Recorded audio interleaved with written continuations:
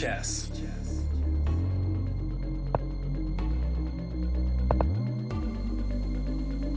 Lee chess.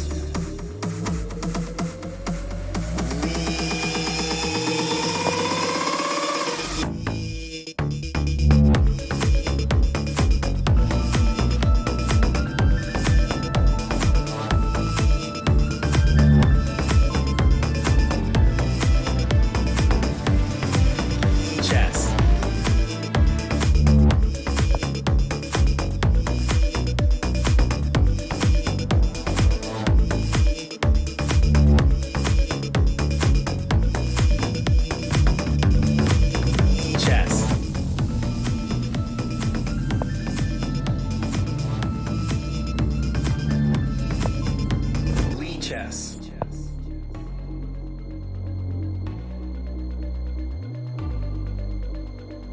Lee chess.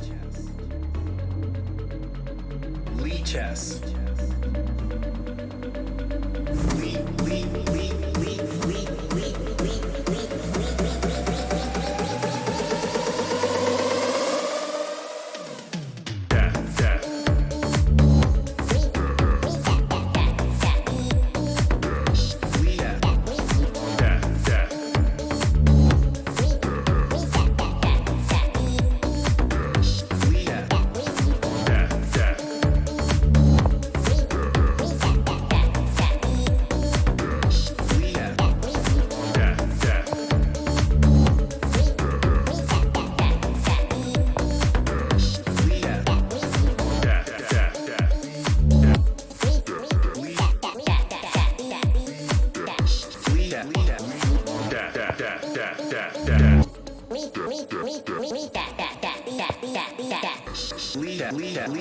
Lee chess. Lee chess. Lee chess. Lee chess.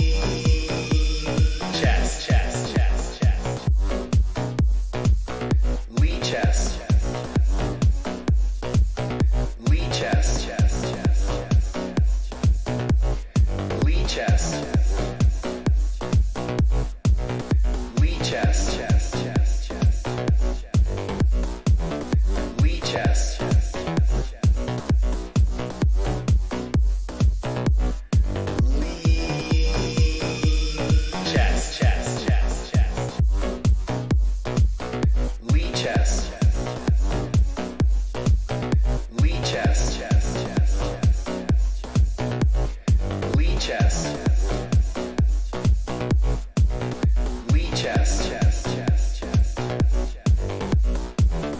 Lee chess.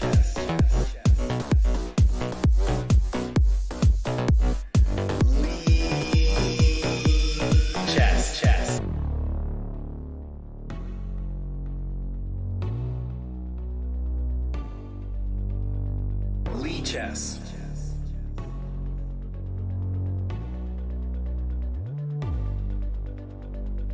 Lee chess.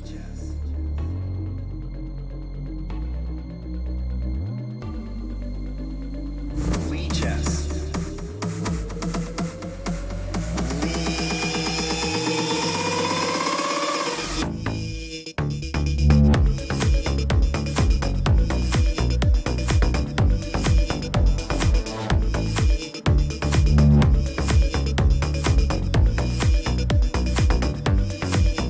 Chess.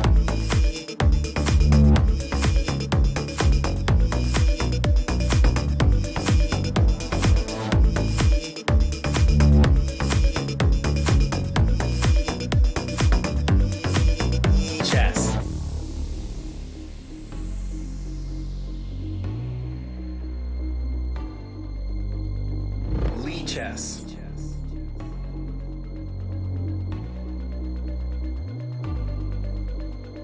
Lee chess. Lee chess. Lee chess.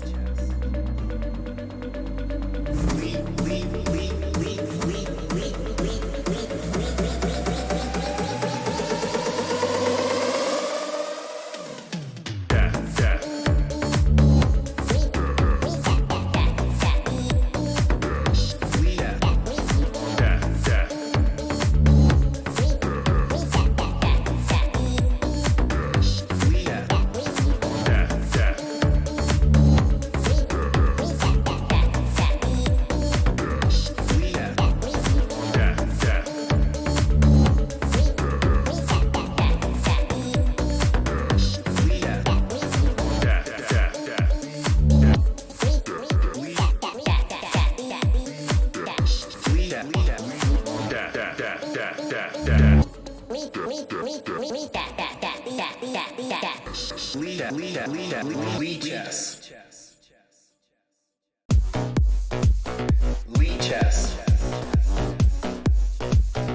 Lee chess. Lee chess. Lee chess. Lee chess.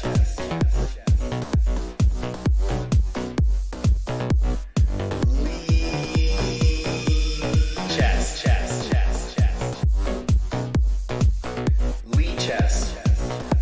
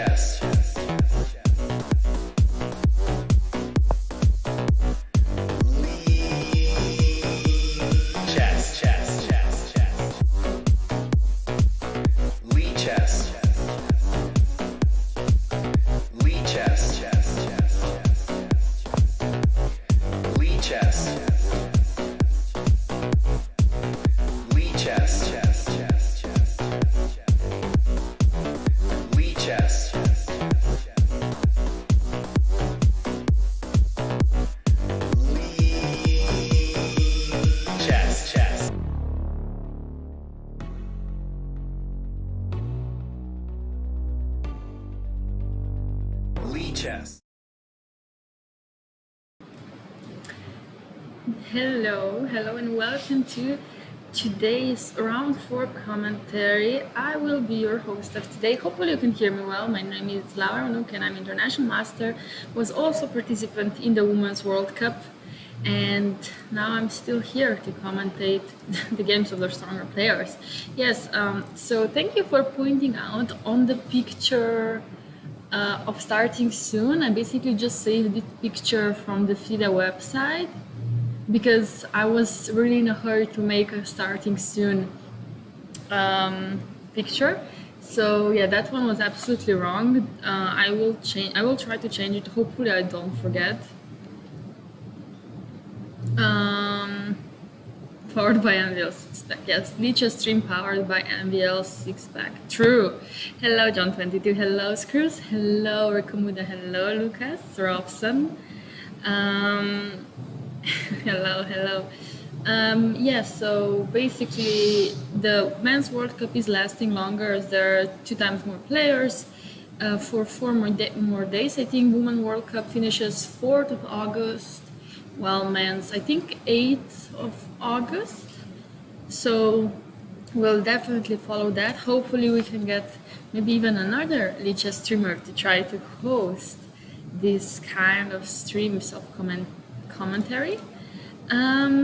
Yes, so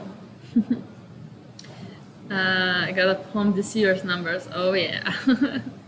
That's a lot of lichas, yes.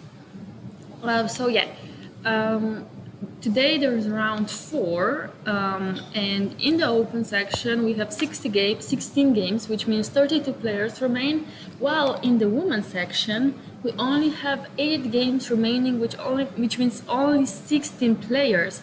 So that already means we are in quarterfinal in women's section, while men are still battling it out to go into quarterfinals. Will I be staying till the end? That's a very good question. I will actually be leaving after this round, as I have another chess tournament to attend, not to comment, but to actually play a chess tournament where I can hopefully get some more rating points. Yeah, and after the tournament we'll see if I can return for the commentary. Of course I cannot return here, but I would be maybe streaming from home, which, you know, it's not the same as here. I can actually bring people to get interviewed in. I know, that's terrible, I know. I'm playing in Biel, or Bien as they say in French. Today's games, let's quickly sum up Czech, who's actually playing today. And I have so many matches that I want to see, want to commentate, want to learn from, and I hope you guys can also learn from my commentary and enjoy it as well, as much as I enjoy doing the commentary. Well, I mean, the first game we obviously have to check is Wojciech against Magnus Carlsen, as there has been my favorite opening played, which is the Catalan. So Wojciech with white pieces. This is basically round 4, but there are 2 classical games. So this is the first classical game played today, and tomorrow there's going to be second classical game. So here we still have no results. All games are 0-0 so far. So of course I'm very excited about my dear Catalan opening.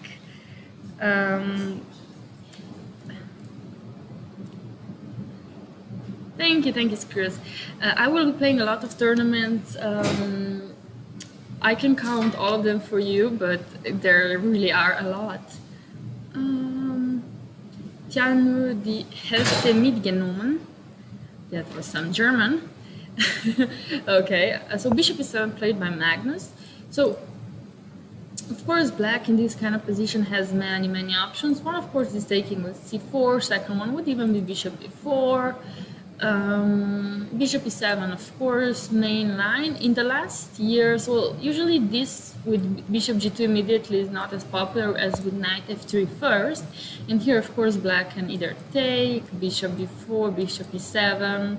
These are the main lines. Bishop b4 in the last year has been extremely popular, and with bishop d2 here, black goes back to bishop e7. The idea is that this bishop d2 is a bit strange looking. So then after bishop g2, let's say castle, castle, and let's say queen c2. So castle, castle. Actually, you know, here maybe instead of c6, white can even go knight e4. Well, the idea is that this bishop now has to move anywhere. Well, if the bishop is on c1, then white has a variety of choices in that position. Yeah, well, here bishop f4, maybe some even g5, bishop e3, f5 is actually being played, and I actually with white pieces already lost a few games in that kind of position. So that's why bishop d4 was at least one of the main answers to the Catalan opening. But of course, bishop g2 in first, bishop e7, knight f3, castle, castles, and a5 by Magnus. Now, a5 is a very sideline-ish opening. Usually here, the main line is obviously taking on c4. The second one would be going c6 and knight d7 and playing very stable structure, b6, bishop b7, and then, you know, just slowly playing on. But I think this is just the main line. Bishop, queen c2, a6, a4, bishop b7, queen c4, bishop c6, and here white has options of bishop f4, bishop g5, and then it goes on and on. So a5, a bit surprising move, at least for me, for Magnus. Morning, looks Norwegian to me. IM Unuk. No, not yet, not yet. Pity no game is decided yet. They could have blitzed it out. So yeah, of course, here you're already in round 4. You want to go to quarterfinals, or even more than quarterfinals. So of course, you just want to, yeah, put as much effort as you can. Your main opening is the Catalan. It's not my main opening. It's just one of the openings I've been playing since I was like 14 years old. So it's already gonna be 7 years soon. Yes. So Magnus successfully created the top. Yeah, we're gonna check this very soon. So hipster Magnus doesn't play main lines. Yeah, true. So a5 played, queen c2. You know, queen c2 is very logical here. So you're prepared to take on c4 with the queen.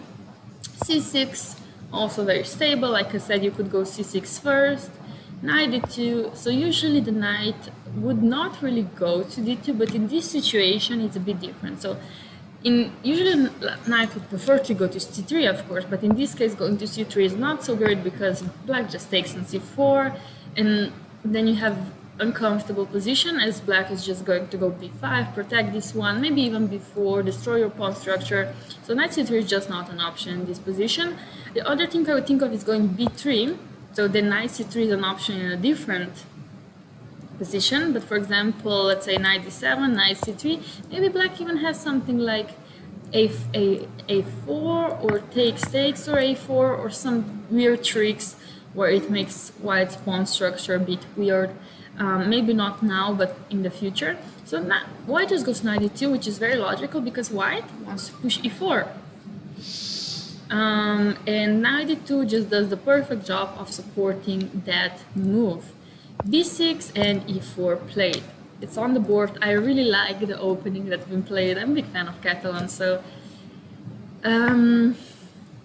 very interesting. Okay, so Magnus will definitely not play his mainline prep with the World Championship title coming. No, for sure, but I think that Magnus has a lot of preps in his sleeve. And yeah, a5 is just showing that he's saying, I don't even need to play the main line to get an equal position or even more with black pieces.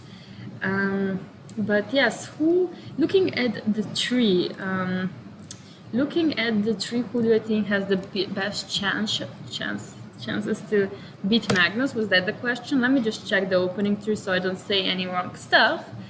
Yeah, so who is the best?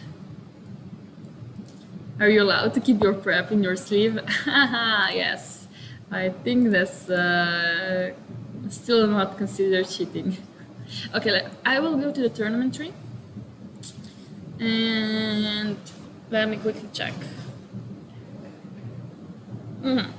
So if Magnus wins, which I think is a clear favorite to do so, of course, things can happen, of course they can. but so far he's quite a clear favorite. And in case he won, he would play either Dubov or Esipenko, which we all know that Esipenko actually beat Magnus in a classical match. Was it in Vaikanze or was it Norway Chess? I think it was Vaikanze. Could be wrong. So, and also Dubov, Dubov was or is Magnus' second, so he knows all his opening preps. And in any case, these two could already be potential dangers for Magnus, but everything's open, all surprisers are open. Esipenko could make 2-0 against Magnus. I don't think there's a way that Esipenko can make 2-0 against Magnus, but he could beat him. He's Magnus sideline Carlsen. Imagine metaphors, yeah. Thank you so much, Why So Serious, for the raid of 71 people. Welcome, Raiders. We are currently just starting the commentary of the World Cup. Hope you had a nice stream yourself. If we just concentrate on this game, so b6, e4 was played and bishop b7 by Magnus. As you can see, Wojtaszek was a bit surprised by Magnus's idea of a5, but a5 is actually a great idea to play in these type of situations, as it just makes White's movement on the queen side very limited. And I agree with somebody in the chat that b3 is an idea, but what you have to be careful with b3 is just not blundering any c5 ideas, as here the knight would hang. And if you just take, then there's an uncomfortable pin here, and after bishop b2, maybe some, maybe black just simplifies too much for White's liking. So that's why rook d1 was played in this position, because I think you would not really want your bishop on b2 yet, because why would you go on b2 if you can sometimes put it on f4, which it does a bit more, at least for now. But rook d1 is just very logical move to play in this type of position. The second thing you should consider here is going to e5, because then you have some h4 and knight g5 ideas. For example, knight e8, h4, let's just say knight d7, and then knight g5. The only problem is this knight on d2. That's where you would prefer to have it on c3, because this bishop would be protecting the knight here. But again, this is just some typical ideas in the Catalan as well. But that's something black should always be careful for and calculate if that's good for him. But rook d1 is a very good move, just because you put potential pressure on the queen. So for example, in case of this d5, you can either maybe go d5, you take and just take on c5, because this rook is here. So that's what makes this pin a bit uncomfortable. And then maybe b3 is the idea. And now the problem, for example, is after queen c7,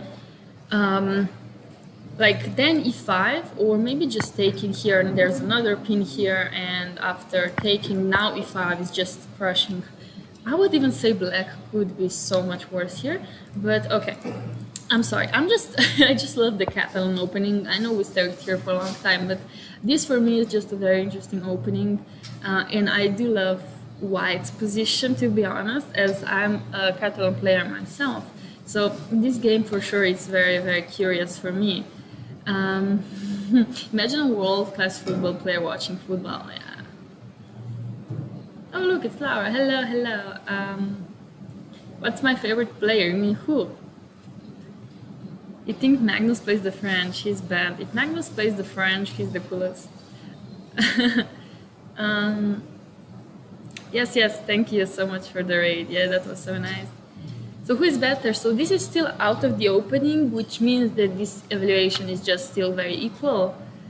Yes, now we're dreaming of boys. Magnus is getting crushed by the cattle. So true. Anyway, let's move to a different game. No, but this for sure I will come back to. I just love this position with White, and we all know Magnus is just a talented player in general, so God knows what he's gonna hook in this position. Okay, next player which I'm very excited to watch is Rina Jumabayev. Why? You probably don't really know him by name so much, but for players or viewers that were here already in the last streams, you would know that he was here, he beat and eliminated the world number 2 Fabiano Caruana. So now he's playing round 4 while Fabiano had to fly home as he's not continuing the tournament because of his loss due to Rinat. So let's check if he is in good shape to also beat his fellow American Shankland. So again, okay, this is just very classical structure. Knight c2 though not very popular here. Knight c3 just very normal, but I see the idea. So usually after knight c3, knight c6, castles, d6, white does go knight c2. So white just decided to go knight c2 immediately, not to have any troubles. And after knight c6, knight c3, and d6 a castle. As you can see, this is exactly the same position as if he went knight c3, castles, and knight c2 first. So yeah, this is just a very classical structure to have. Exactly what is white's idea? I cannot tell you much about. I can only tell you there's a very nice trick with white pieces. For example, if black decides to go queen b6, just for example, or let's say queen c7, which is not, of course, good move, but let's just say you can go bishop g5, and after h6, takes, there's, okay, maybe it doesn't really go, maybe I just like chose a bad example, but usually there's something that black has to look for. Maybe not in these cases. There can be some queen b2 tricks, but usually if they're not, just in case they're not, queen d8, and then basically this is a terrible pawn structure for black. So no, I know this is the one trick when I play this position I always try to look for, like bishop g5 taking and then tricking him with knight d5, because usually black has no way to defend this bishop with a queen, usually of course, and then he has terrible pawn structure. But black goes bishop d7, yes, very logical, developing the bishop. Of course, this bishop needs to be developed, and it would like to go to c6. There's been another ban, wow. This hair color suits me. Oh, thank you very much. Yeah.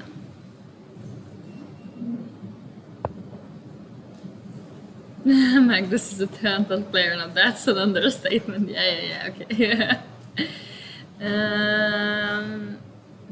Yeah, he gave amazing interview after beating. I think we're back. Yeah, there was an F, but I think we're back. I don't know. So the thing is that, yeah, OBS said, basically that happened to me last time as well, that OBS just says, like, the stream is stopped, and it's not the Wi-Fi, I think it's just OBS, but I think we're back, everything's okay. So just write in the chat refresh if somebody has not refreshed yet.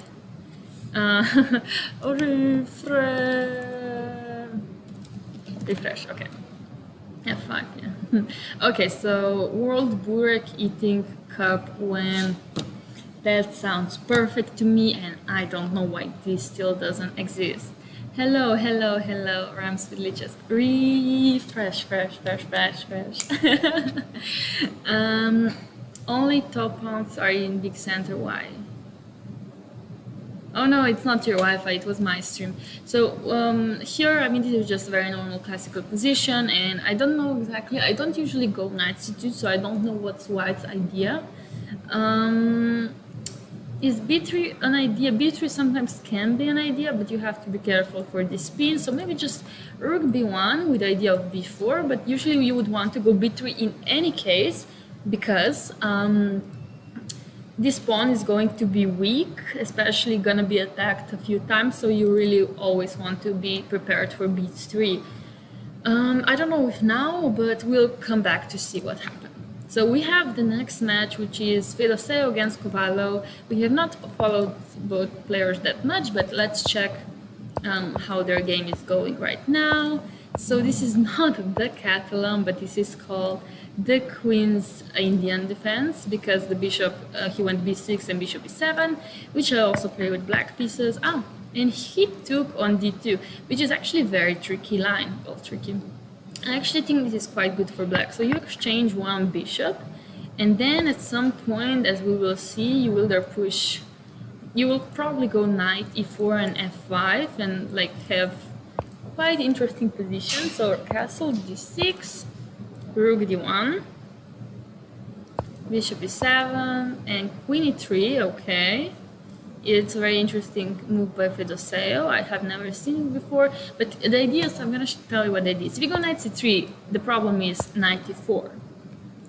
So that's why he went queen e3, because in this case you either have to take or go queen c2, and then he can either go yes f5 or just take this one. So that's why queen e3 to stop any knight e4, and c5 now by Cavallo. And Fedoseo is thinking is this position. What is OBS? Oh, OBS is the application where I stream from. Yes, all games are started at once, yes. Why every message is shown twice? You have to refresh, The thing is that yesterday I was, Hare Krishna, we will interview people that will be invited to be interviewed. And of course, if they said yes, but we'll try to interview people that are here. Yes, streaming software. So yes, that people, try reflection.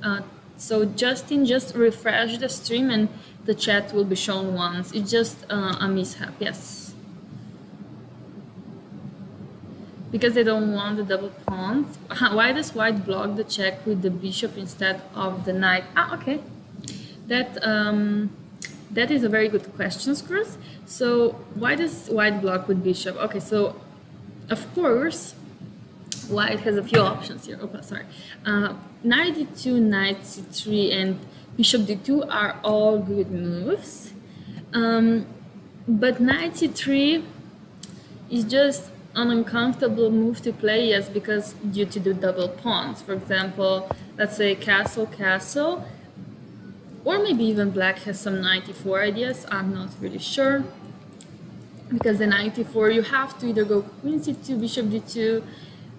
But okay, just like this is not the only move. Of course, black can also already take castles, and then, for example, go c5 and bishop a6. So this is very typical idea. Maybe not exactly now, but bishop a6. No, bishop a6 can be very uncomfortable because this pawn now cannot be protected by any pawn, and maybe it doesn't like go for now, but like you have some queen b3s and so on and so on. But if I remember correctly, you can go c5, and then the idea would be knight c6, knight f5, bishop a6. For example, if white just plays a random move, knight c6, let's say queen e2, knight a5, rook d1, and bishop a6. And now this pawn is quite very uncomfortable, and after, for example, knight e5, just rook c8, and then some d5, the pin. Like, of course, this would not happen. I'm just giving an example of what can happen if you get these two double pawns. So usually, yes, knight c3 is not a good move just because black is always prepared to take this knight. Even if you go knight d2, castles a3, black is actually prepared to take this knight on d2. So then when you have the option, get the double pawns on c3, or they just take the knight on d2 without getting any double pawns, people, of course, just prefer to play knight d2. Just because, it's better. You keep this very normal structure, you keep the center and no any other issues. So, for example, if you don't, after bishop d2, the bishops will always be exchanged. Well, after knight d2, castles a3, black has an option to exchange and give the bishop pair and you get the bishop pair. So I love playing knight d2 just because even though I don't have a huge advantage after that, I have bishop pair, which always, can be very beneficial in the ending. And if they move back, they basically just let me play queen c2, and now e4 is a big threat with getting a huge center. So that's why black now usually has to go c5 or d5, and it's basically just some interesting position. So yeah, while bishop d2 is just like also very popular move, and takes, castle, d6, and rook d1, queen e7, queen d3, we saw that, and c5, knight c3, knight c6, and queen d2 back. Queen d2 back.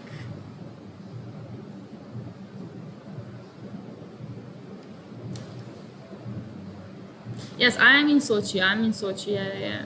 I'm from Slovenia though. I am from Slovenia, yes. Everybody should know that Slovenia is a country and it's not the same as Slovakia, otherwise I'm gonna be very insulted if you don't know that. Black is better than white is not it. No, I would not say black is better than white. No. World Cup started June 12th, I think, or 13th, but we arrived June 10th, yeah. Of course, I mean, it's not that I like to have two bishops, it's just a fact that having a bishop pair is very strong, especially in the open position. Oh yeah, July, sorry, screws, yeah, July. It started July 13th, yes. Yes, if somebody knows where Slovenia is, just check it on Google Maps. Yes, it's not, yeah, what I want to say, it's not a fact that two bishops is my personal preference. Basically, every chess player usually prefers to have two bishops. So it's not just me. So this is now the position, and yeah, black is doing perfectly fine. Actually, I think I would like black's pieces. I would just go something like rook d8, or this one, or just take on d4 as well. Idea of moving the queen is now black doesn't have knight e4, and also after this you're actually not. Actually, yeah, what happens after this? You have to take, don't you? So the idea is that, for example, now black's pawn is weak and white is playing on this weakness on d6. So that's why maybe taking on d4 is not the best move. That's why I would just go something like rook d8. But then again, you have to be careful about d5. And then it transposes to some weird Benoni type of structure, and I don't know. We'll see what they decide to play. Next game is Abdusatoro against Rabaili. Abdusatoro also knocking out very strong player from Netherlands, Anish Giri. So very young player, very talented, very strong. And let's see what he decided to go for. So this is now the slow defense with g3. So he goes for g3 even though his opponent plays c6, which is just very interesting way to play, because this is not usually the main idea, just because black can always take and go b5. But of course, I think Abdusatoro is very well prepared for that, and bishop g4, knight e5, bishop f5, queen b3, very nice move, attacking the b7 immediately, and queen b6, takes, so white now is getting these double pawns, but he's gonna have very nice center and maybe even nice piece activity. For example, knight b4, now threatening check and winning the rook, just castles, just simple as that, and rook a4. Very interesting play by Abdusatoro, but I don't think he was prepared for that, while Rabaili seems to be very prepared for this. f6, e4, bishop c8 on the board. Very interesting position to have after 12 moves, I have to say. Because I would be scared for this knight, but at the same time I would be scared for this rook, which, is just in a weird position, especially with after these two double pawns. Yeah, we will check animals. Anon prefers a knight. That depends on the position, of course.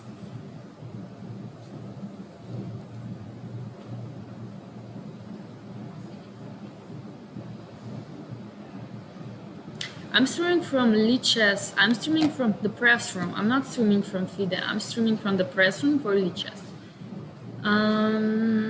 Sad horsey. No, horses are cute. Horses are cute. I'm not saying that they're not cute. I'm just saying the penguins, you know, can be a bit stronger in the pairs. For example, no, but pair of two knights can be deadly. I agree. Pair of two horses can be extremely deadly, but again, depends on the position. If the position is open, two bishops are going to be so much stronger than two horses. If the position is closed, two horses are going to be so much more stronger than two bishops. And yes, I have a shirt with koalas today. I have a shirt with koalas. I don't know if you see that, but I have koalas on my shirt. Hope it's not effing again. Okay, it's fine. You can try to think. Okay. Yes. Koala sleeping stream. That's so adorable. Yes. Okay, so bishop e6 now played by knight f2. Bishop e6 now played, and like this pawn is in trouble. Well, in trouble. I mean, the thing is that if white goes knight d2, look at this bishop. Look at this terrible bishop. I would not want to be that bishop. I would really not. And then, for example, black can just go knight d7, threatening knight d6, and I don't know, this is just very interesting position to have for sure. I don't know what the affiliation is, but I just know that Abusatoro has lost 30 minutes on his clock, while Drabali still in his preparation with bishop e6 with 1 hour and 32 minutes on the clock. Yes, we're gonna check. Don't worry, we're gonna check everything. So yeah, what's a bit of trouble? Let's check Robo Grishuk. I think people said that this is one match they would love to see, and we would love to have both of them here sitting on both sides, or maybe I just leave and they just sit here and they analyze their games, because they're both just extremely crazy players. And let's check what happened here. Grishuk choosing very stable opening, and black, you know, also a very stable opening. This is just very normal to go for with black pieces. Rook e1, b5. This is actually very normal, believe it or not. If, you know, white says they don't want to stop b5, black will just go b5 and takes, e4, b4, knight c4, bishop e7, and a5. Very interesting, good move, because now a6 is actually a little bit of a threat, so that's why rook c8 was played. So after a6, black can just go bishop a8 and say, I'm staying on this diagonal and I am not leaving anytime soon. So that's a good move by Grishuk, and Kurobo time to think. Usually in these type of positions, white doesn't really take on d5, but if they go e5, for example, knight d7, knight f1, queen c7, bishop f4, and then, for example, after b4, the white idea is to go h4, a5, knight a2, a4, and some knight g4 ideas with h5, or maybe even h5 immediately, h5, h6, knight g4. And of course, yes, black is playing on this side, for example, with rook b8 or b3 even, while white is preparing a sacrifice on h6. So that's what would happen, usually happens, if white goes for e5 in these positions. But I guess Kurobo was like, nah, you know, not feeling it today, and just taking on d5 and, you know, simplifying this position. Whenever you simplify the center, you do simplify the position, because when center is under tension, yeah, it's just different type of game. Yes, so this is now a6 played actually by Kurobo, and bishop a8. Oh no, sorry, no, a6 was not played. Sorry, rook c8. I missed. Okay, so rook c8 still on the board, and now Kurobo is thinking against Grishuk.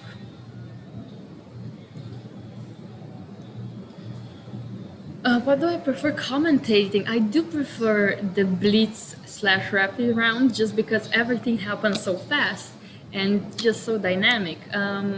So yes, Gershuk is gangsta, and I will not be accepting challenges as I'm commentating on the World Cup. The next game at Martirosyan against Brkic. Martirosyan, he also beat a very strong player, Mame Jaro. He knocked him out in the tie breaks. We also had him on the stream talking about his game, and now he's playing Brkic.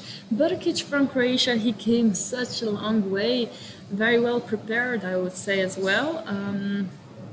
He's maybe, I think, number 2 of Croatia, and number 1 still being Šarić.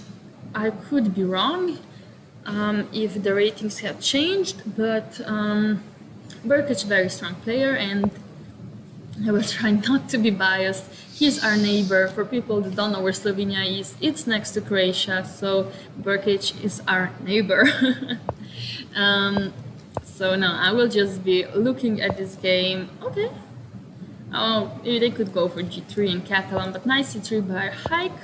Bishop b4, takes, bishop b4. This is just an opening theory, nothing special. c5, very ambitious at the beginning. I like it. I always am scared when people play c5 against me in these kind of structures. White just takes, queen a5. And bishop e5 by hike. Very nice preparation. Knight e4 though, very logical. Pinning, keeping this pin.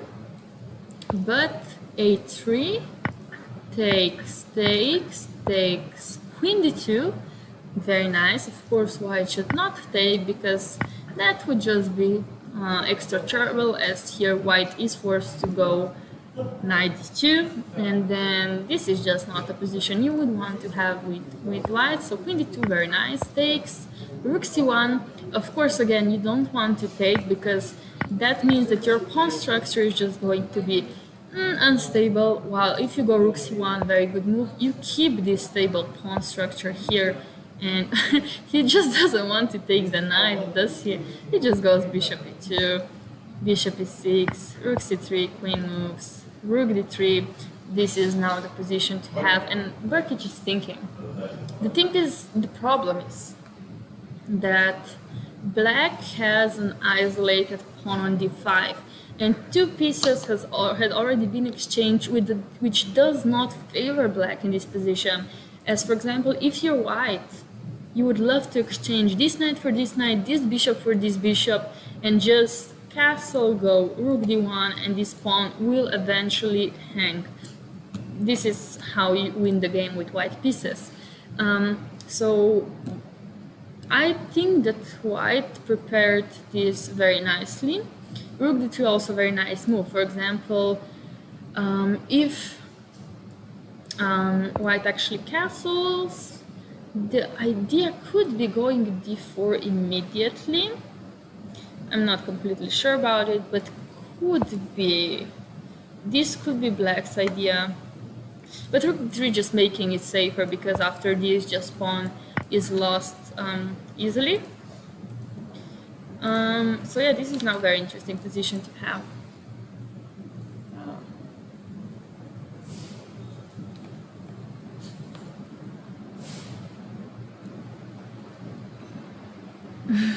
At this point, are you one of the executive team members of Lichess? No.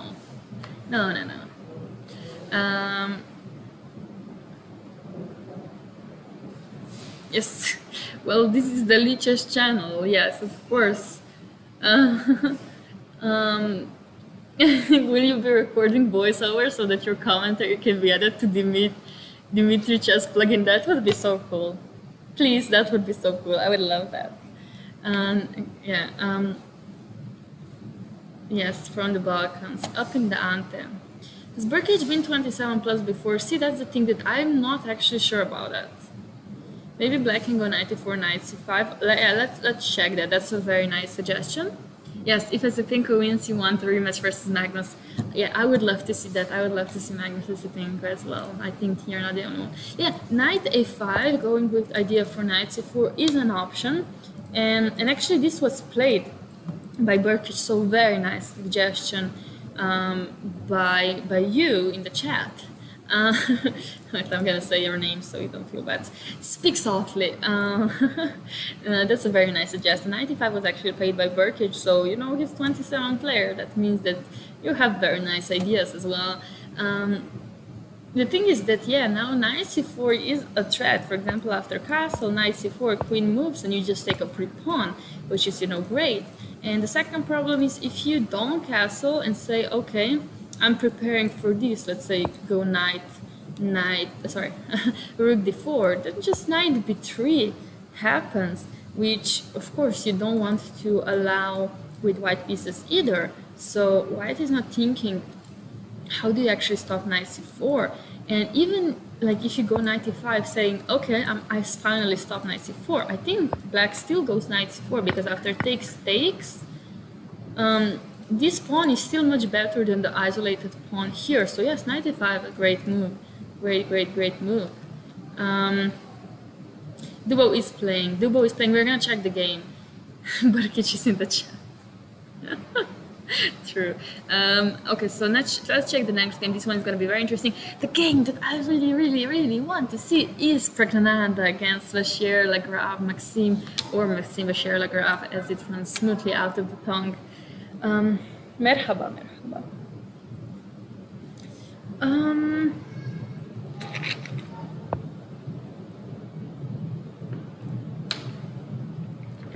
So Pragnananda is playing the MVL, the myth, the legend, the powered by Lichess apps.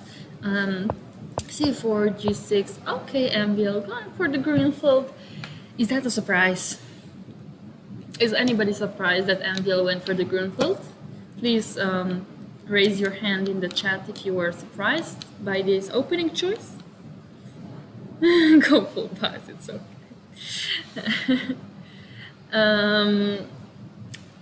Nobody was surprised, very good.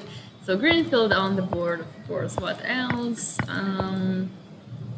Bishop c4, and just normal theory here. C5, takes, knight c6, and why do I feel like, yeah, I have a similar opening to that, but then this is on the board. And you're actually thinking, wow, wait, where did it go wrong for MBL? So this was still prep, this was still prep. Was MBL not prepared for e3? Was MBL not prepared for the e3? Or was he? Because MBL here, yeah, was thinking, maybe he went to toilet, but here, taking on d4, he spent 10 minutes, which means here he was out of prep. And then, of course, he blitzed out everything, and for queen d6 took another 10 minutes, so of course, again, he didn't know.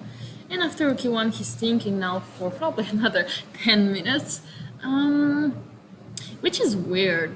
I mean, he only plays the Grunewald. How does he not know this line? Which, I don't know. Maybe he was trying to avoid Prag's preparation as well, as Prag can be very well prepared. We saw this against Krasenko as well. Yes, so this is just going to be a very interesting game. But right now, it's still an opening, so we will not see. Oh, on FIDE Burkic is 25-19 too. Okay, yeah, that's what was weird, because I know that Charic is number 1. MBL's pet line, totally surprised. MBL plays Grunfeld very rarely. Oh yeah, I can turn the evaluation bar on for sure, yeah. I just completely missed it. Forgot about it a bit, so I will turn it on, yes. And I will also turn it on the women's section, so you guys can see that on the small board. Oh, Prague's rating is also wrong. Okay, so these ratings are wrong, which is very weird.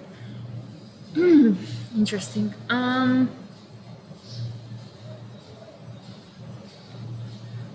No, I know where to check live ratings. That's not a problem, but yeah, just that Lichess has it wrong. At least Anvil's rating is correct. That's for sure. But yeah. Okay, Doesn't really matter. We know they're strong players. Okay, Pirun against Sinjaro. Sinjaro also knocking out Pirusha.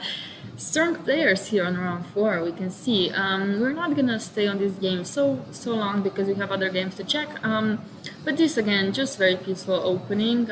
Yeah, I like the white's idea going King H1 and F4 in the future. So, you know, this is just gonna be a fight. Bakro against Pokrato. Also very interesting match. Oh, the French! Oh, look, guys, we have the French. We have the French by Pokrato. That's pretty nice, isn't it? That's pretty nice. E6, D4, D5, Knight C3, Bishop E4, Knight D2 played. Interesting. So I don't know how main of the line Knight E2 is, but let's check. Takes A3. I think the Knight E2 is not main line either. It's very sideline-ish.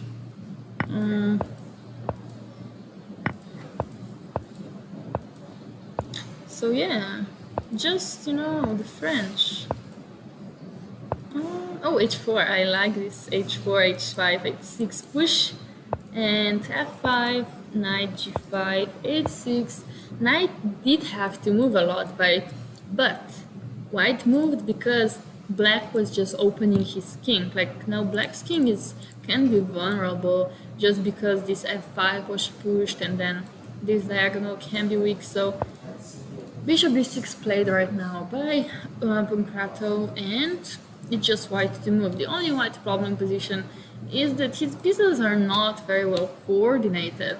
This knight is on f3, this knight is on e2, doesn't do much. This knight, okay, on f3 is just normal, but knight on e2 is just not doing much. Bishop on f1 is still undeveloped. This bishop would be perfect on this diagonal. That's why queen e2 seems to be the best move, just because probably pushing knight f4. Also, you know, stopping f4, that's very important, and also probably just pushing knight f4 and bishop c4 seems to be a very logical idea for white. Okay, let me open the chat.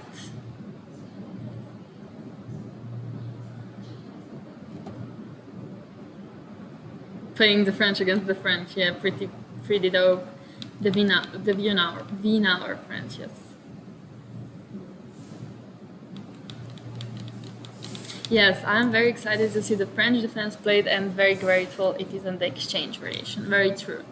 Why is nobody playing the Stafford? I think we're gonna see a lot of Stafford on YouTube channels as well from Eric and Dina and so on. So I think that's gonna be enough.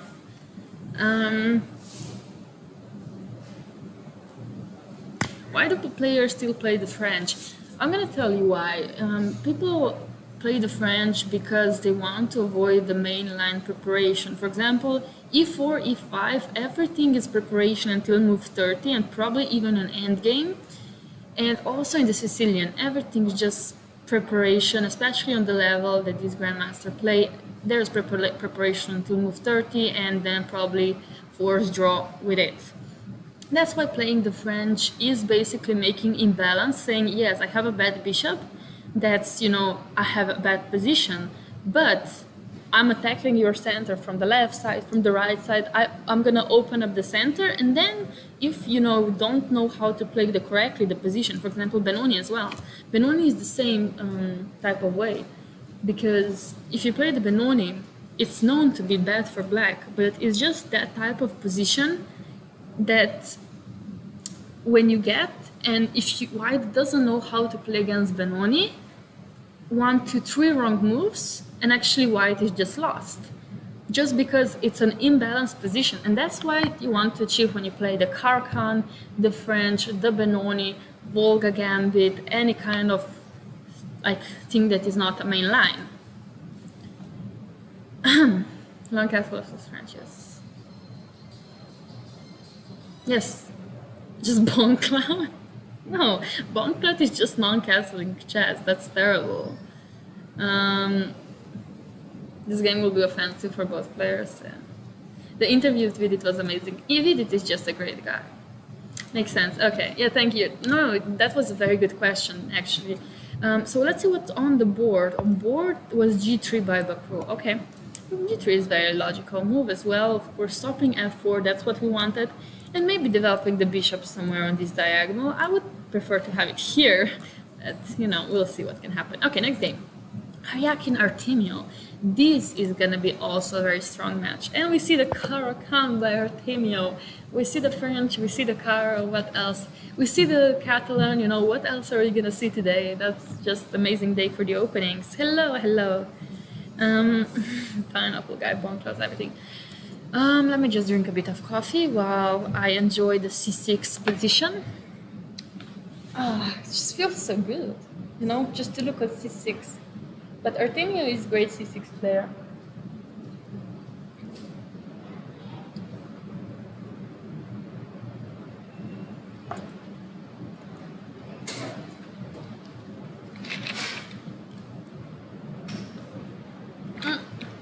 Okay, so now I'm ready to check what was happening. d4, d5, e5, oh, the advanced card, okay. Bishop, advanced card with bishop f5. That reminds me of the times that Nicola destroyed me with white pieces after playing h4. But here, Haryakin played knight f3, e6, bishop e2, c5. So basically, now this is just better French because the bishop is out here. But this bishop can get a bit, carried away. For example, knight d4. This is already kind of a threat. For example, after knight c6 just takes, and now this is a weakness, and this is a weakness, and everything's just not great. So that's why knight e7 was played by Artemio. Of course, threatening to take back with the knight, and then, of course, that's what black wants. Black says, please take my bishop, because that bishop is anyway so bad. I want my knight here on the active square. Now, basically, this is exactly the French, but so much better for black, just because this bishop that's supposed to be here is already out and exchanged, which is very nice. So castles, knight c6, bishop b5, takes, and this is an opening prep by Artemio. So in this case, it's not so bad to have these bad pawns, just because, for example, d4 is now a threat, and also this one is hanging, so that's why c3 played bishop e7 and f4. So the thing is that you couldn't take this immediately because just bishop d4, and after the knight moves check, and the king is kind of weak, and after this just taking this pawn and destroying black castle, it's not so great. That's why in this position bishop e7 was played first before taking this one. And yeah, white just goes f4. I think white didn't know the theory, was already a bit out of theory here, and f4 shows to be not the best move, but it's a very logical human move to make. Why? Because of course you don't want to give this pawn away. This pawn seems to be a great pawn. So castles, castles, knight d2. Okay, weird thing about knight d2 is that now, yes, you allow d4 with black pieces. And this pawn is a weakness, we said, so that means that if black manages to exchange this weakness, it's doing great. So d4, takes, and knight f3, and just knight e6. So yes, black has still this weakness left, but it doesn't matter that much, just because the pieces are already exchanged, and there's an open file here, f6 will most likely be played by black, and then it's just gonna be very equal. So we're just gonna see what's gonna happen here. But yeah, so far I really like Artemio's position and the way he played the Caro-Kann. Let's check Tabatabe against Hare Krishna. Somebody said, can we get Hare Krishna today? Depends on the result, just depends on the result. C6 is great opening for beachside cities.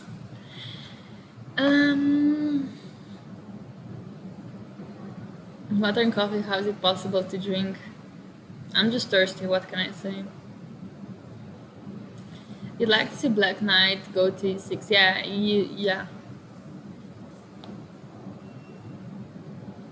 What opening you like to see big played on a high level? Well, like I said, the French, the Caro, the Catalan, everything that we've seen today. That's what I want to see on the high level. Hello, Dilman. Hello. How are you? I'm okay. How about yourself? Okay, let's check the play Hare Krishna. Let's see what they did in the opening here. Okay, so this is the Queen's Gambit accepted by Hare Krishna. Knight f3, knight c6, e3, e6, and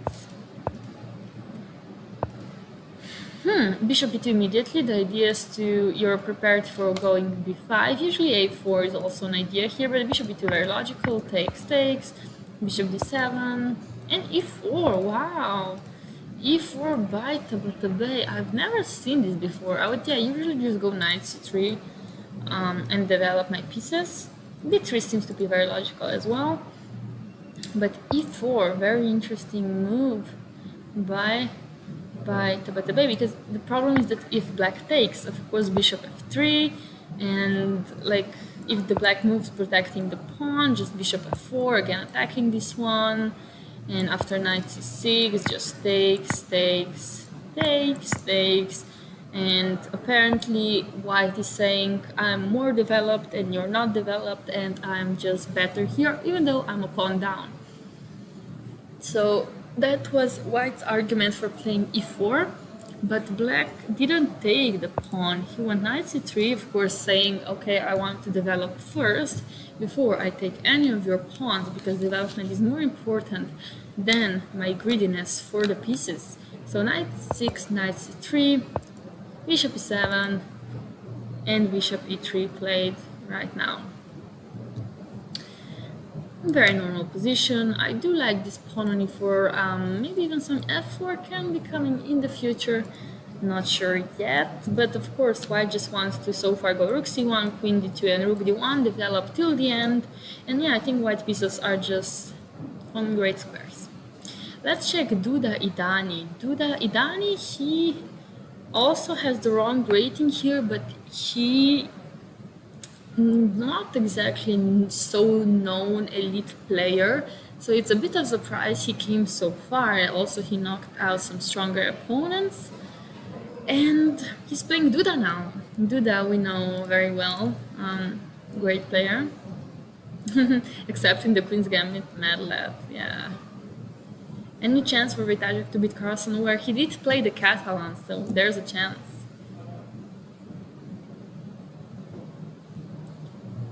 Why does Ren get abbreviation from Erie? Oh, sorry, wait. Did I say it wrong? Let me just quickly double check from where Idani is. I could just say it wrong right now. Sorry. He is from Iran, isn't he? Oh, yeah, he's from Iran. Okay. I didn't say it wrong, thank God. That would be embarrassing. I don't know why that abbreviation happens. Maybe it's in their language. Some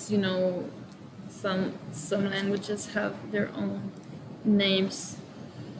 Okay. So let's see what happened really quickly. The Sicilian win. This is now called this is the Nidorf. Yeah, this is the Nidorf, I guess. With f3, very interesting. Queen d2, long castle, g4, and ooh, he just says, okay, interesting. Takes. Knight f5. Knight f5, very interesting move, also very good, just because, for example, after, oops, sorry, what did I do? Uh-oh, I did something. Okay. Wait a second, I will fix it, guys. I will fix it. I did some bad stuff. Okay, like this? I think now, like this, yeah. This works now. Okay, so, for example, after rook g1, I think that a5, yeah, could be an idea. But yeah, knight a5, just very strong move. Rook c8, knight c6, and just taking the bishi, and now white has the bishi pair. And I like this queen e3 move, just because attacking everything from the corner. Now finally rook g1, queen c7, bishop d3,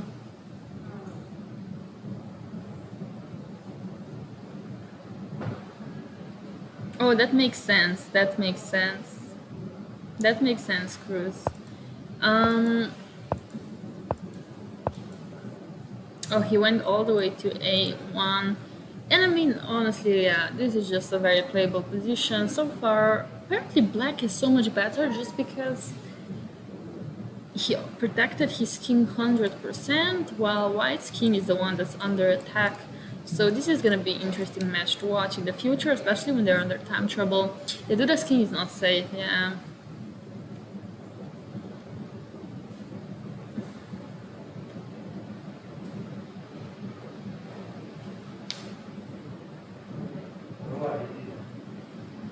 Yes, okay. So, yeah. Anyway, he's came a long way. But let's check Vidit's game. Vidit, yeah, we had him here. We also had Jeffrey here.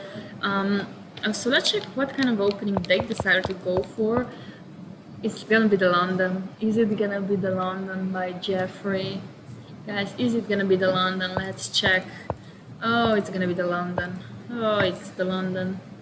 It's the London, but maybe c4 is coming because c3 has not been played yet, so maybe c4 is coming. So let's check. No, it's just the London. It's just the London so far. But I actually like white's position a lot just because, yeah, c4 now played. Why didn't you have to go c3? They just immediately went c4, which, you know, saved them one precious move of tempo. But I think black is also doing great. I mean, bishop e7. Like, look at this beautiful pin to g2. Like, yeah, not so comfortable, but e4, okay, e4. Queen h5, and knight c4. Interesting. Apparently this is 0-0, yes. Very interesting. I think I think this is a great position that black has gotten just because he developed all his pieces to very good squares. This bishop is not stuck on c8. These knights are just normally developed. Queen is active, the rooks are connected. Now the rooks just basically come to open files and do their job. So I would say black, I think, doing fine in this position.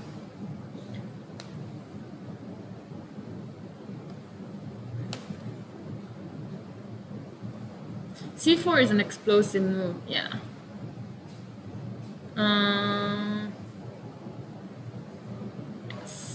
What are some openings you like to play as white? I don't know, how can I answer that? I mean, I'm gonna go d4. There are so many answers black can have against d4.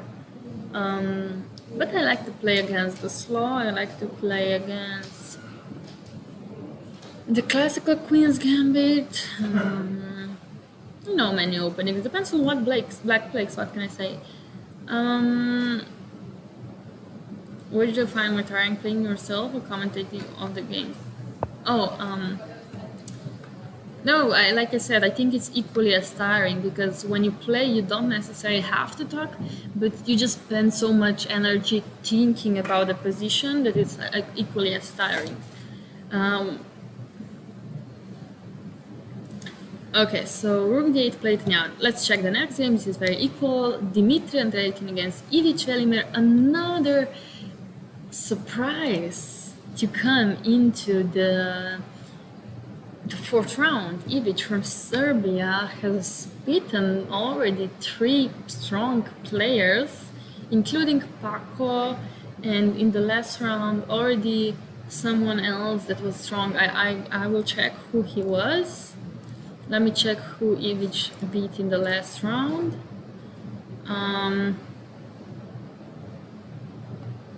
He beat Bluebaum, yeah, another very strong player. So big surprise to come in the fourth round. Also very young player. So let's check his game. Very excited to see. Ooh, la la. So c4, g6, and just before. Wow, very very interesting way to play by Andreikin, but I like it. I like it. Just e3 and developing.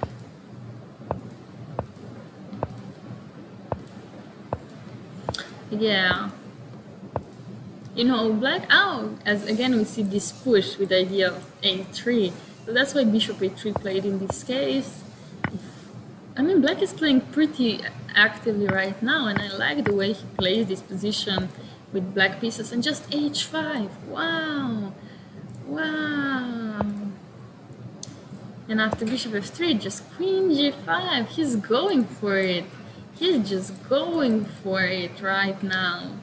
Very interesting play by Ivic. He does have 42 minutes though, which is the only problem he has in this position, I would say. Dimitri has more time in this position, so let's just check. Does this... Yes, looks like I don't have... Yeah, players' rating are not right. Yeah, players' rating are not right today. Which is huge surprise in this World Cup. Yes. Does this opening have a name? Which opening? Oh, it's before. No, I don't think this opening actually has a name. Let's just quickly check. No, this is just an English opening, but before just a surprise, I would say. English opening surprise line. That's how I would call it.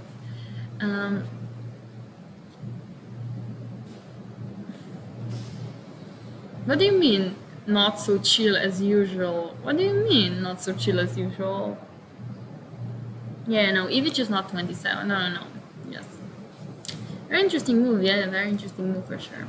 So yeah, this is now the position, and let's move to a different game. So we can also then cover the women's section, as they are already in the quarterfinals. So we have Svidler against Vitugo, another very interesting match, which I could not predict the result for the life of me. Both very strong players. Who do you think is stronger, Svidler or Vitugo? Tell me in the chat. And let's see, I think they're very equal players, I would even say.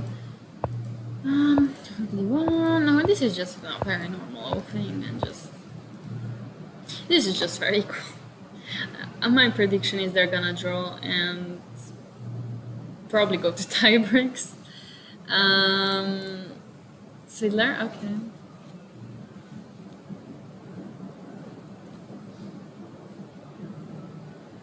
Carlson equalized against Wojtaszek. Yeah, we're gonna check their game for sure. We already checked at the beginning, but we'll go back for sure. But now we're just checking all the openings, so we see how they started, and then we move on.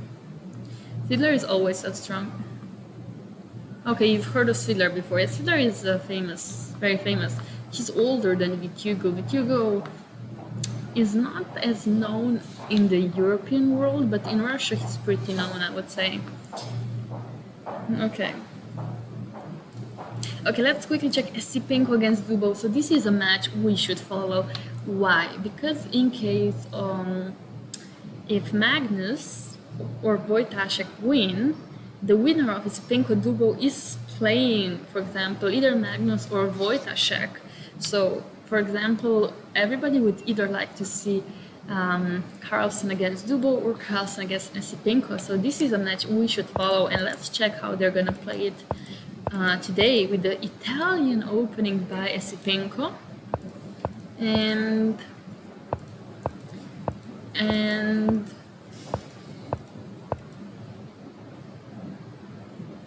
just preparation, I guess.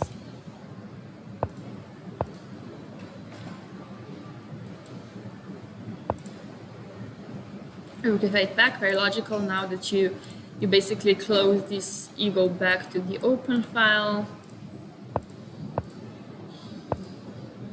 C3 idea would be D4, but first of course developing and just, you know, slowly playing this position. Finally D4 played and King H7 on the board. And apparently D5 is a very strong move for Andre now, because takes, the knight has to move, or it can't move due to queen b5 and losing a pawn on a5.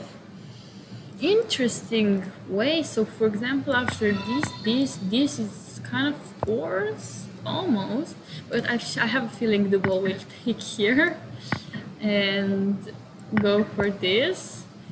But this looks it can turn into an exciting game, so let's check what can happen.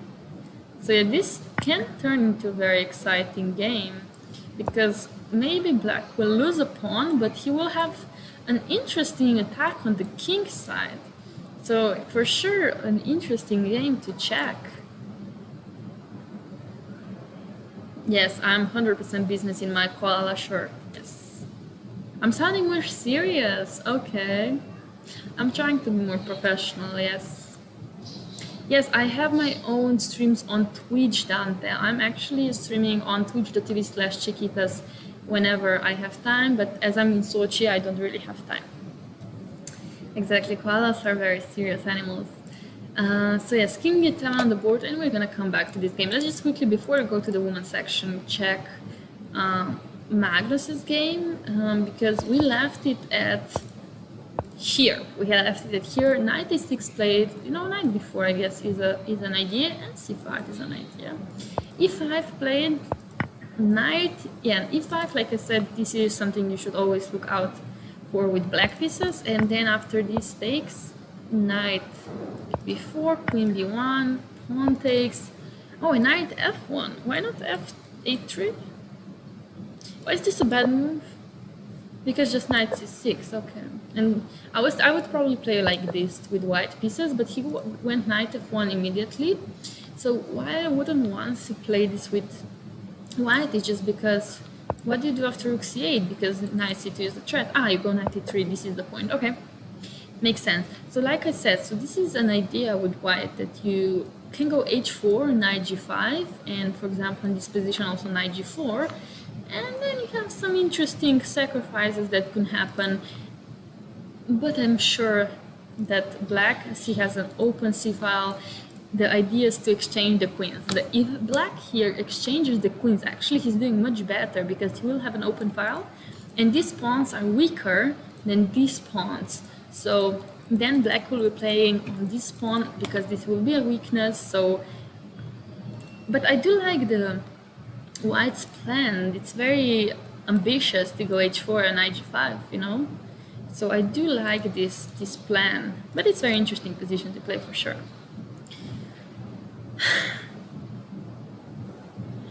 Yes.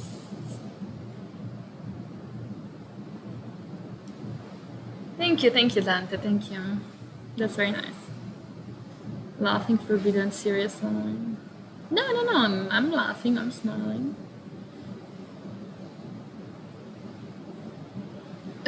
It scarred me for life.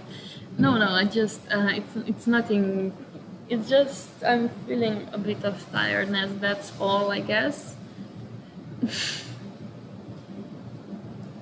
Can you show this game from the beginning? Well, we already checked this game from the beginning, so I already actually explained a lot. And I would actually like to move to the Women's World Cup. I'm sorry you were late, but bishop a6 now played. I can really briefly go through it again. So this is the Catalan opening. If you can actually re-watch the stream. You can watch the stream back to check everything that I explained at the beginning. But it's the Catalan opening. Of course, black has many options, but here a5 is a very sideline-ish opening. Usually black just takes, queen c2, a4, sorry, not a5, sorry. a6, a4, bishop b7, queen c4, bishop c6, and now white has two main options, so bishop f4 and bishop g5. But a5 very sideline-ish opening.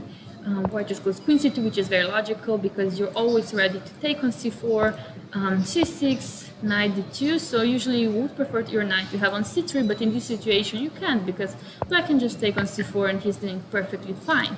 Rook d1, also another move that's very good for white, but white actually decided to go knight d2. Idea is of course e4. So after b6, e4 played, bishop b7, and now rook d1, making it uncomfortable for the queen in case of any exchanges in the center. Knight a6 and e5 played. So this is where we left it. Knight e7 takes this, knight f1, bishop a6 on the board. So bishop a6, of course this bishop is very weak on b7, so I think that black is very happy with exchanging it. Now let's think, if I go h4, bishop e2 is the main idea, and just exchanging it for the f3 knight, because this f3 knight Otherwise, it's landing on g5. So I think black is very happy to exchange the bishop from b7 to the knight on f3. So that's why apparently just a best normal move is bishop e3, and after rook c8, just rook d2. Okay. So yes, no, this is now on the board. Yeah, black is doing fine, but of course you have to be a bit careful in this type of position. Okay.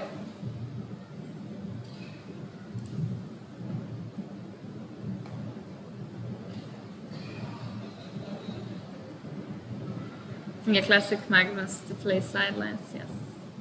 Classic.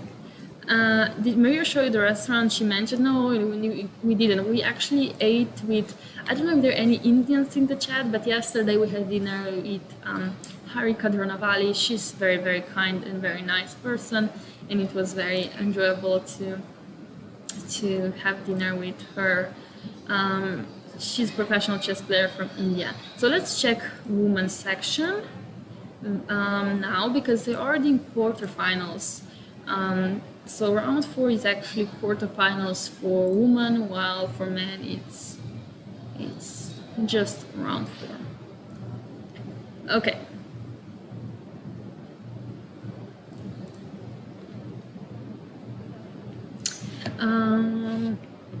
Thank you, sir.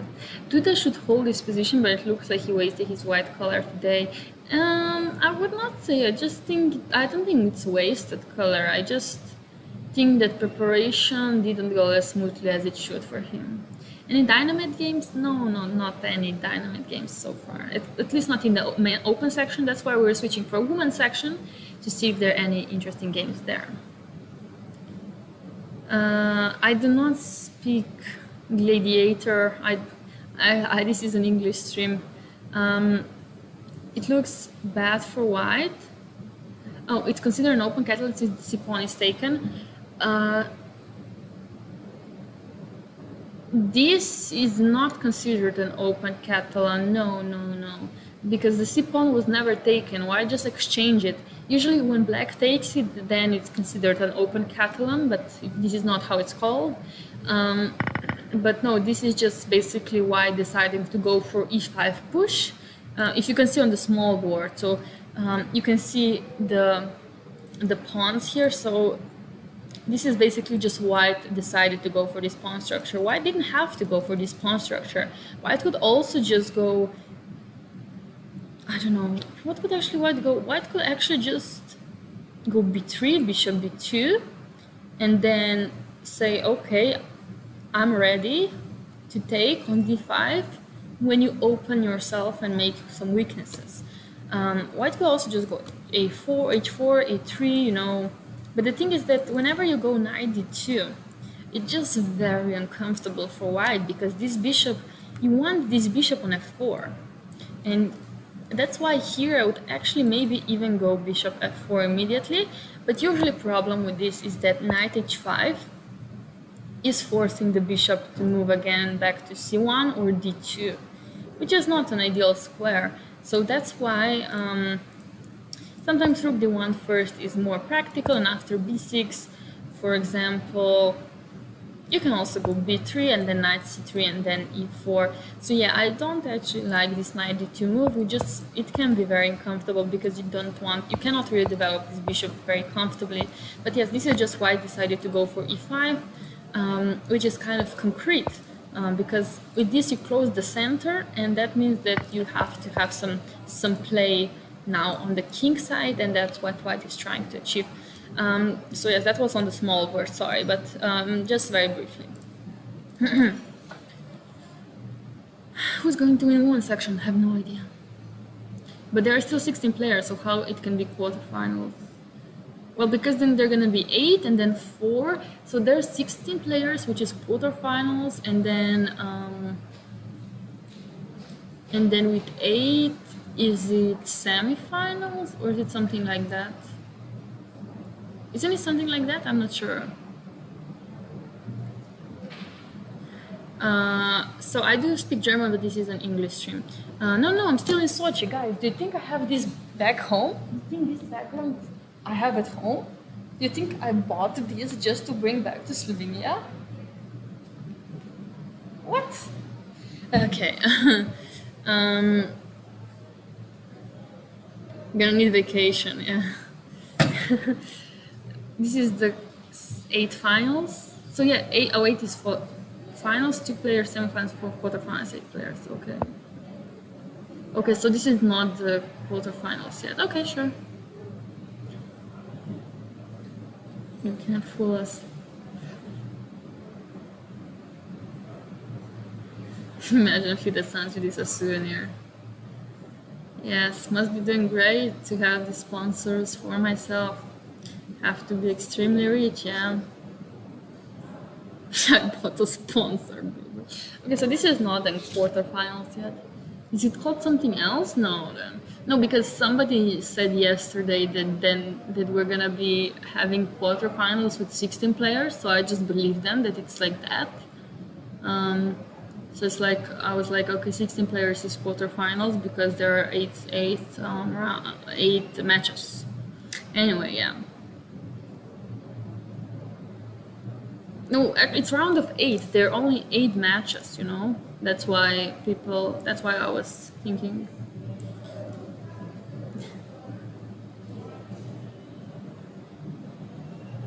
So round of 8 is quarterfinals. Anyway, you just call it round 4 and stop complicated stuff.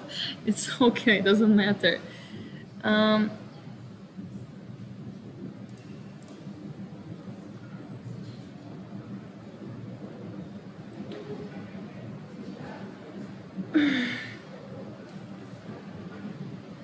Semi-quarterfinal.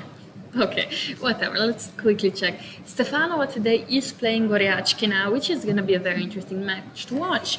Let's see the opening. Oh, sorry. Let's see the opening they chose. So again, Stefanova went for this. I think we saw this with Grishchuk as well. So let's see. Oh, but then she went to d4. Okay. Usually you go d3, but d4 is also good. And da-da-dum, ba-da-dum, la-la-la, nothing special. Yeah, f3 very interesting, trying to go e4, but just knight d3 first, very slowly developing. And just knight f4, pushing this one, but she doesn't care. Actually, that's weird. I would not take this bishop. This bishop looks terrible. I would not want to exchange this active knight for this terrible bishop, but if I could, I would go e4. That's what I would do. If I could, I would go e4. I don't know why black didn't do it, but takes, bishop e3 first. Yeah, maybe pushing the bishop on f2.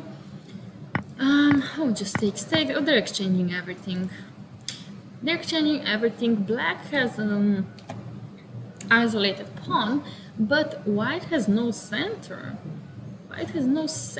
So actually, if black manages to push d4, and then put a piece on e3, black is doing perfectly, or maybe just d4, d3, and it's just doing, like, I like this position for black, just because f3 is a big weakness. I think white should have played e4 at some point, but maybe they had no option, which is very weird, but I think they could have, no? f3. Why can you go e4 now? What's the issue? What's the issue with e4? I mean, I would go for e4. I don't really understand the problem, that's the thing. Because this is a threat. Maybe they were scared of c5? Let me just take here. So that's the thing, I don't know. Let's check the evaluation bar. Yeah, e4 is the best move, of course. e4, yeah. Thank you very much.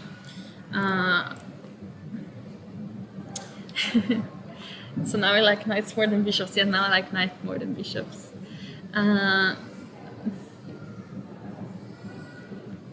Quarterfinals Eve. Wow, screws. Wow. Isn't the point of f3 that you play e4? Yeah, but I guess she was scared of. She was scared of something. I don't know why. Unuk fish 14.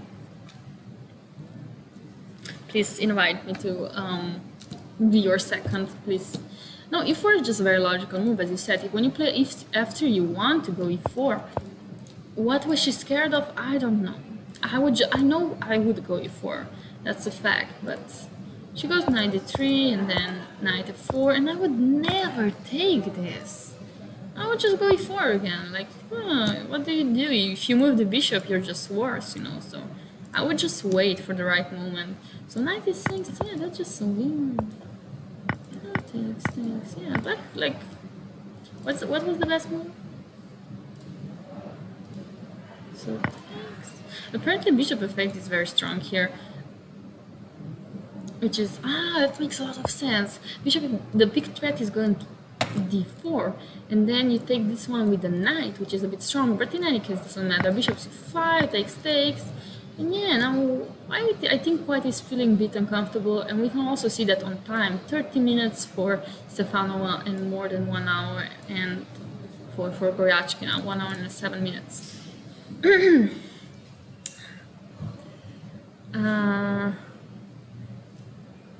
How much do you charge for being someone second? How much will I charge? Don't know. I don't even know what the charge rate is, to be honest. Have no clue. I would probably be the cheapest second in the world. How can the woman don't have conscious and rating? It just basically Lichess, probably somebody on Lichess was in a hurry and said, okay, I just need to make the broadcast so Laura can commentate, and then they forgot to add the countries and the ratings, which is okay, we don't care. If you need the ratings, I can Google them for you, or you can Google them for yourself. Let's check the next game. Lagno Osobaeva. Very, very interesting match. Osobaeva already surprising with going to round 4, which is quarter-finals eve. I love this term. So we have the Sicilian. Which one are we having? The Najdorf. We're having the Najdorf. Okay, with f4. Very interesting. e6, bishop h4, queen b6. This is still theory. I think they both knew it. They just took some time to play the moves. Yeah, I think they both know it still. It's still here Osobaeva was thinking for the first time, and apparently knight c6 not the best move. Apparently bishop e7 is just very strong. And after knight e6 takes, e5 takes, knight e5 takes, everything is exchanged, and both have the bishop pair.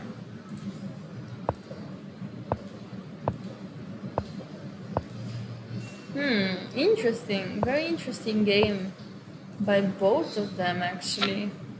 I just think that white's king is a bit safer compared to black's king, just because this bishop is kind of staring at 8-7, and this one also maybe at f6, while only this is staring to g2. So I would say black has a bit worse king, but okay, that's not like it's bad. It's obviously very safe.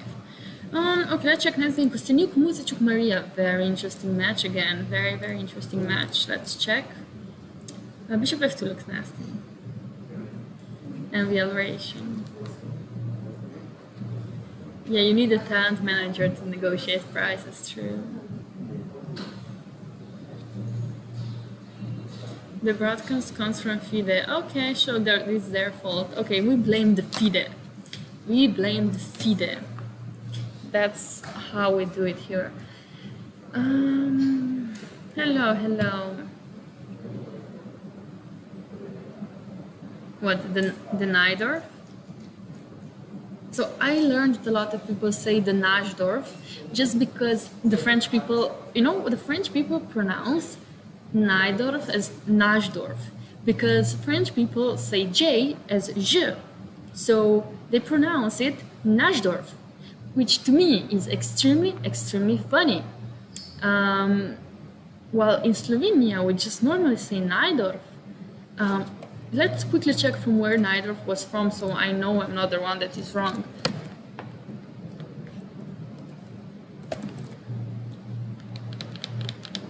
Where is the Najdorf? He was Polish, Argentine. What? How can you be Polish and Argentinian? Well, he was born in Poland, so for sure his name is pronounced Najdorf. Has to be. Because Polish people pronounce the same way as Slovenians, right? Can we discuss this?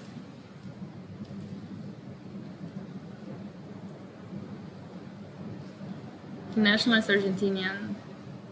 He was Argentine, nobody knows he was Polish. He was born in Poland. What do you mean nobody knows he was Polish? He was born in Poland. What? He was born in Poland. Okay. Maybe Argentinians say it differently as well. So how do we say? Do we say Najdorf or do we say Najdorf? Do I just say it Najdorf? You know.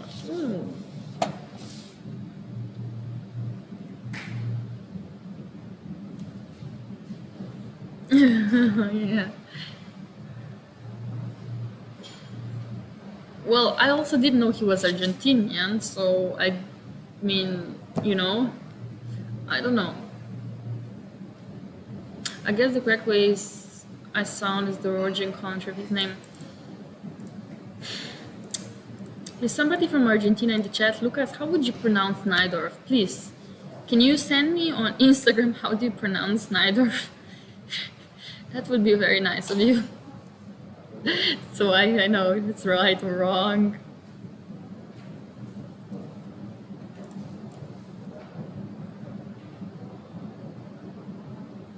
You say it like in Slovenia.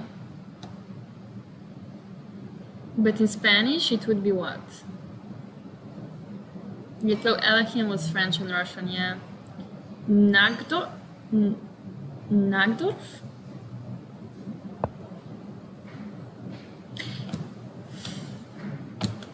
Sorry guys, this is very confusing. Okay, let's check the Kostyniuk against Muzyczuk Maria. E4, C5, knight f3, e6, c4. Okay, c4, very interesting way. Okay, by Kostyniuk. Takes, this, h3. Again, these Sicilians to me are all the same. I don't know why, they to me they are all the same. I'm sorry, I no offense to Najdorf or Najdorf or Nagdorf, I don't know. Aha! But this is just, I like white position. The thing is that I love white's position in every Sicilian. That's why I don't play with black. I just love white's position in Sicilians. So, yeah. Well, I mean, you know, like, look at this terrible pawn. Look at this terrible bishop. I mean, you just go rook d1 and then, okay, if you push, I just take your free pawn, you know? I just like white's position in every Sicilian. Gandorf, yeah, Ganondorf. Unuk or Unuk, yeah. Yeah, it said Unuk, yeah, of course. Najdorf, I don't know. Sicilian is mostly better for black. No. White always has an advantage, so of course Sicilian cannot be better for black. Sicilian, you're just very aggressive opening because it's also imbalanced. Like e4, c5, it's imbalanced directly. So that's why people play it, because it can be very aggressive, but at the same time it can be very solid. But no, Sicilian is not better for black. Always white is better at the beginning. Do you agree with Hilgard that everyone below GM shouldn't play Greenfield? I completely disagree with that statement. I completely disagree with that statement, and that's all I'm gonna say. Wasn't his first name Michael? So much for being Polish. Yeah, he was. I think his mother was Polish, and then his father was Argentinian. Let's see. Originally from Poland, he was in Argentina when World War II began in 1939, as he stayed and settled there.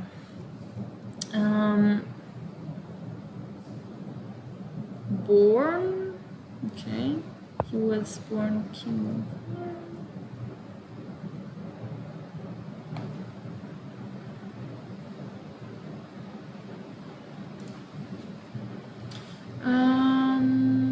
okay.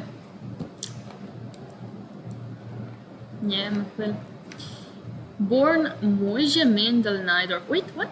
No, he was not born Michael. He was born Moise Mendel Najdorf. Okay, that's weird. I'm sorry, I don't know. We're just learning history here. I'm sorry. Thank you, Master Chess Doja, for the raid. Dina Michael, okay. We can see MVL's name for sure, for sure. But first, let's check the women's section. Just let's check that. Who is LN?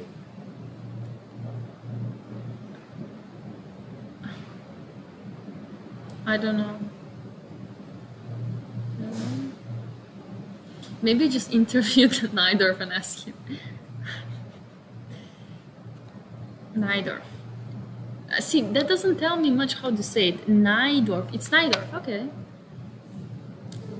WFM Ellen Wilson. Oh, Ellen. That's so smart. Ellen, nice. Okay, let's quickly check the game. So this is just like okay for white or black. I don't know. This is just the Sicilian. What to do? It's live. And another Sicilian Bermuzzi Giucana against Elizabeth Pets. Two best friends playing each other in the World Cup. But you know, this is live. If you're a strong player with and best friends with another strong player, this is gonna happen often. But so far, I do love this with white. Like, look at this terrible pawn. This is just a terrible pawn to have with black. At least I would not want to play chess with this kind of pawn here. But of course, Pets just says, yeah, I don't care. I just give you this pawn. You know, just I don't care about it. Let me just give you this pawn. I have better development, you know. And yeah, I'm gonna play chess. F5. So basically, Pet sacrificed the pawn very early in the opening, and she's better apparently. Apparently, she's even better here. I don't exactly understand why, because maybe just the piece activity is stronger. But yeah.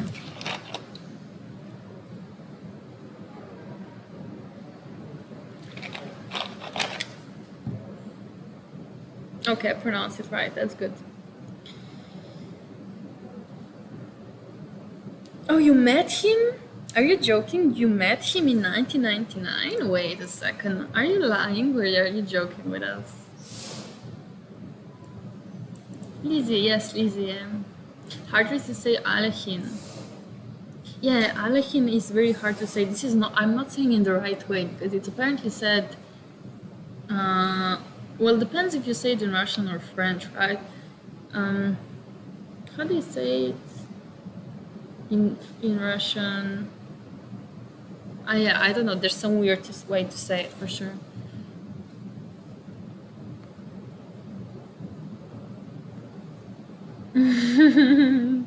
Oh, Master Chess Dojo. That's really nice that you met Najdorf. Yeah. Sorry, I'm already saying it in French way, Najdorf. I'm sure you also don't agree with Hikaru's opinion about the French. I don't agree with Hikaru on a lot of things. I'm sorry. Not that I don't respect him. I respect him, but I think that every chess player should choose its own opening, like no matter the strength. I think that 1100 can play the French, and I think that 2700 can play the French. So I really don't agree with these kind of statements. Which, you know, no hate at all, no hate for sure. But I just don't agree. Nepomnia, she's pretty hard to pronounce. Why?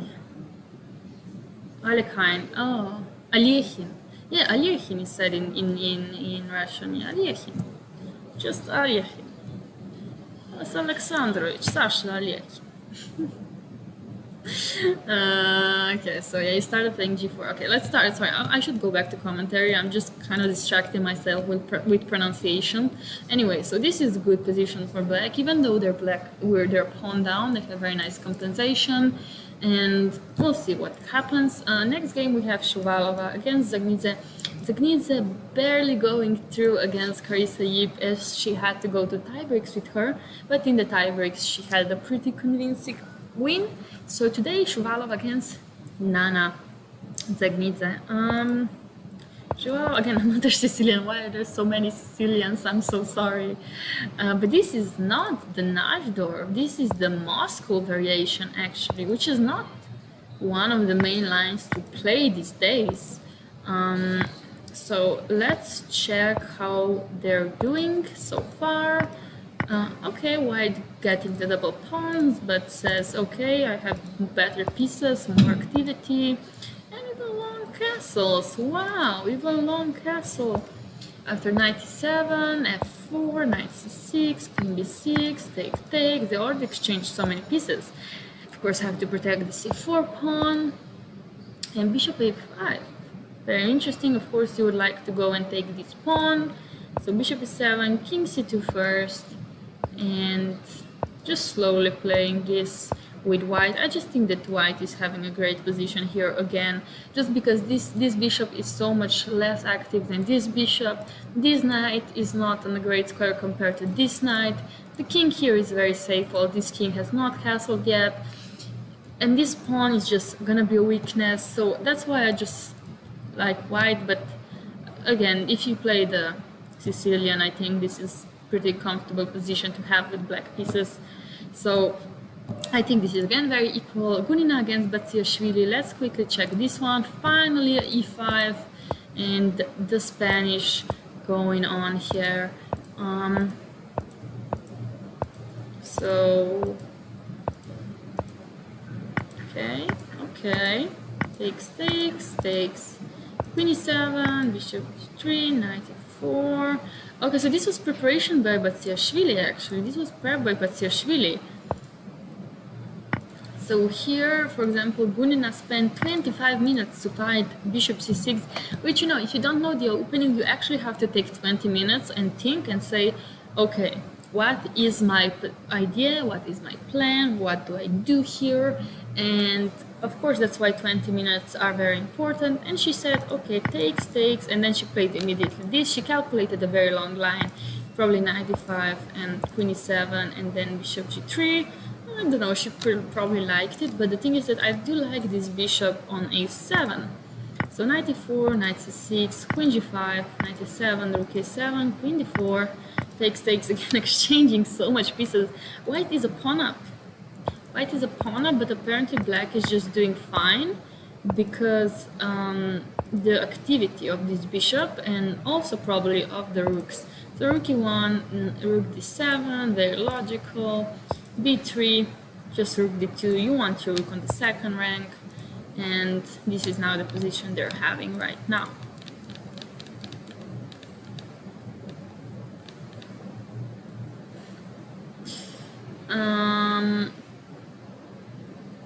Alekhine was supposed to be a Nazi in the platform. I was there to meet Fed and head out to drink at the Alpine Tower, and wow, Nepopotamus. Wow.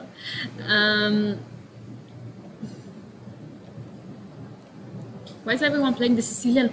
I don't know. I really don't know. But okay, Sicilian. So there are two main openings when on the high level. Of course, on e4 you either play the Sicilian, so c5, or you play e5. If anything else happens, like c6 or e6, d5, or something else, it rarely happens. So Sicilians are just like the main lines for most of the players, I guess. But maybe just Sicilian day. What can I do? In Moscow, subset over Selima. Okay. Shout out to you too. There are many twists on Alekhine, yes. You played Vichy, survived 10 wood for going for both. That's very nice. Okay. Go Valentina.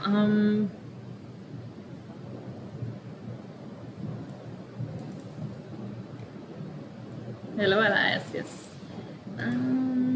It sounds like whoever has the better opening prep gets the time advantage. Yeah, but that's very normal. I reckon with that. If you have better opening prep, you usually have like huge time advantage, and that's why it's so important to get the opening prep. Hello. Yeah, it's FIDE's fault. It's actually not Licha's fault. It's actually FIDE's fault. Which I also thought that it was Licha's at the beginning, but actually it's FIDE's fault. So, you know, we just blame FIDE at this point. It's life.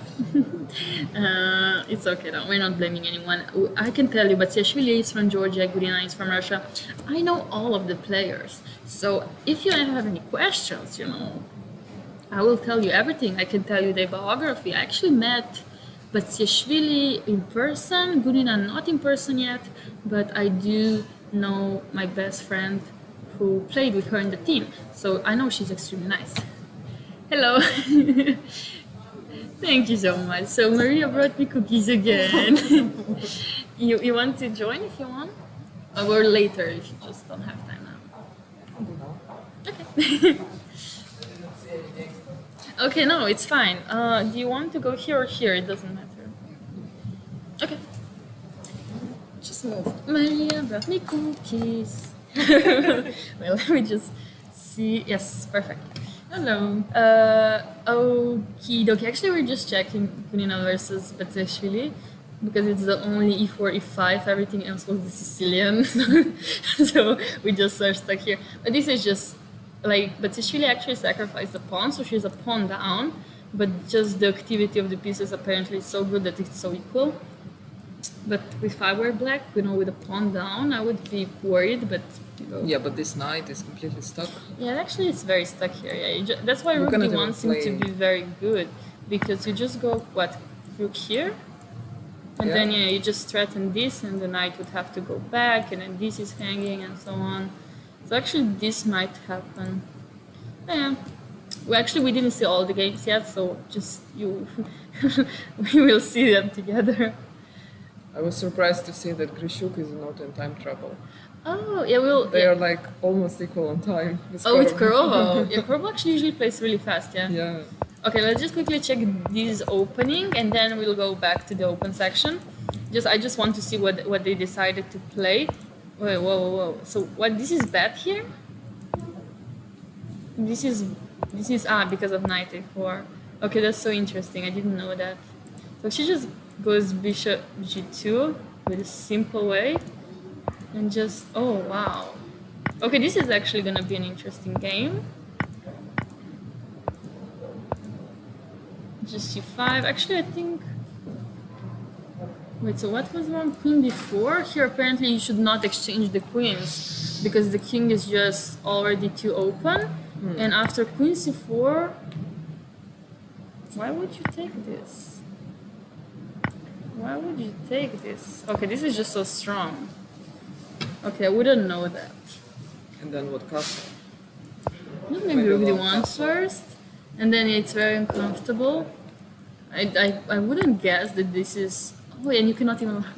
Yeah, you can. Yeah, you cannot castle anymore, so you just have to go to it, and yeah. Okay. So yeah, this is just terrible for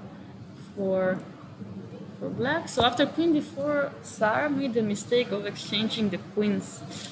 But it's hard to know that this is such a huge mistake. I think even if you don't, if you want to exchange the queens, at least maybe to one castle, so you have control over d5 square. I don't know why she played c5 because Well, actually, c5 is a good move because actually it stops d5 in any case, or d6 even.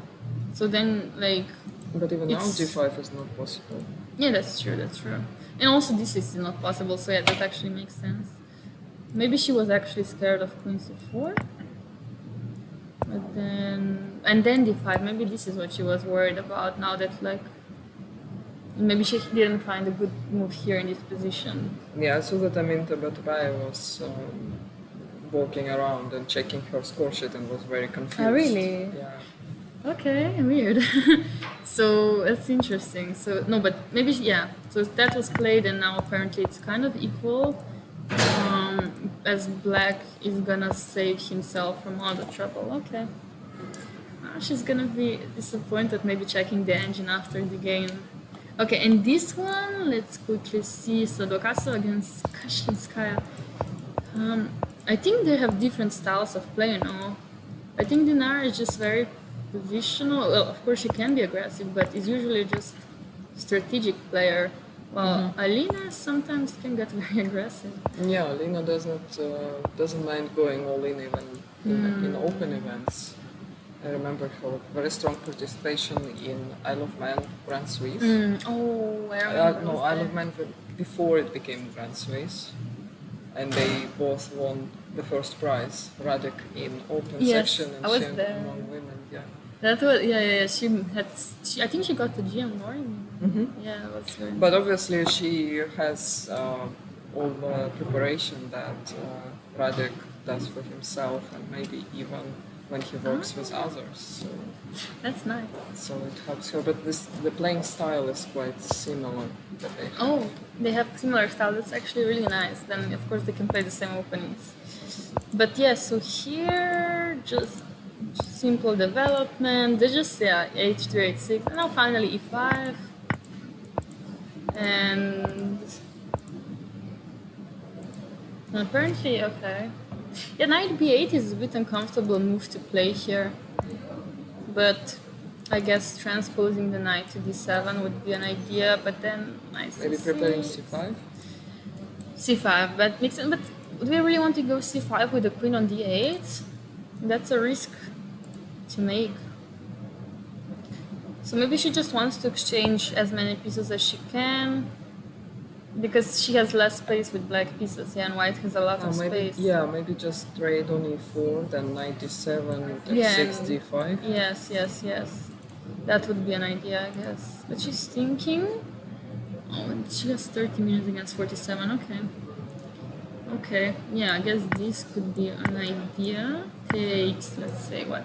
Okay, rook. Knight d7. Oh, and apparently white is just better due to some attack.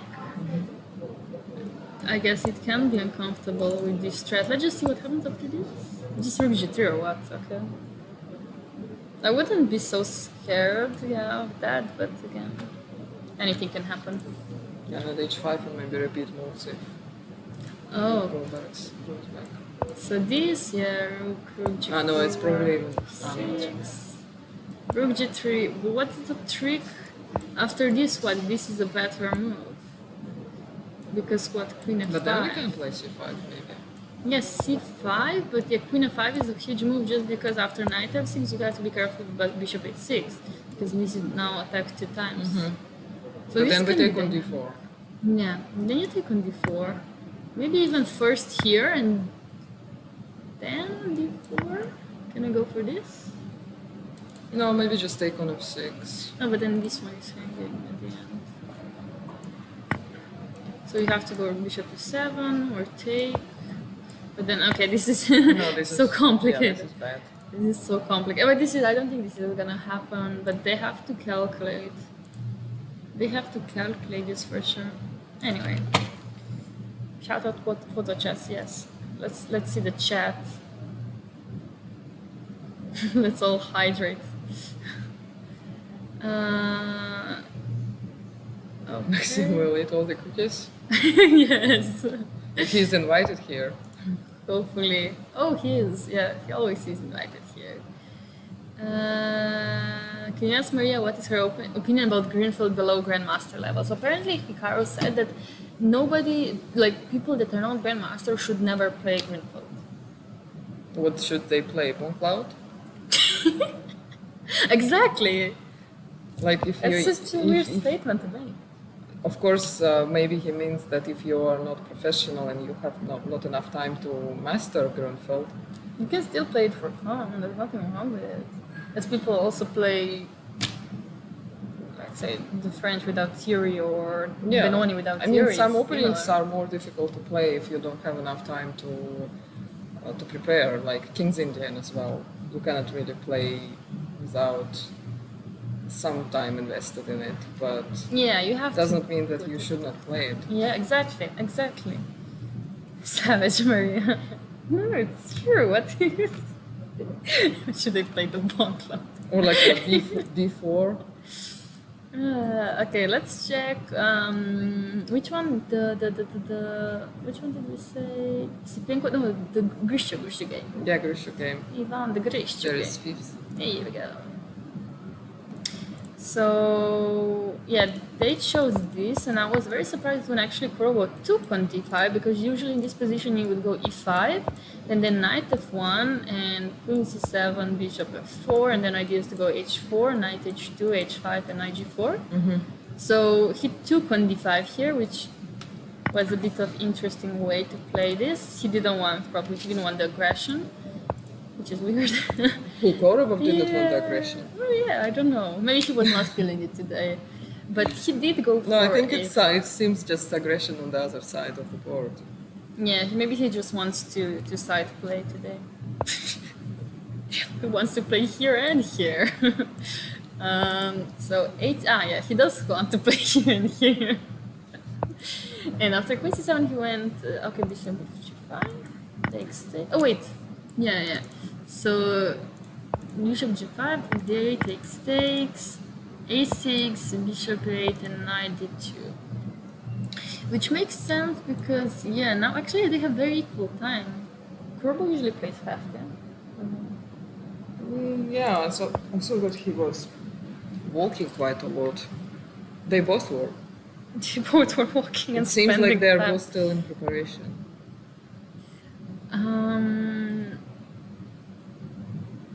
You think It's there's interesting. So this a6 is definitely the influence of Lila and Alphazir. Yeah, usually you would not want to push it till the end because it can be a weakness, especially in the end games. If they exchange the queens, then this pawn might actually fall pretty easily.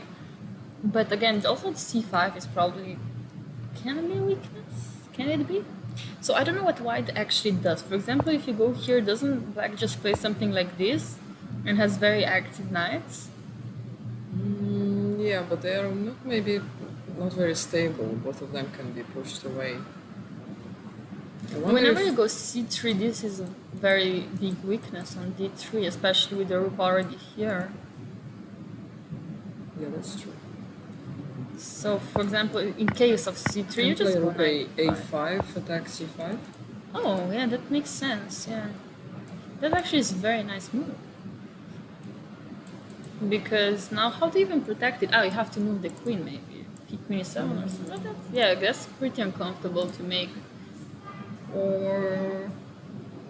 I mean, you can also take here, theoretically, but I don't But think then you want to rook do that. e4 and rook g4, and we want to start attacking.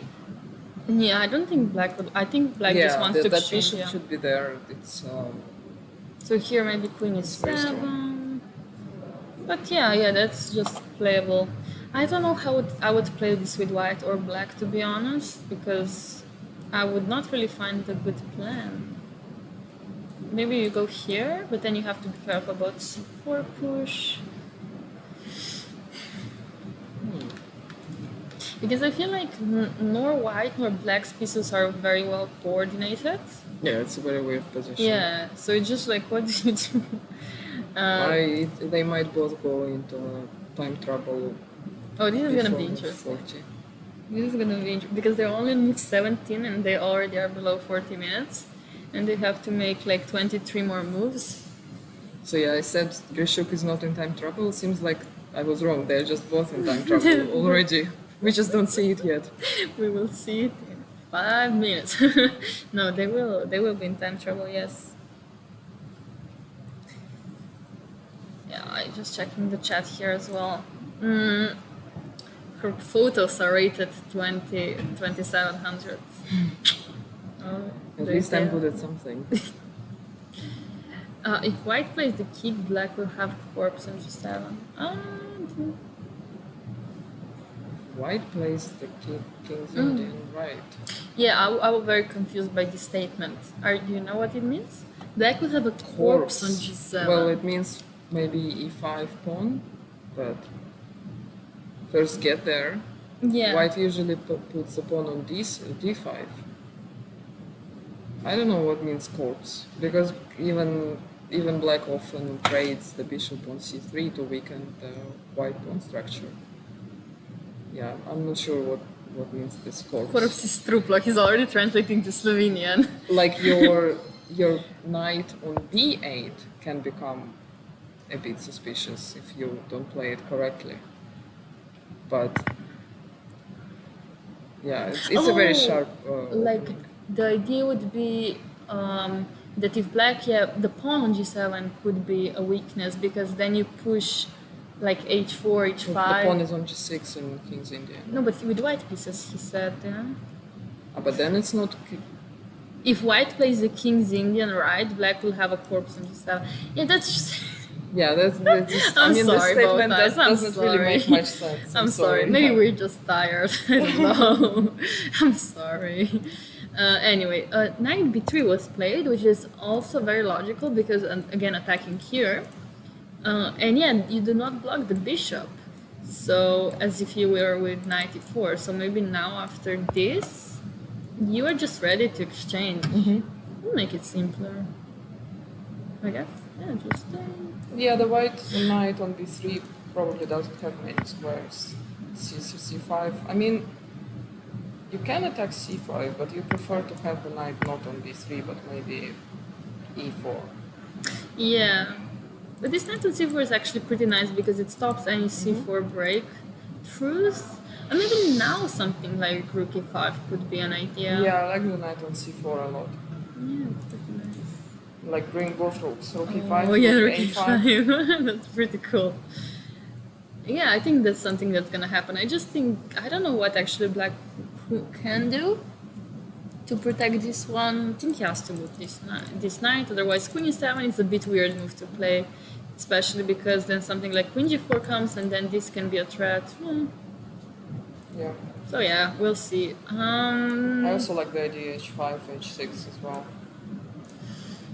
Yeah, but I think that in this case, as white doesn't have black bishop anymore, then just black can just go h6, and then I don't know what do you do with this pawn here, right? Well, if we still have the knight on b3, we can bring it to... You would like to put it... Yeah, it's a long route, but... It's a long way to go, but yeah, I guess yeah, you have to wait for the right moment when you know maybe you will have something with h5.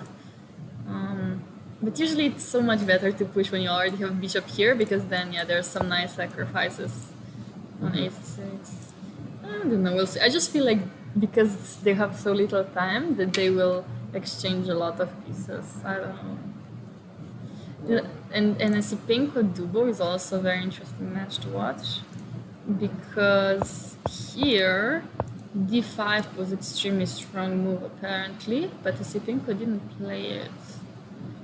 Because d5 is very strong, because if the knight moves, for example, you just go queen, or okay, first obviously you cannot take here, but in case like this, a knight moves, queen b5 is very strong because you cannot protect both.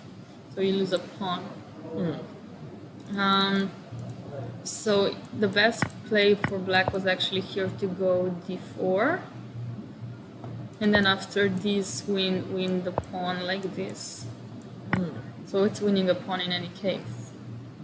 What about knight to f6 instead? Where You have the thing is that your knight is attacked. Yeah. So d4 was apparently very strong, but Tsipinko went king h2, and after takes d5. Okay, takes, bishop d6, which is very nice pin here. Knight h4. They just exchanged it. I feel like Dubo is trying to play for a win here. Yeah. With the way he's playing like b5 and then taking here, giving the bishop for these double pawns. I don't know, I just feel like he's very ambitious, but... Yeah, the pawn on c7 is suspicious. 95. It's suspicious, yeah, but so... and you cannot even go here because... Maybe g5? I don't know if that works in any case, but... No. Actually, I think this is good for white, yeah. Right? Because this is a very nice one. I don't know. I never know with two pieces, but I think that like this knight is d7, knight b6, and So- knight d5. You put knights on b6 and d5, and I think it's very hard for white to go through it. Maybe. They even will give up the pawn on a5. So I mean, white probably will not lose this, yeah, I think that white should not lose this. but usually two knights should be stronger than a rook. Yeah, but the thing is that black doesn't have any more pawns. Yeah. That's the only issue. Yeah. Otherwise, of course, that would be different. But in this case, I don't think so. Oh yeah, let's. Chug, apparently, Baki against Pancrato is extremely wild, and then I can let you go. Pancratov is always very, Really? yeah. I don't follow his games very often, but he did play the French, so that says something about him. And then, yeah, it was long castle and just h4 by Baki. And there was knight maneuvering. And this is where we left it off at. And c4, wow. c4 is pretty ambitious, especially when your king is here. But c5, bishop, da da da. Okay, this is... I would not want to be white here because knight b4, bishop a6, knight a2. That looks terrible. Bishop. I like how black ignored that bishop on e3 because it's Yeah, just just looks a weak- terrible. Like, look at it's like just a a pawn. weak piece, yeah. It's like a pawn, yeah. So he is bringing the knight to d5 or d4? The only thing, yeah, after this, I guess he just takes on b3, so he didn't want to go for this. Yeah. Okay, so yeah, knight f6 played, and bishop b5, attacking this one. And knight d4, okay. It's knight f- wow, and So queen he b3 gives on the it board. up, but Huh. But a6? Knight down, just knight e6 now. So this is, knight e6 is a big threat, right? it's interesting. I don't think he pondered this, but he is thinking now. This is so weird. Because you cannot even go something like this, because just nothing works. But this is a big threat. What do you even do? If you have to go rook f... No. Yeah. Yeah, it's strange. I cannot believe if it was a blunder. But actually bishop b5 I think is extremely strong move. Maybe here knight f6 is just too slow. But what do you do actually? Do you go a6 just to stop bishop b5? Yeah, maybe. But But I mean, the pawn on b3 is weak anyway. Yeah. Knight d2 is coming. that's so weird. It does. Huh. Maybe black was counting on going here. I'm not sure exactly. But why queen c3? What was the idea behind it? Yeah, actually that's To play that bishop makes d5. sense. Ah, yeah, I think that was the idea. But why not knight d2 immediately to Okay. take on b3? Let's see, knight d2, Knight b4 maybe? knight b4, queen b3 again. Yeah, exactly. But I don't know. then knight c6. I don't know. I just moved it somewhere, right? I can even go Maybe to black h3. is happy to open the b5. Yeah, see, that's the thing. But the problem, I guess, is bishop here. So, for example, even after this, like, for example, even after queen c3, this, it's maybe, I don't know. Maybe the bishop is the problem. Just knight e6, this terrible pin here. Not in time to play a5. Maybe it's actually good for Let's Etienne. check the evil. Yeah, it's good for Etienne. Because he told me if he's winning, I have to run to the playing hall and wave to him. Oh, actually it says knight d5 was better.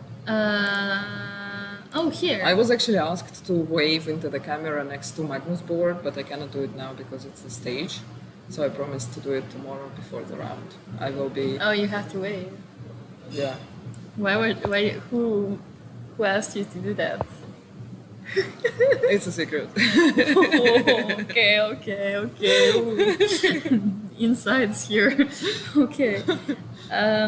So the Russian should have played the Russian against the French. Yeah, the French was not a great opening at first, but also, I mean, this was a very interesting position. Like we had it here, and I thought black is okay, and also computer agrees. So c4, yeah, c4 was very ambitious, but b5, c5, what was wrong? I really wonder what went wrong here. Knight f4.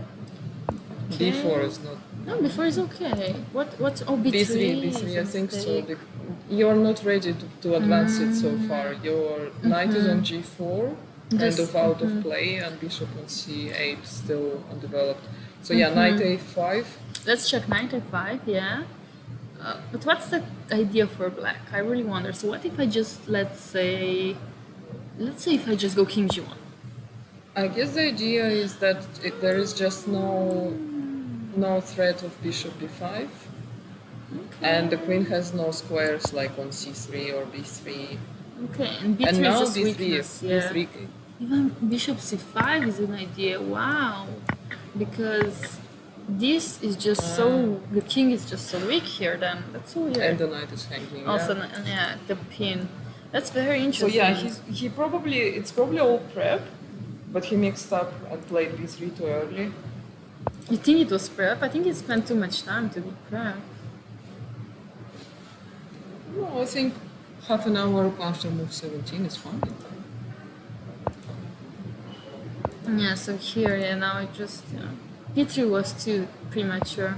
And yeah, just this. Actually, yeah, a6 still interesting because after this, I thought this was winning, but knight Knight a5. a5, yeah. Okay, and takes. I mean, you have to take this, but king h8, and even though you take all the pawns, this can still be very dangerous with the knight here. Because the queen is misplaced. Very misplaced.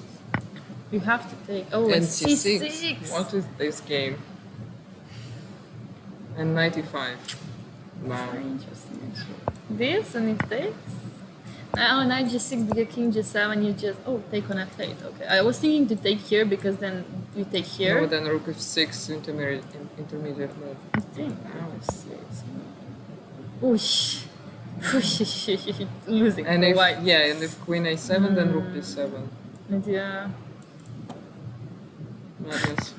So you have to take and take and that's terrible. I would not want to this is scary. Yeah, this game also will go into time trouble soon. Yeah.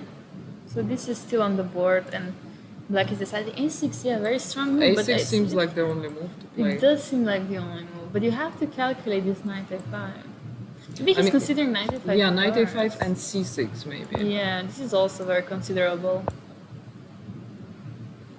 Yeah, but you don't want to give up this bishop. Yeah. I mean,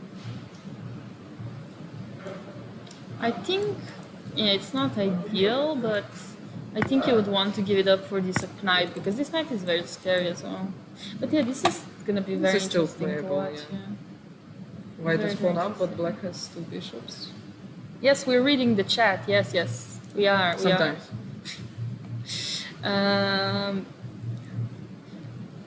Who's saying that? Okay. Am I alone? Between the commentary. Yeah, we read the chat. We read it. Okay. We're just looking at the game. I also have YouTube chat, which I completely forgot about. Okay, yeah. Yeah, because that's It's where probably this better to results. ignore it most of the time, yeah. We're gonna check. Yeah, I'm gonna check the NVL's game. If you want, you can also see the position. Where is it? Where's the game? There's a bit low. Yes, 7. Okay. Oh, that's not so interesting. What happened here? Well, I don't even remember where we left it at, actually. Oh, yeah. NVL didn't know the theory very well. Like, Prague was so in prep, and NVL already, thinking for so I mean, long. MVL doesn't know a prep and Grunfeld. It just sounds like a plain bagel. Yeah, so weird. So NVL sacrificed an exchange. Okay, that's typical what he does in the Grunfeld, yeah. He always sacrifices an exchange there. And then somehow loses. But so he has how much? 2 pawns and a piece for rook. I think it's enough Classic. pawns. He probably will survive this. No, he will. I just remember a few times that in rapid games he sacrificed an exchange, but he didn't have enough time then to play accurate moves, and then of course he lost because still exchange is an exchange, especially in quicker time controls. But both have 28 minutes. Yeah, it's definitely more time than in Armageddon. He'll be fine. Yeah, I think so. I think he'll be fine as well. I think it's gonna be a draw. He's happy with a draw with black pieces. Okay, I'll leave you here. Thank you. Thank you for the cookies. Bye, chat. Bye, See you another chat. time. Say bye to Maria who brings cookies and coffee. Maria the cookies. Maria the cookie girl. Thanks.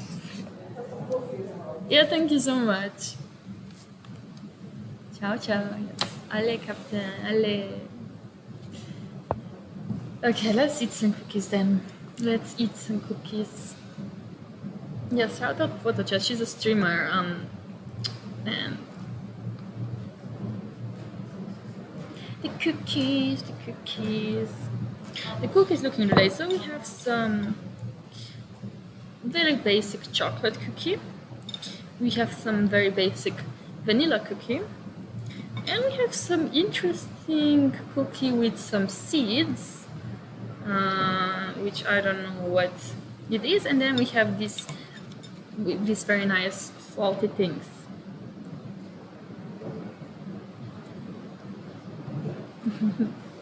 Yeah, sad that they don't show the latest category. Okay, let's check MVO's game. Yes, Maria is a streamer. She is a streamer.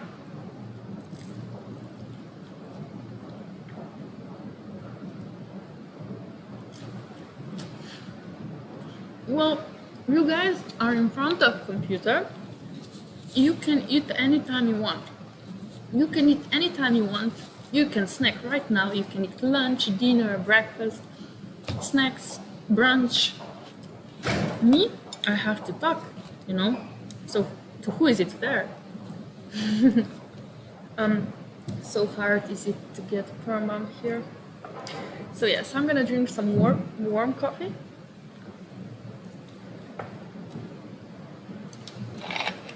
Yes, you have permissions to have snacks, yes. But not Maria's cookies? Yeah, true. It's a privilege for me to have Maria's cookies. Okay, so we have action in Magnus's game. You love us, we love you too. We love you too.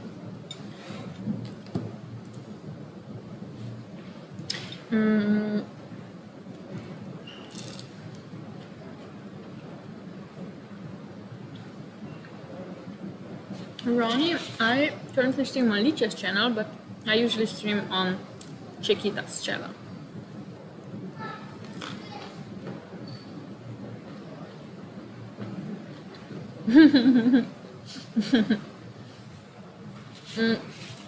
Very good question, Screw. So, of all places that I traveled, which had the best food? It's a very good question. I know, Greece. 100% Greece. So Aryan, am I participating in this tournament? I was, but this is a knockout tournament. So I was knocked out by Azerbaijani number 1, Gunay Mamadzada. Oh, besides delicious, yes. On twitch.tv/chiquitas. Looks delicious. I mean the snack. Yeah. The snacks is very delicious. I didn't eat lunch nor breakfast as usual. That's what I do in my life, and then I eat the dinner, and then I feel bad. But that's how. Yes, I was disqualified for bribing my opponent with cookies. Yeah, then FIDE gave me a warning to never do that again, or I will not, or I will lose my international master title. So I was like, okay, then I'm quitting the tournament. They're in Greece right now. The chess tournaments have catering. We usually have hotel food. That's what we usually have. So we have food in the hotel, but sometimes we go to the restaurants. Eating is very natural, yeah. But I mean, I'm here to talk and stream, so. Hello from Greece. Oh, hello. Hope you're happy that I complimented your food. Really great, amazing food. Classic FIDE, always fighting against good cookies, yeah. Okay, so let's check what happened with Magnus. Yeah, let's check. I'm very curious as well. Okay, so we left it at... Okay, so we left it at knight f1 and bishop h6. That's where we left it at. So knight e3 played, which I also played, which is very logical. And rook c8, very logical as well. a3, knight c6, and b3. You kind of want to make space for the rook, maybe for the bishop. b5, h4. H4 to me looks very logical because you really need to play on this side because this is the side black will play on. This is where black will play. Queen b6, this is going to be a weakness, and so on. So H4 is logical by human nature. So b4 played a4. You do not want to open anything here because that's just going to make more weaknesses, but I think that black is just faster than white here. Yes, for example, bishop e2, rook d2 takes, and now white is kind of losing the attack. So after f6, black not only has huge advantage on this side, but it's also opening the center to get advantage on this side. For example, take, so he would probably take with the bishop, and then this pawn would be hanging. It would be hangado. Well, not right now, but this is a huge weakness for white, yeah? So for that reason, f6, bishop g4 was played by Wojtaszek. f5, and he sacrificed a piece. So I guess that either Wojtaszek didn't feel good playing position after moving the bishop, that was first option, or he calculated something unpleasant for black. So let's check. Knight f5, e5, bishop f5, and bishop h4 by Magnus. Why? So of course this is a threat in this position. So first move I would think of is what happens after h6. And actually what happens is bishop e6, king h8, and taking this pawn. So then white has already 3 pawns for the piece, and these 2 pawns can be very dangerous. So for that reason, Magnus decided to sacrifice the piece back on h4, also opening up the white's king. As you can see, this bishop is very not developed. So that's the bad part of having white's position. For example, if white takes back, actually black just can take this one, which is very, very interesting, and even take here, because if white takes the rook, just knight f3, and this turns out into a very, very dynamic game. So white, even though Magnus only has 15 minutes on the clock with black pieces after sacrificing on h4, which is not a lot of time to have, white is also going to think for a while, and this is very good position, and I think we should stick with this one. Am I a chess coach? No, I am a student in university, so I am not a chess coach.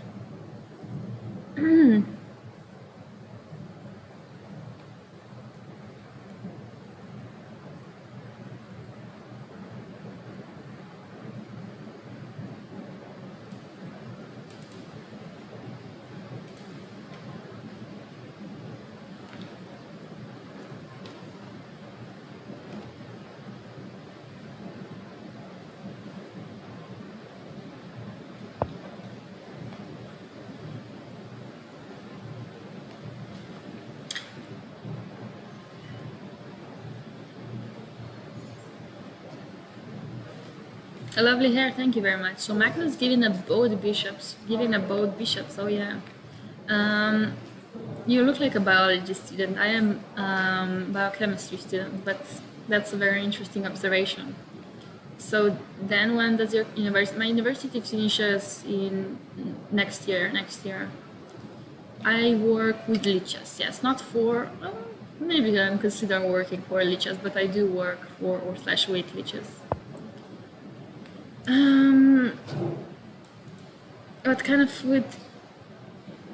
No, we didn't have Indian food. No, we went to Georgian restaurant actually with Harika and Ranavali yesterday, and we had Georgian food. You're also a biochemistry student. Oh, welcome, hello, this is a chess stream, but yes, that's very nice to meet you. I think if Magnus loses is a shame. Well, it's not a shame. The thing is that they're both chess players and they're both humans. You cannot really say it's a shame, especially after a very dynamic, a very aggressive, and very uncertain game of chess. So yes, I am international master in open section, which is better than woman grandmaster, which I was before, and yes, I'm also a student.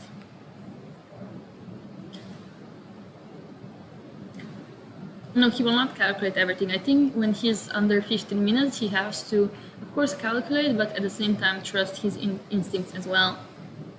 And Magnus losing is never a shame. It shouldn't be. It was the same Georgia, and that's your favorite? No, no, it was different one, but it's very good. I think it's better one, yeah. If chess world champion loses against 2688, first of all, Wojciech is number one of Poland, at least was now before Duda went to the stars, but it's not a shame. Wojciech is a very good established legend in chess. It's never a shame to lose a game of chess, because chess is a very complex game. It's not like Magnus is a stockfish that he has to win every game. That's not normal. So, yes, it's unfortunate and it's like a surprise if he loses, but it's not a shame. So I would choose different words in your case, yeah. Just like, yes, it would be surprise. Yes, that's what I would say. It would be surprise. I would never say losing is a shame. I enjoy losing sometimes as well. Anyway, no one is unbeatable. Exactly. Duda is playing, yes.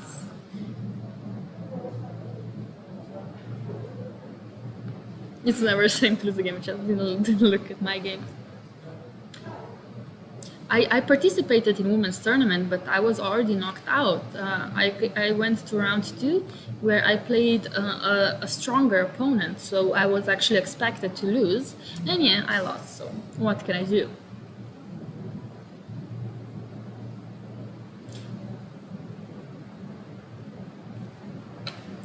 Okay, let's check how it's going. So this is still the position right now, and I mean, the thing is that the best move is Rook d1, which is extremely hard move to play. It's very logical in a sense that you finally want to develop your bishop.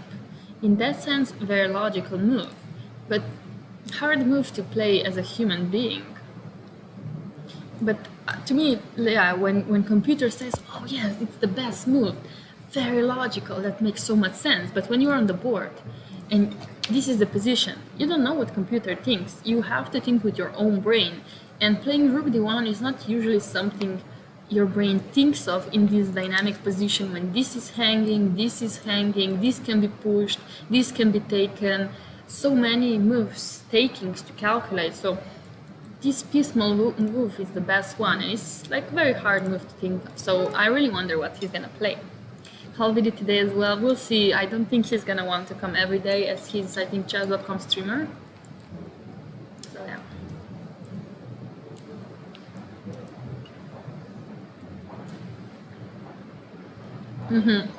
Rook d1 is very hard to find.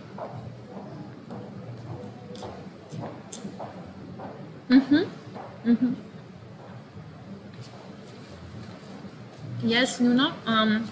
You're absolutely right. So I had exams until 2nd of July, and I already flew to Russia on 9th of July. So I only had 7 days to prepare, and not only just to prepare, I had to do so many other stuff including Lichess stream, Tractor stream, a simul for the subs, also for you guys. Also, I had to pack a lot of stuff and drive a lot of times to the new location and unpack all the clothes, because I had to bring all the clothes from the apartment to the new location where I'm going to be living. And I didn't have a lot of time to prepare for the World Cup. If I did, then I would have different hopes, but my only motivation was to go to 2nd round, and after that basically I knew I was not strong. I was not prepared enough before the World Cup, as I'm not a professional chess player, as I am a student, so I really didn't have time to prepare. Is someone playing ping pong now? Think with my own brain, what could go wrong? Exactly, what could go wrong? You beat African champion. I'm very proud of going to 2nd round. I'm very, very proud. And I'm not sad at all that I was knocked out in the 2nd round, because I didn't expect much, as I was not preparing for the World Cup enough. How to see a game of Lichess? Let me send you the link of broadcast. And it depends on which game you want. Oh, thank you, Mr. Burns, thank you. Why do you do all these things at the same time? I don't know, Screws. I don't know. I just do a lot of stuff.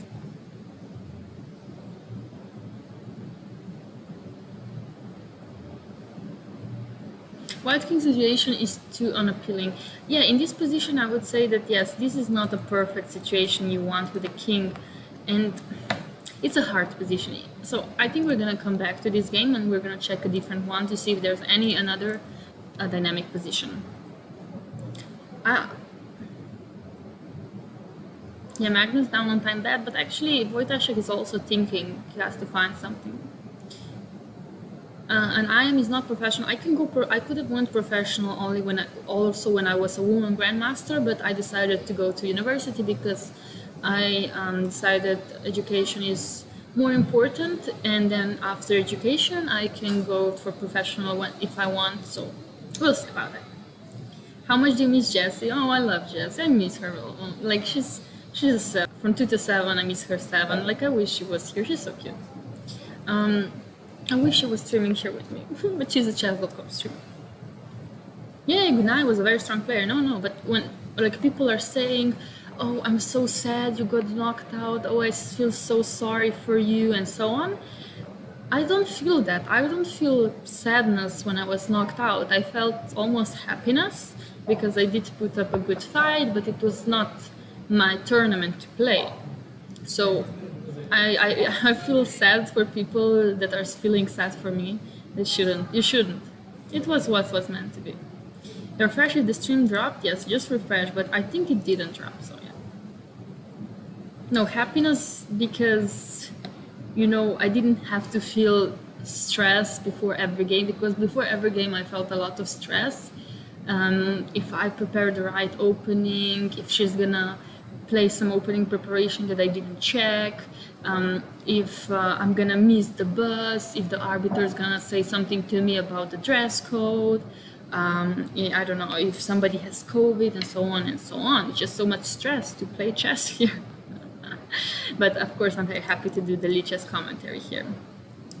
Made the Slovakia proud. Thank you, Scruz. Thank you. Always happy to have you here. Can somebody please ban Scruz? Thank you. Do you say or guess the winners? We can guess the winners. We can guess the winners. We can guess the winners. Oh, guys. Okay, so maybe the thing is that I was filming a vlog. I don't know if it's gonna be out, but there's something about the dress code, and I realized I didn't say it on stream yet. But there was some drama about the dress code, and hopefully I can make a vlog about it because I was vlogging during the whole experience here, and yeah, and hopefully we can do something about it. I cannot speak Slovenian. This is a Lee chess stream. If it was Chiquita stream, I would, but this is a Lee chess stream, and I'm sorry, but I will not speak Slovenian. Okay, so this is still very equal game. I like what Rinad did with the center pushes. So I think that yes, Rinad just has more space, more advantage on both sides, but again, I think black can still hold this. I just think that even though computer says this is equal, this is a very uncomfortable position to play for black. For example, b6, the only move that it still equalizes the black position. Which, look at this bishop here. Oof. Look at this bishop on e8. Literally has no squares. Literally has no squares. So I would say white is doing great. Fedoseo Kovalo, wow. What happened here? Kovalo, only 1 minute on the clock, and is lost against Fedoseo, as this pawn is a queen, almost unstoppable queen looks like. For example, after the king of 1, rook c2, which I think that will be on the board very soon. Just rook d8 threatening knight d7, and this knight is lost forever. So I think this is just winning for Fedoseo now. Mr. Jesse, can you tell us now? Not now. Maybe later, but not now. So who do you think will be a winner in women's section? Goryachkina has pretty good chances, I would say.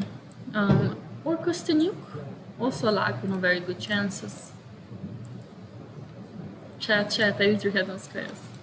But yeah, you really guys want to know what happened, so okay, I'm going to tell you really briefly what happened, because this is a position we see, and I think We're gonna see also resignation pretty soon. So I'm gonna tell you what happened with the dress code. So there's a dress code that if a man has dress code and woman, and for women you have to wear a blouse, a formal pants, a blazer, and like shoes that are like formal shoes that are not sneakers, for example. So or you wear a dress, both is an option. So I was wearing a shirt, I was wearing a blazer, I was wearing heels, but I didn't have dress pants. And it said in the rules that you cannot wear jeans during the round. They said jeans is not in the dress code, you should not be allowed to wear jeans. So I was like, okay, I only have 2 jeans with me and 1 pants that looks like leather, like a bit fake leather, a bit shiny but fake leather, you know. So I was like, okay, so if I cannot wear jeans, I will try the other pants. Maybe we'll see them in the vlog. And so, but everything else I wore correctly because I had everything else. And after the game finished, after my first game finished, the arbiter said to me, please stay in your seat. I have some information for you. And I was like, okay, I was waiting. And he said, so the arbiter said you cannot wear these pants anymore. These are not official pants. Please don't wear these pants to the next rounds. So I asked him, can I wear black jeans? He said no. And I was looking on the right, on the left, on the front. Every woman was wearing black jeans. So I was like, okay, that's a bit unfair that, you know, I have to wear something else when there is literally a woman next to me wearing black jeans and nobody said anything to her. So then I went to shopping with Jessie and Maria to the shopping mall just to get a formal pants that could pass as official pants. So yes, I found them, and then since then I was playing in the official pants. But that's what happens. That's what happened. That was the story. So the rules are very strict here. Like for example, Krasenko in the opening, technical opening, he asked, can he wear a polo shirt? And they said, no, polo shirt is not a shirt and you cannot wear a polo shirt. Yeah, I'm gonna try to upload a vlog on YouTube channel, yeah.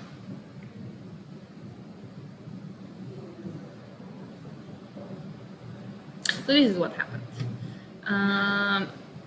What kind of pants did I buy? Just normal black pants, yeah. Do you think dress code is necessary, good for chess tournaments? So the thing is that chess is considered a sport. And for example, I cannot wear sport equipment to the chess board, even though it's more comfortable. They really want to have official dress code, which I don't think it's really fair. I mean, you can also make good pictures if you're wearing trousers and Slovenia shirt. But for example, it's illegal to wear Slovenia shirt in the playing hall. Yeah. So no, this is FIDE rules. FIDE rules. It's very unnecessary. They're too strict. It's very, very unnecessary. Yeah. So was it an excuse to go shopping? No. I mean, now at least I have official pants that I will wear in the next World Cups as well. So at least that. Yes. They said no to Krasenko. Yeah. And I was not the only one. For example, there was an American woman that was wearing a skirt. You know, dresses are allowed, but they said, no, this skirt is not official. Please don't wear it. And Gunina was wearing a white blazer, and they said, no, you cannot wear that. I don't exactly know what they didn't like, but they told her not to wear that again. So I just don't know. And I don't know. It depends on the arbiter. But yeah, I was not very happy with that. So that's what happened. Yeah, you can't wear sponsors, for example, yeah. Pants are fine, but jeans or black, who cares? Yeah. But this is only for the official events. No, this is only official event. No, it's very stupid. It's not very smart. You just, I don't know, like, I at least I bought pants and then I had peace from the arbiters, and, it was fine. So let's quickly check the game. What's currently okay? So this is on the board. So this is all on the board. The knight is dropped, and we will see the resignation very soon, I think. King e2, f3 even. Wow, he's trying, and the only move is king e3. Okay, he saw it. The only move to draw is king e3 and rook c3, king f2. And I think we're gonna see resignation very soon.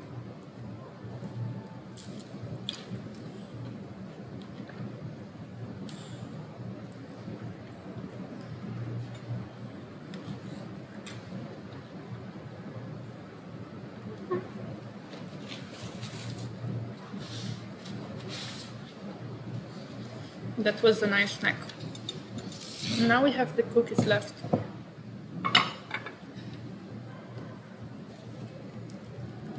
Okay. So yeah, we see resignation, and Fedoseo has won first round against Kovalo, and that was the first result of today. At least I think so.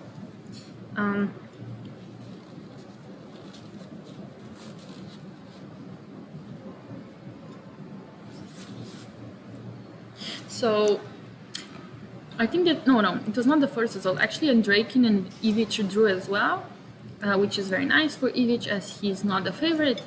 And up to Satoru, Durabaili, this is the position. Okay, very interesting position, nothing special I would say, just very interesting. Korobo Grishchuk, I think we saw it here, and we predicted correctly that knight d4 will happen, takes. And c3 actually happened, very nice. But now d3 is a big weakness, so I wouldn't say it's so nice, but it's an interesting move to play. And now knight a5, basically Korobo just wants to exchange everything and say, please, let's draw, I don't want to play this position anymore. So yeah, I think that's what they want. Here, Burkic against Martirosyan also looks very drawish. Everything is exchanged, and I think we're gonna see a draw. Pragnananda, MVL though.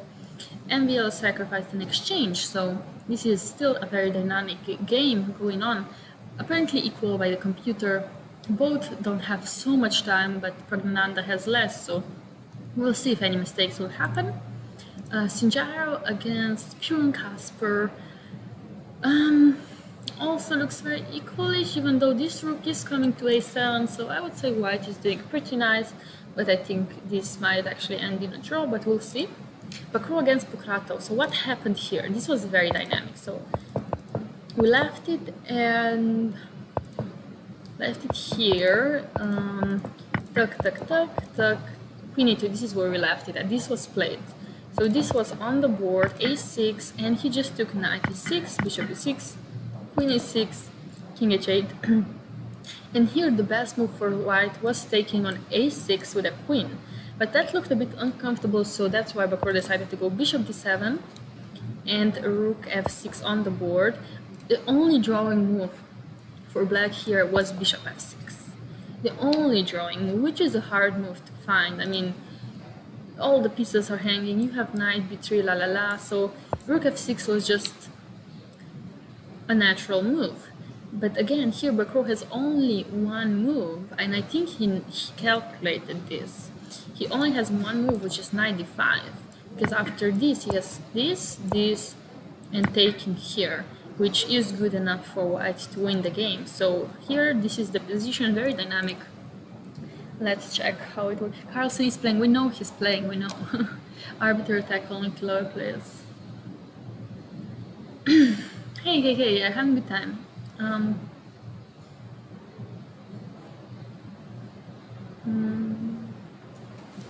Yeah, it's weird. It's okay, it's weird. Yeah, volleyball, okay. Fidemo emotes, that's nice. Sergey and Gladju, okay, let's check this. But this is now very interesting. This is on the board. Let's see if Bakro manages to find the winning move. Tabatabe against Hare Krishna though looks still very drawish, but white has higher chances as this pawn will be a pass pawn, so we'll see. We'll come back to it. Duda, Idani equal. Ziong Vidit equal. Andrei Kinimich was a draw. Svidler, Vitugo equal. Esipenko Dugo Not equal. We have non-equality finally somewhere here in the on the board.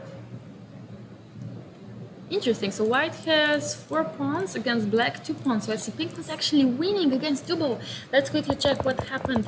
So we left it here. Sipinko didn't find the move d5, which was a winning move, but getting a pawn move. But he decided to go for this, which is okay. It was winning a pawn anyway, but in a bit worse way. But Dubo was playing very aggressively, and this is now the position on the board. But this is going to be hard. These knights are very stable here, so it's going to be hard to break through the knights. But this knight, for example, has to go into the game. So that's why g4 knight f5 is a very nice idea. Otherwise you have to go to f3 and maneuver your knight somewhere else. But g4 knight f5 is a very, very nice idea. Yeah, you just have to know what to do on knight e3, which is nothing special because you just... Okay, so we're gonna come back to it, but I think so far the most interesting game is Wojciech Magnus. Let's see what happens. So this... Oh, so Wojciech took the bishop on h4, and Magnus now with 13 minutes on the clock is actually winning. I will not be too loud because actually I'm scared they can hear me sometimes as they're just across the wall. So Magnus actually winning if he takes the pawn. If he takes the pawn. So this is now a position, and let's see what's gonna happen. Interview coming soon? I don't know. I don't think so. I don't think so.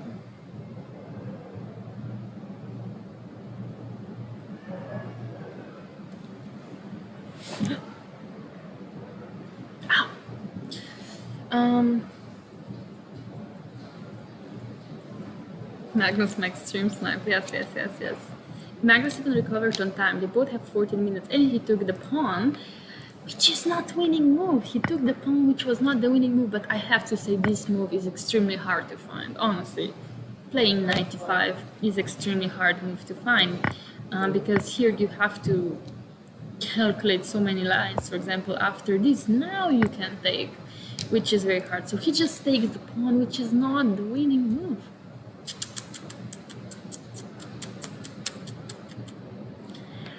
Anyway,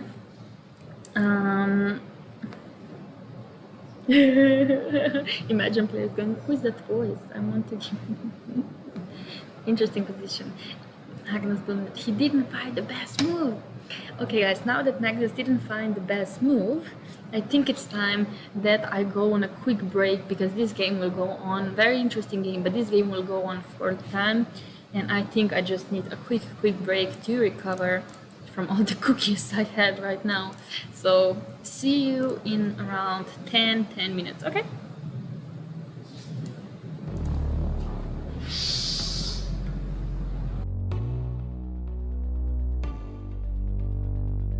Chess.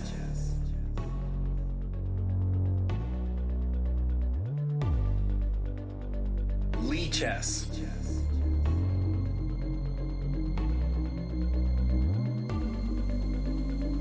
Lee chess.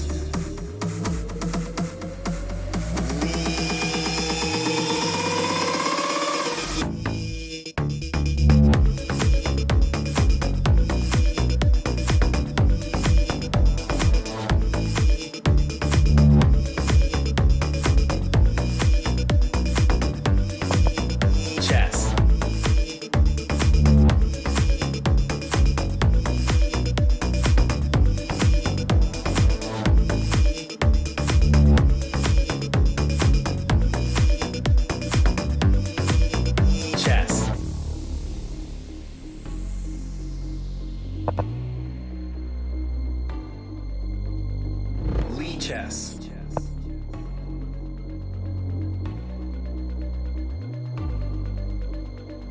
Lee chess. Lee chess.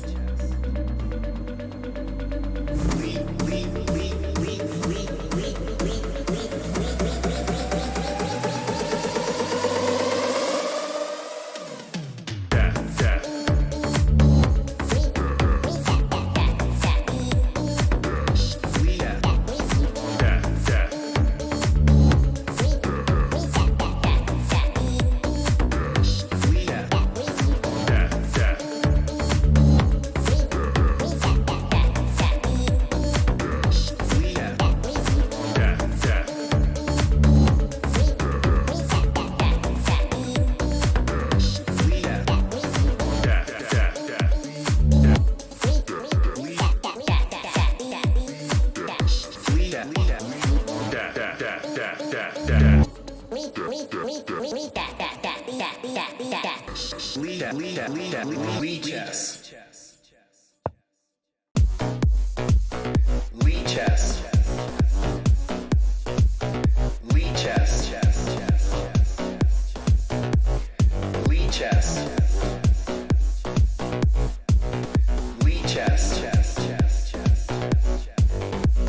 Lee chess.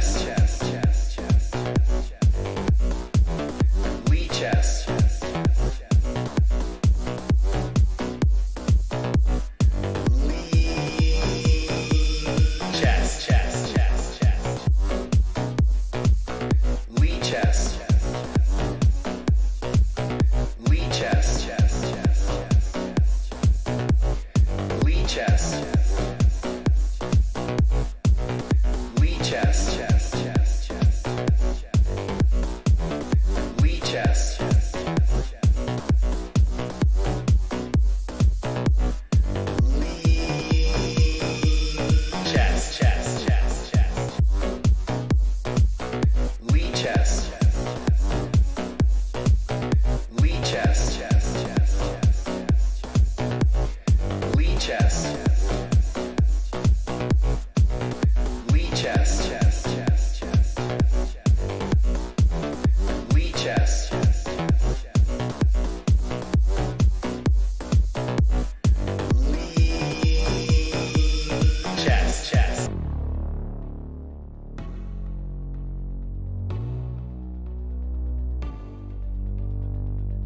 Chess.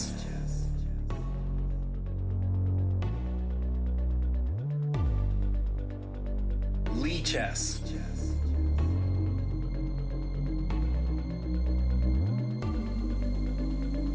Lee chess.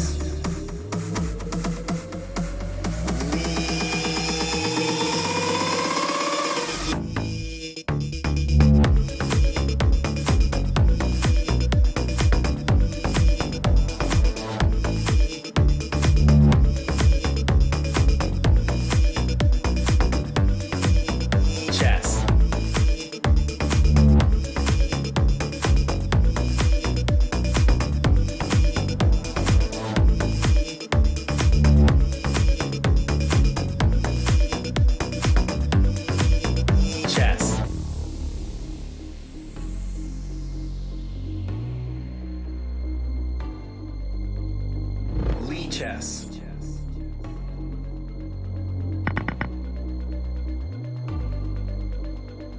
Lee chess. Lee chess.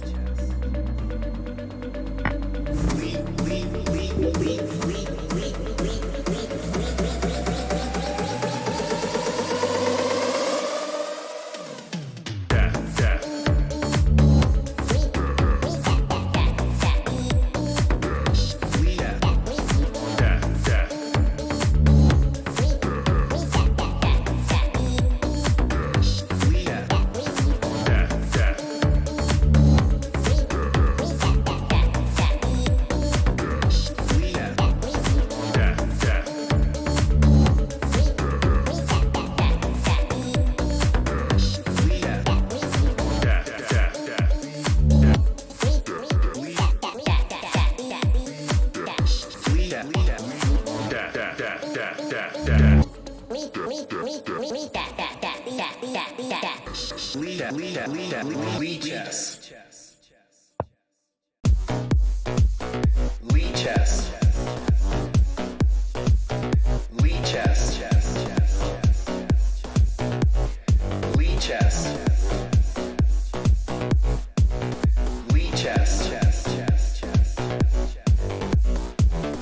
Lee chess.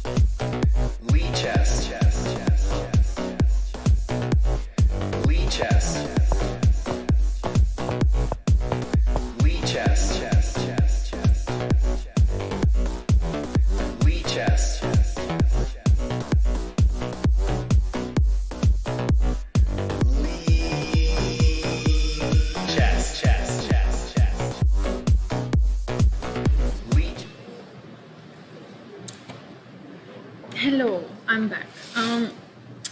Yes, you guys said that it was a draw between Fernanda and MBL, and so far it looks like it was a draw.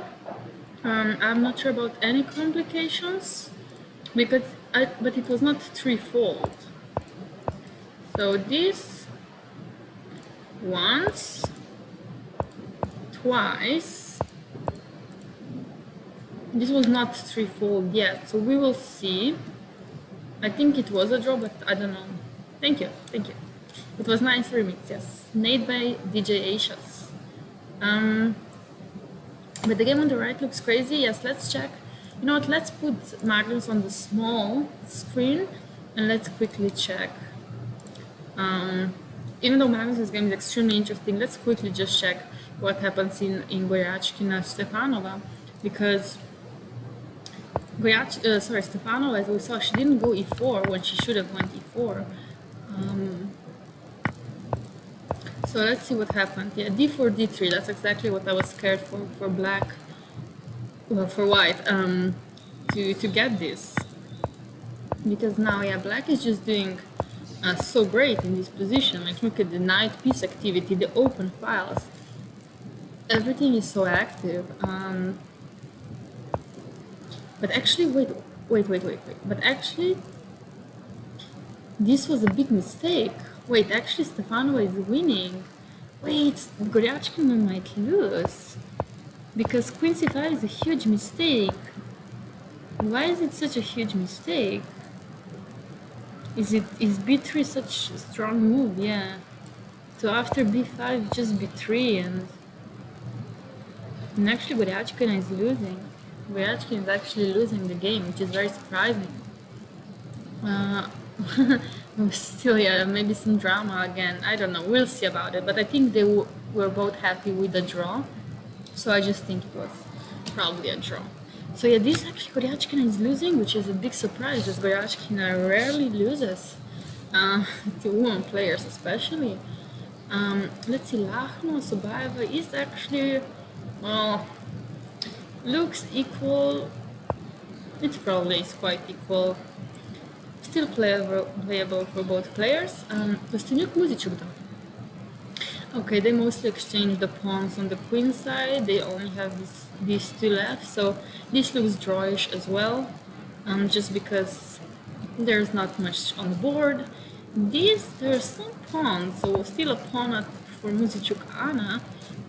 So, I mean, it's more comfortable to play this with white, but I think very holdable for black. Shuvalovec Zagnidze. Ooh, look at this rook here. But I guess look at these double pawns here. That's what I should be saying. Yeah, I just think white is doing much better here just because this knight here is extremely active. The rook here is extremely active. And white will just eat these two pawns and they then say, maybe even go back and go to d2, go rook d7 and take the pawns. So yes, I think Shuvalov did great. Gunina against Batsiashvili. Batsiashvili sacrificed the pawn in the opening, and like I said, pawn is a pawn. Even though you have great opening preparation, it's very tricky. It's very tricky to play this position. So she had the worst pawn structure, and then she lost a few pawns. Well, she did take this, but that was not enough, as also white was taking this and threatening checkmate on h8. So this was not very comfortable for Nino. And Nino is actually lost, I think, in the final position. Yeah, Nino is actually lost in the final position. Knight, the horse was stronger than the bishop. Kadem against Tanjongbi was a draw, which was very equal before. And Dinara against Alina. Wait, what happened here? Where's the white's queen? Where's the white's queen? Where did the white queen go?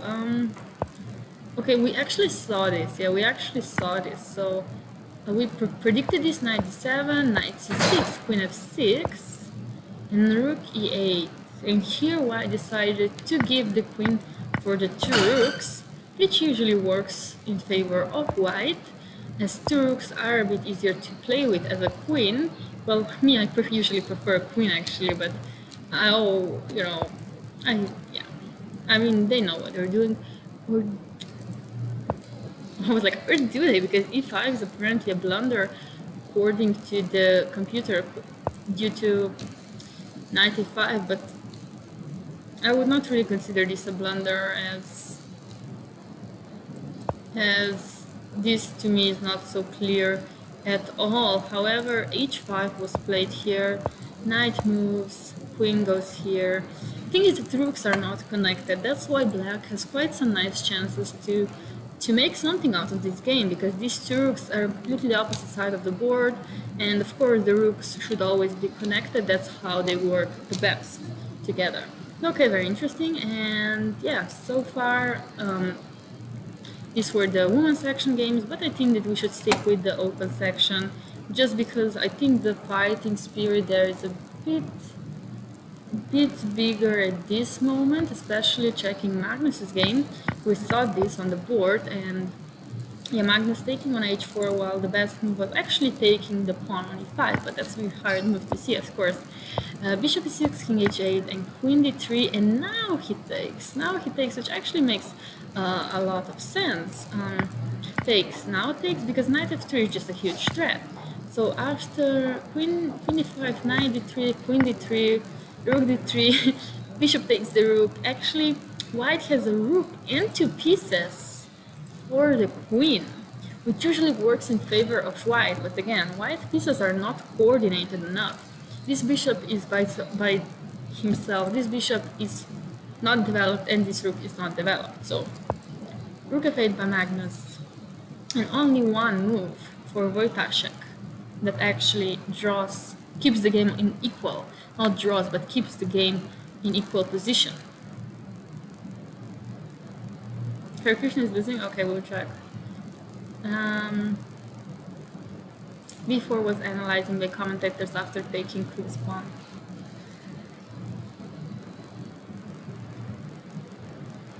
Hare Krishna losing. Okay, we'll check that. We'll check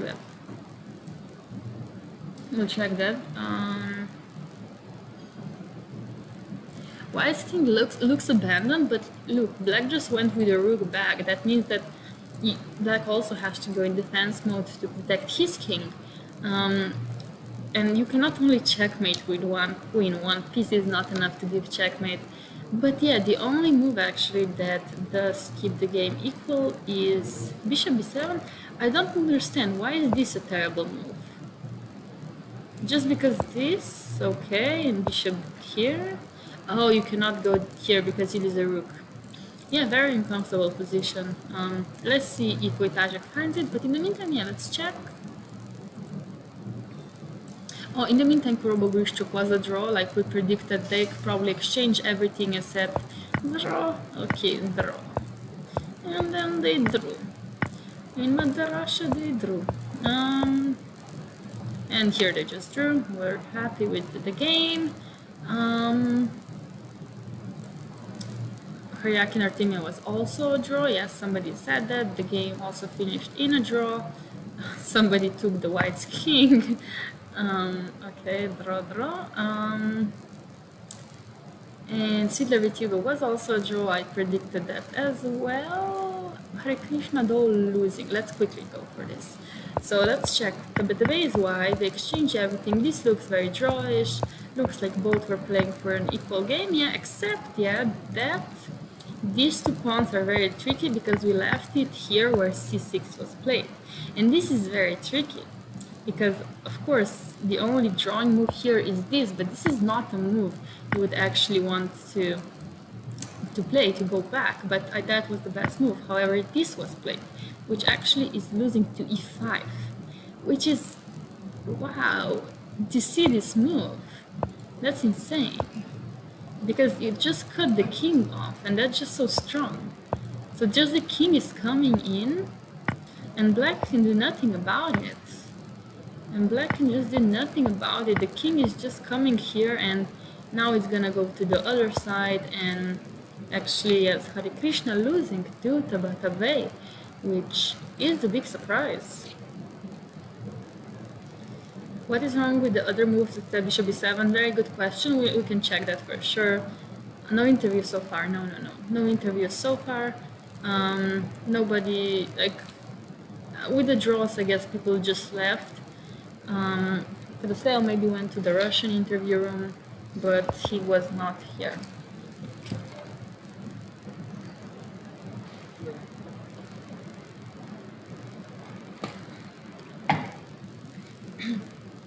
I have to eat some cookies. I have to try the cookies. I have not tried them yet. Let me try the cookies.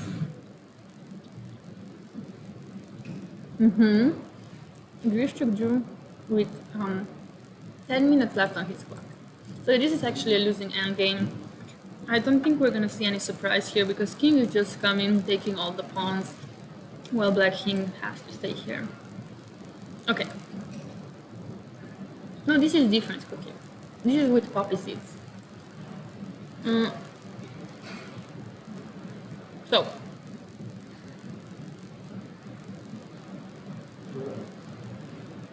for example, what is wrong with different moves?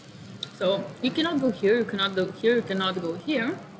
Let's see what happens after this. After this, you have double attack. Like I said, pieces are not coordinated enough, so you have to be careful where you put the pieces. Otherwise, one might hang. So this is another option. After this, we said rook d8. And for example, if the bishop moves, actually, again, just losing a piece. So this is not what happened. For example, after rook c2, this is lost due to a very hard move to see queen h5. What an interesting move.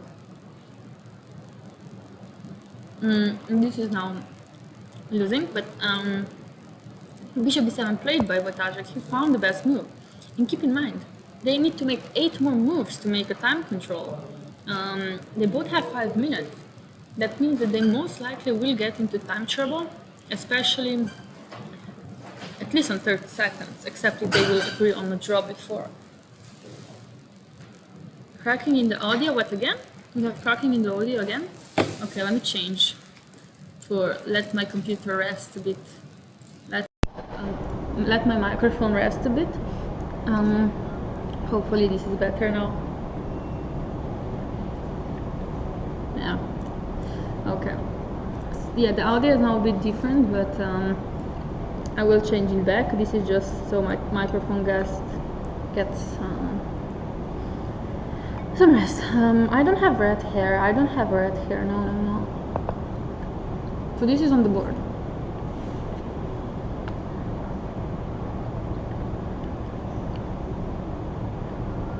Huge save. I would not say it's a huge save. I would just say it's a very dynamic and interesting game. You cannot make 100% accurate moves in this kind of position, but look at two. Beautiful, beautiful move by Bartashek. Because now finally you're gonna coordinate your pieces and develop your bishop. And keep in mind, if white actually manages to develop the bishop and coordinate the pieces, white is winning. So black has to do something about it. No, voice is bad just because I changed the microphone, so my microphone gets some rest. Because my computer is overheating due to so much streaming, so the microphone starts cracking.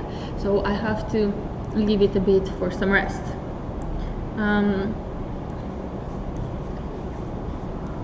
So yeah, let's see another back, yeah.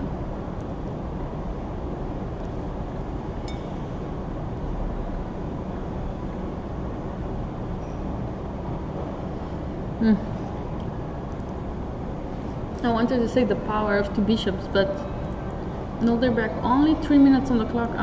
He has to make one more move in order to get the time control, so he will get something.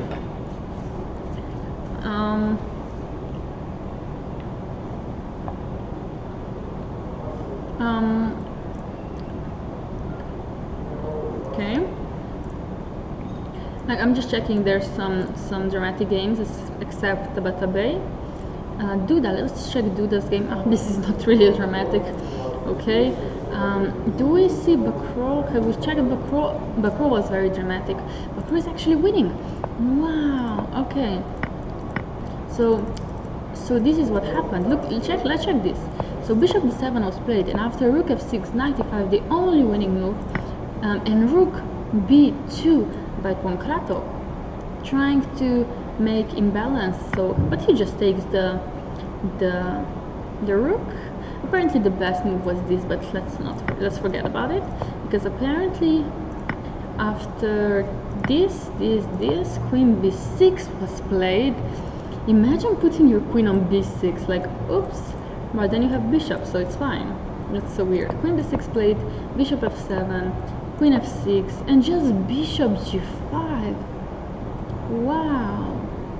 And here black has only one drawing move, which is bishop c5, and after takes this, and this is apparently a draw because of some move repetitions, I guess, right? But knight g5, but the opponent didn't play bishop c5. He took the bishop, and now this is lost because of rook b1 and g6 check. King moves. How is this so lost? So apparently this is lost due to this move, but this is not so easy, is it? Oh no, my queen. So I'm just gonna change the microphone back. I think it should be relaxed now. I think it should work now pretty well. If it doesn't, please tell me.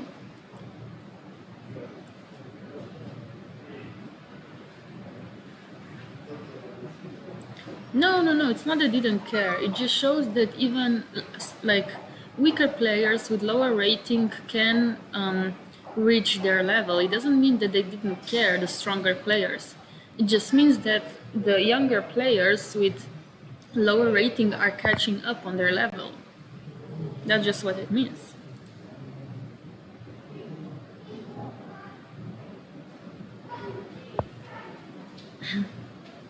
Or great, perfect.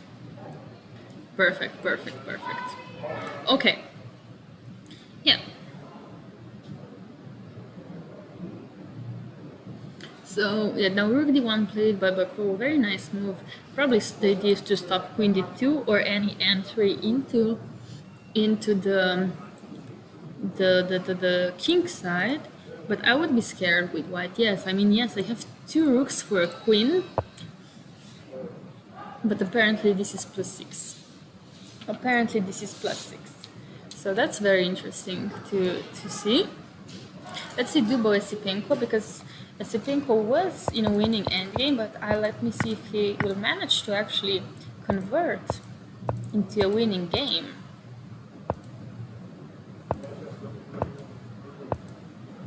So this is now on the board, and will it be converted? I cannot predict that right now. What do you guys think? Will White convert this into a win? Yes, White has one bishop and a knight, and the opponent has two knights, but these two knights together are just so stable. Like, look at them.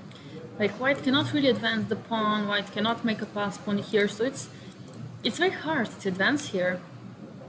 What happened in Magnus's game, we will check.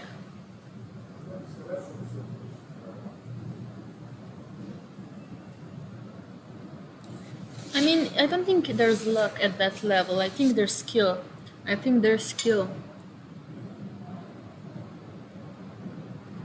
Thank you, Screws. Have a nice day and see you hopefully tomorrow.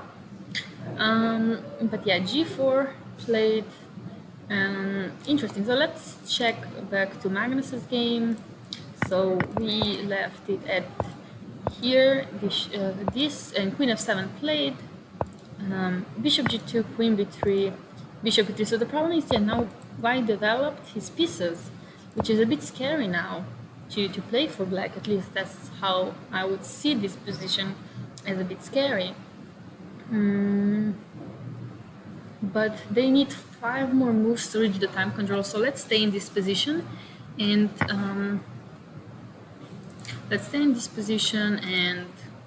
see the next 5 moves before they reach the time control. Yes, I'm still here tomorrow, yes.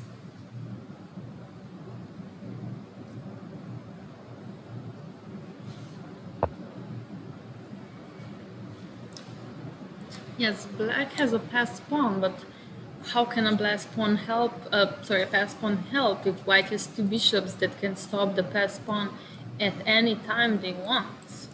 Or the rooks, like the rooks as well. I don't think this passed pawn is dangerous at all. It loses with White and with Black same, but I think I would lose much easier with Black. So let's see the next 5 moves. They're gonna be very, very entertaining to see. So far it's a Wojtaszek to move, and yes, he has a few nice moves to make. Yeah, moving this rook and then maybe even putting them on the second file. I don't know if that's a good idea or not, or just doubling them on e file and then maybe trying to take this pawn as well. Sorry, my arrows. Take this pawn as well, and I think it's pretty comfortable. Yes, computer says this is a dead draw, but if I were a human evaluating that position, I would really not think this is a dead draw. Hello. Rook try to get a pawn movement. Maybe.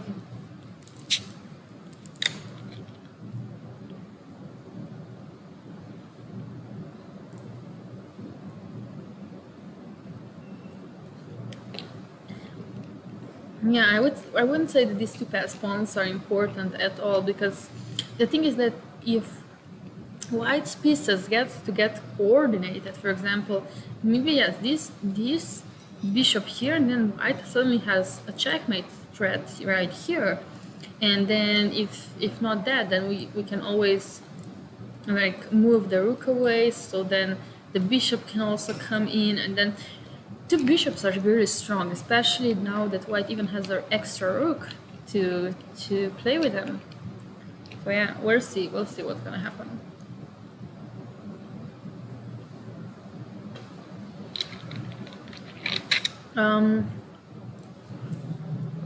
Let's just quickly check with this game. Or was it the one that I wanted to check? Oh yeah, we did. Apparently we did blundered with black pieces. So queen c5, queen a2, knight c7.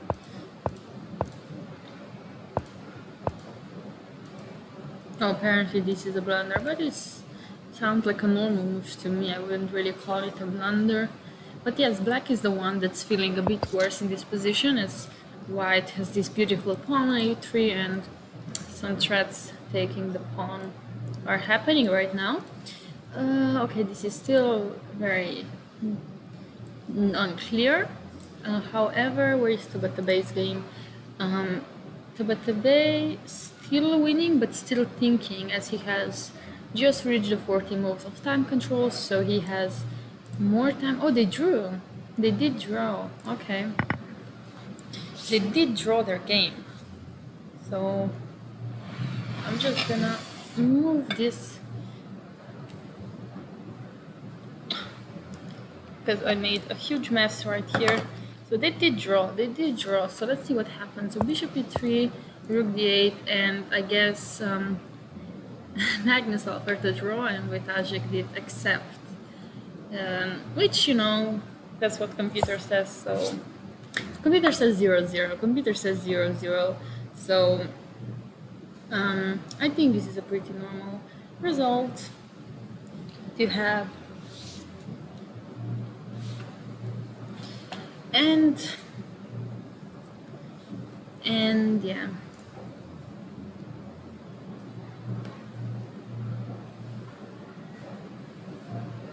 That's how the cookie crumbles. Yeah, 0.1 is nothing. However, plus 3.4 is something different. And I think Jimabayo actually is winning against Caruana's countryman, who he already beat. So he beat Caruana, that's what I wanted to say, and now he's may beat his countryman Shankland, but he has 1 minute on the clock, so let's stick to that game. In my day, we'd convert 0-0-5. Yeah. So yeah, bishop e1 on the board right now. Yes, Jumba best interview, yes. No, I don't think we're gonna interview Magnus today. I think after draw he's not gonna be interviewed. Wojciech also maybe not today. We'll see. If somebody's coming, I will show you, but so far nobody has come here yet. Hike is winning. Yeah, Hike is winning. Oh, really? Wait. So okay, so rook b2 here on the board. Yeah, okay, let's check different games. So Dusatoro, Durabaili. Dusatoro is losing against Durabaili because two bishops are just not strong enough against this rook and this bishop. So this is losing. Haig though winning against Burkich. I thought that was a draw.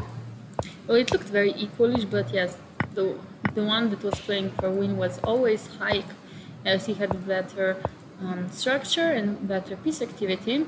And yes, so this was a big mistake. Okay, there's gonna be some interview, I think. So after this, the winning move is knight d5. I think Wojciech is coming here, yeah.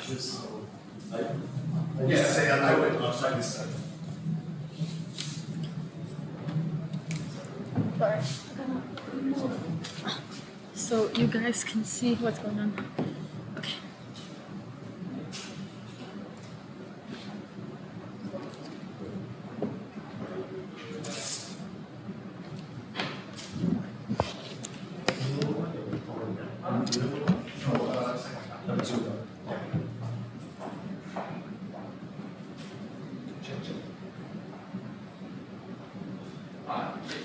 So my first question is Rafsan Wojciech, number 2 Polish player. You've just drawn with Magnus Carlsen, and could you take us to the lane? And I'll ask you a couple of questions in variations. Yeah, actually I'm not sure what was going on, because in many moments I felt that I might be in danger, but on the other hand I also thought that I might get some ideas which, well, I just thought that I would play aggressive, because, you know, against Magnus I thought that if you would play a normal game, it will not give you much success, I guess. So that was sort of the plan. And at the final, what we got, I wasn't sure. I felt that maybe I'm better, but on the other hand, I thought it's not simple to not to blunder anything. So I thought that was a safe draw. But on the other hand, yeah. Okay, so it's the first game. Still the second game tomorrow. We'll decide the match. One specific variation I wanted to consult with you. When he played Vintage X4, I think, there was the opportunity to play knight e5. And then instead of. Did you calculate that variation? To where did you calculate it? I mean, I saw it, but it's so unclear that you. And also we were running short of time, so I saw that it exists. Probably I would have to go d95 and then try to find some very good move. The computer suggested, of course this is computer, suggested that after the capture of the take x5, knight x5, you take on c8. Yeah. He goes queen to h4. And I wondered if you talked about this variation at the end of the game. I saw you chatting with him at the end of the game. No, we discussed this. No, we were actually discussing if instead of queen f6, queen f6 when we played, and he didn't see rook rook a2. So there I wasn't sure what's going on after rook e8. I didn't have an answer to this.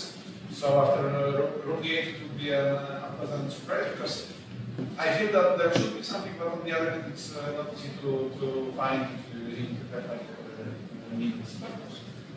In any case, exciting game for both of you. So good luck tomorrow and thanks for the interview. Thank you very much. Cheers.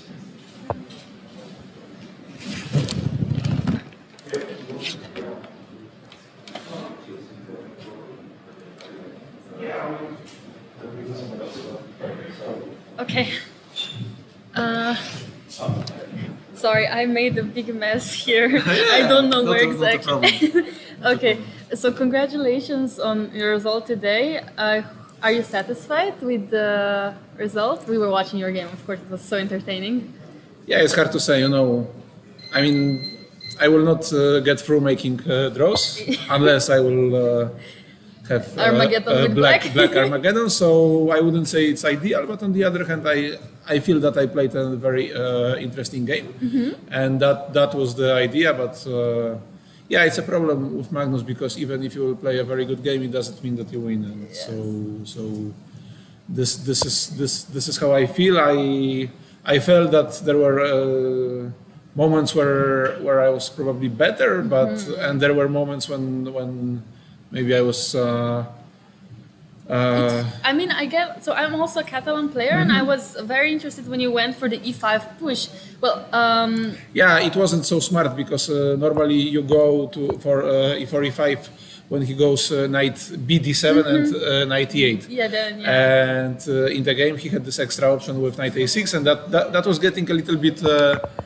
Not unpleasant, I would say, but something which I wasn't sure. Yeah, h4 is probably a very bad move. This is, I mean, h4 I've played in one like I don't know 30 seconds or something like this, and immediately after that I realized that it was very bad because that was the problem that I saw this idea which he played in the game here, but after b3. But then I realized that if you include h4, b5, b4, what happened in the game, it is simply a better version, yeah. And even in the game he went bishop h4, so that was like, yeah, which was probably not ideal, but yeah. So okay, so I mean h4. I mean, in a way, it's logical in this type of yeah, position. it's logical, but it's slow, no? And yeah, it probably doesn't work with this one. No, of course, here I felt that that he's better, obviously, but I was happy that I went knight f5, and so brave. And this position I felt that it's very unclear. That even if I'm worse. Objectively, it doesn't really matter because it's so unclear to Exactly. play this position. Yeah, it doesn't. Exactly. And after bishop takes h4, I spent like Yeah. around 20 minutes, I think. And obviously, I mean, I see that comp is saying rook d1. I actually saw this move, but You saw? Yeah, but You were not sure. No. I mean, one thing is to see that this exists, like everything is Yeah. hanging, and then you make a random move. No. I was saying exactly the So- same thing. Everything's no, hanging. I was H7, thinking H4, about rook yeah. d1, queen d3, And just develop king g2. I mean. And then Just to going play H2. for attack, but the problem is that I don't think I will manage because the best what I saw was queen d3, but then it runs to knight x5, knight e5, d5, knight e5, and I feel that this is good for black. But on the other hand, it's not easy to say, no, because No, it's so Yeah. it's such a dynamic position. That's why I don't know if you saw this as well. When you took black is actually winning after yeah, this. I saw knight e5, but you know, I mean, It's so unclear, no? Yeah, I mean, especially over the board without stock. no, yeah, especially that after queen h4, I was proud that I went for bishop e6 because obviously bishop takes d7 and knight ax d4 wins for black. At least this is how I felt, and Yeah. it seems that this is You were right. Yeah, correct. No, I mean, of course, knight e5 is winning if you see it, but then also queen takes h4 looks so simple that you just want to play this and Yeah. That's so true. Especially if and- you cannot take the bishop d7. yeah. But I was proud to find this queen d3, even if it's I mean Yeah, no, it looks very yeah. nice. After 95 I saw, and this position, well, queen takes d5, I don't know if you can say that this is sort of bluff, but I saw, Okay. I just thought that I have to, well, play something very fast, and hopefully Magnus will get confused, because I saw this, sorry, knight f3 first, Okay. king g2, and this, and here at first I saw that there is bishop takes c8, but after bishop c8 there is knight b3, so this is lost. Okay. I saw this position, bishop d2, but of course he goes rook c2, Yeah. and this I didn't believe that it will be any good for me, even though comp is saying that it's How is that around equal, equal, but yeah. yeah, bishop g4 is the only move. Yeah. And I thought, okay, that even if he goes something like rook b2, brings this one, I don't know. I mean, I felt that this is very, it's rather on the bad side of things. So I thought that I will go Okay. queen d5 and see what's going on, because I saw this line, bishop c8, and I didn't see a win for Magnus here. Rook f8 was very unpleasant surprise, because you know, there are so many things. If you go, I don't know, bishop a6 loses immediately to queen f6, a6 and a1 is hanging, like weird. so. We were checking every possible move for you. Yeah, and the only and- one was bishop b7. And honestly, I didn't know if bishop b7 is a good move, but I didn't see a better one. So Yeah. that's why how I played this. Yeah, and rook e8 was something which I was really afraid over the board. But then I saw king f1, but I mean, again, I didn't see that this will be fine. So Yeah, what do you do after queen e7 actually? You just move the bishop somewhere, yeah, then like... actually bishop c6 is the only move. Yeah. No. Yeah, because I think the idea is that here, the only thing which is good for me is that 8 rank is Yeah, it not was weakness. protected. If he would play h6, obviously he would be winning. Yeah. And But you played very well, yeah, after that. yeah, rook ad a2 is probably what he missed. That was very nice. Queen Yeah. f7, this. Yeah, and here I wasn't sure if I should Play on or... yeah, if I should play on, because you know, it's very unpleasant moment, because at once, well, let's be honest, I don't know if I will get a better moment in this match, but on the other hand, if I would lose this one, obviously the match would be more or less over. So I felt that it's not. well, let's say that I hope that I will get a better. Yeah, no, for sure. But yeah, like we were also thinking this position, yes, computer says 0-0, but do you think if white actually manages to coordinate the pieces? Of course, but it's easier to say than Yeah. than, Yeah, no. than to do. Yeah, because I mean, when he offered a draw, obviously I thought that I have to play on because I'm probably much better here, practically speaking. Yeah. But then I didn't see any moves. So, Exactly. So that's kind of a problem. And then I thought that I was also running it's like move 35, so I didn't. I thought that it's easier to blunder something than to That's play true. all good moves and then That's true. Also, then you to be both- slightly better. No, for sure, for sure. You also had like 6 minutes and you had 2 minutes, so it was just like 5 Yeah. moves would have to be played very fast. Yeah, I was thinking to play on, but I didn't see how. I mean, if I would see, then of course. No, I mean this was probably already a very tiring game. It was so dynamic. It was so nice to watch. It was probably the most. But honestly, it was entertaining very nice to play as well because not every day you play Magnus, and then when you do it, you have to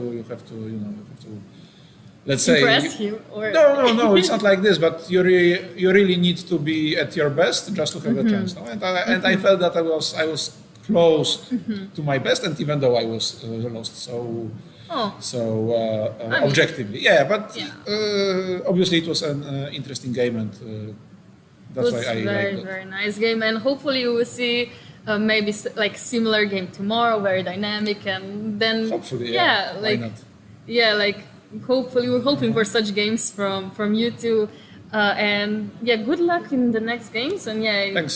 we can't wait to see the game tomorrow and maybe even the tie breaks and then Armageddon Me with too. black. Why not? Why not? So yeah, thank you so much for joining and showing the Thanks. game and showing your thoughts on the game. Thank you so much. Thank you.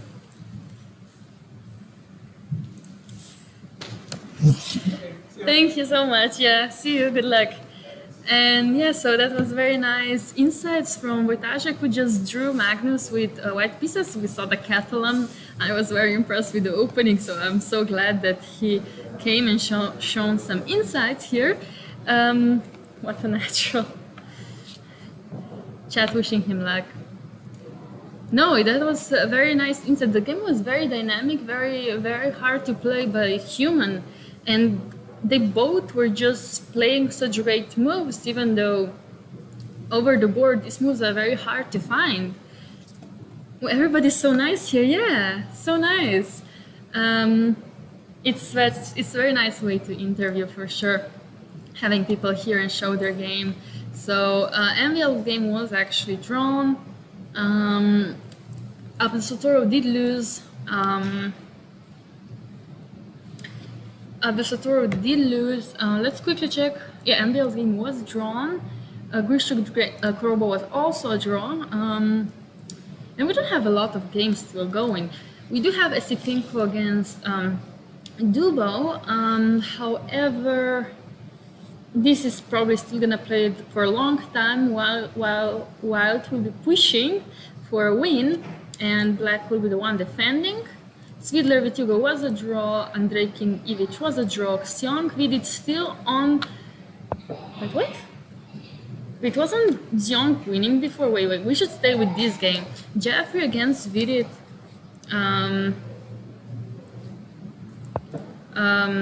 What happened here? So I thought White was doing fine, but actually this is so tricky. And at the end, wow, Jeffrey sacrificed the bishop on g6. I think he wanted to make some repetition. Oh, not actually, he was going for the checkmate. What kind of repetition am I talking about? He was just going for the direct checkmate on g7. But actually this is losing due to rook c1.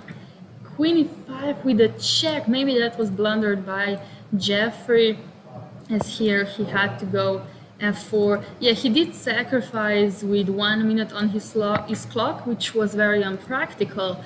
You have 1 minute, you should try to keep the balance and not make imbalance. But in his defense, Vidit also had 30 seconds, so he had to try for something, but I think he did blunder rook c1 and queen e5 with a check. I think that was blundered by Tiong, and after f4, now Vidit actually has 20, he got 30 minutes and he can find probably very easily the only move that wins for him, which is knight f3, because of course after this there's gonna be checkmate with either rook c2 or queen e2. Let's check queen e2 because this checkmate. And after knight f3, king g2, the only move, but check, king takes, and we're gonna see most likely a checkmate here as well. So after knight f3, king g3, queen d1, king g4, the only move, but here black has to find knight e5.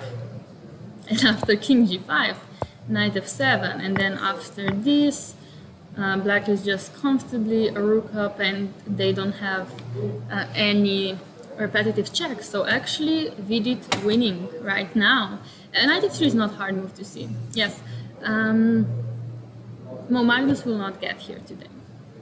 So why is there no Slovenians playing in men's section?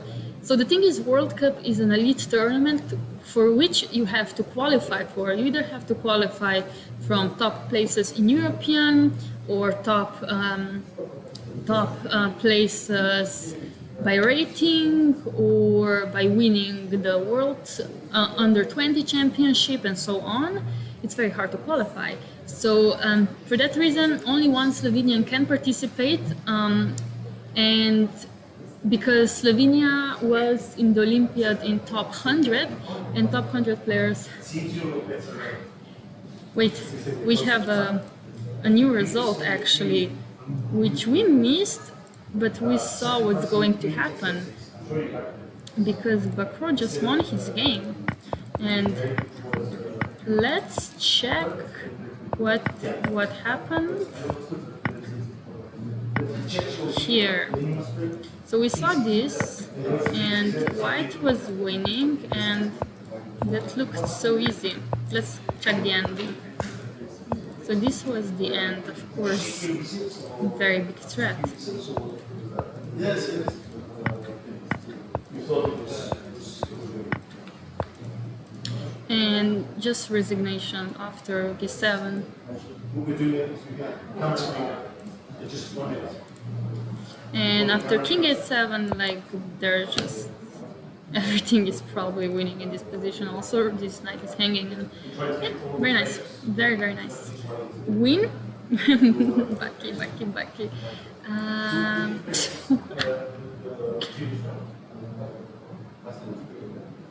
Yeah, we'll check the beta. Just a check. Yes, Vidit will take his time to calculate till the end. Women and men are playing in the same hall. Yes. Breaking news. Why the breaking news?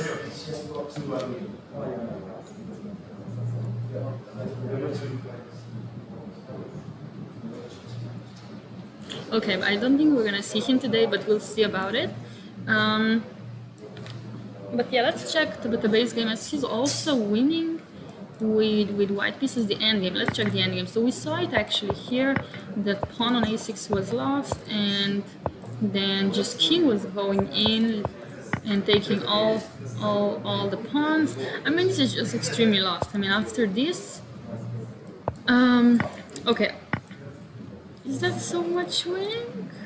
Actually, this is not so clear yet. Anyway, I will turn around so you can see Baki S.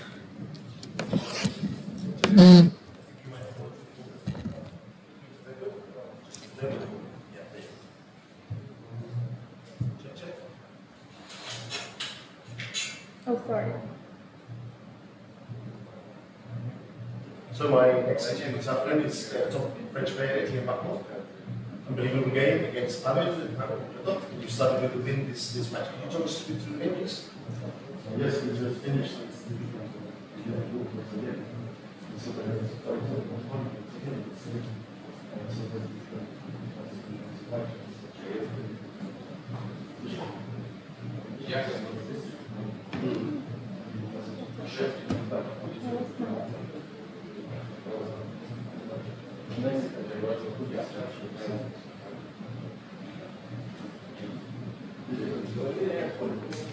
Were you expecting this type of position or this opening in the game?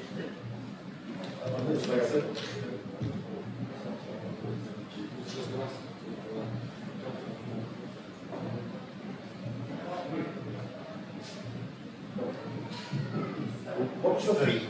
was your feeling during the game when all the complications began and you on the two for Queen?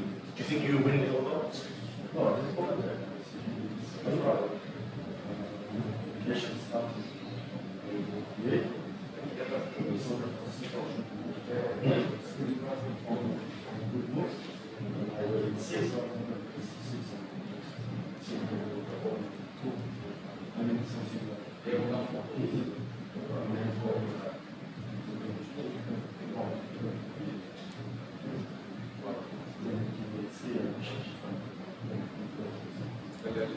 At the end, it was a question of consolidating to which was second of the week.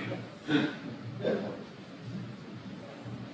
Okay. Thanks a lot for the interview and good luck tomorrow.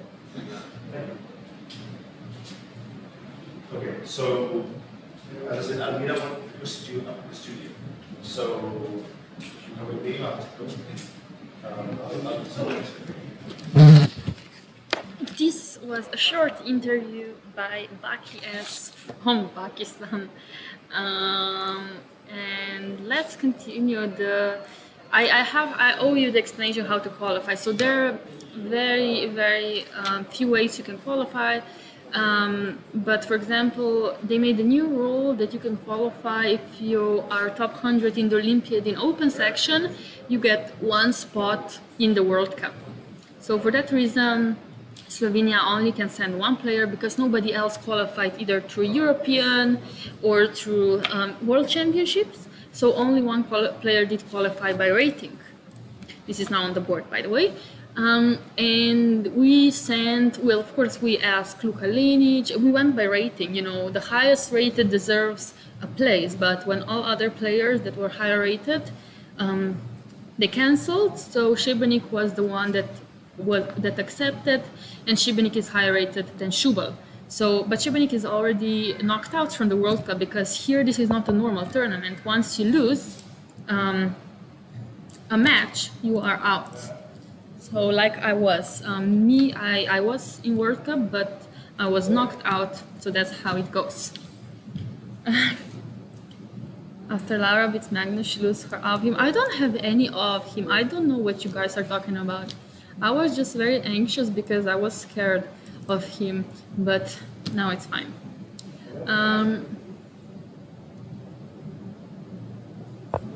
Anyway,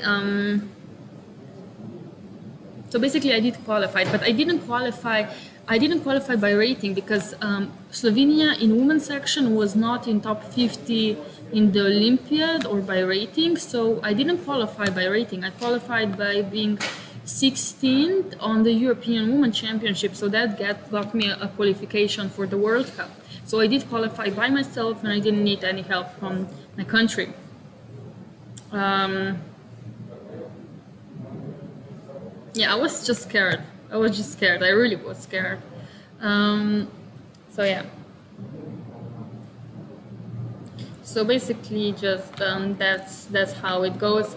So by the way, knight h4 on the board, knight c6 takes, and this one. So the king is, I guess, a bit too far away. So this will be a queen without a problem. But we'll see what's gonna happen. So this is now on the board, and yeah.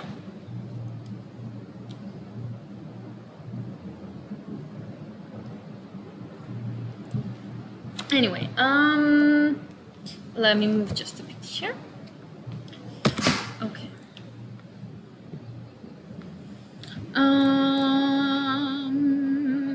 Here we go. This is still on the board. I mean, obviously, Tabatabai is winning this. It's not so easy. It can be a bit tricky. So we're gonna leave him to think and move to a different game. Esipinko Dugo is now not winning anymore. It might finish in a draw. We'll come back to see.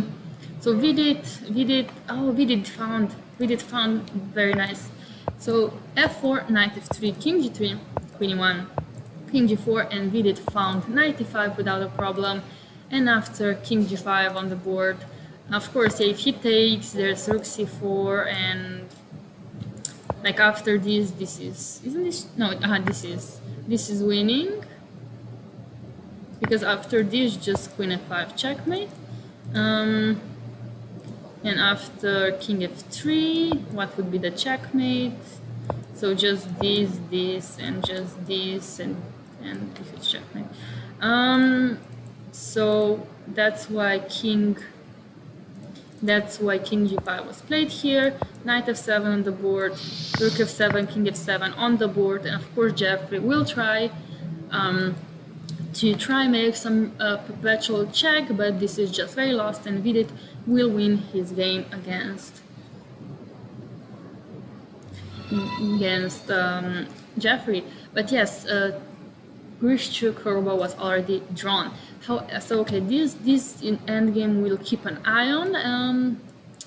Bakro won, we saw that. Sinjaro, Pure, and Kasper is equal, but this king is extremely exposed, so basically black can get some very nice tricks in.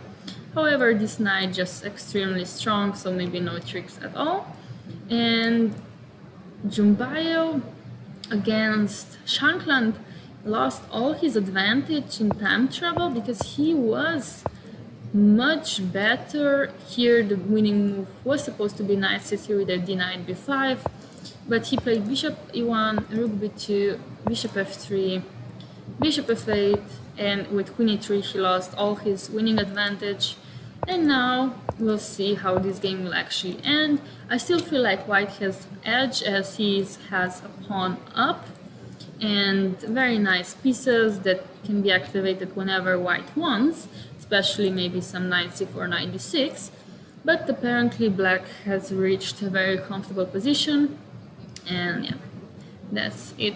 Vidit's game, yeah, this is the Vidit's game, but Vidit is actually winning the game. Sorry, I'm just trying to make the board smaller so you guys can see, yeah. Also, okay, now everything's fine, yeah. So yeah, this is the Vidit's game, and Vidit will win his game. Let's quickly check the women's section as well. Goryachkina and Stefanova.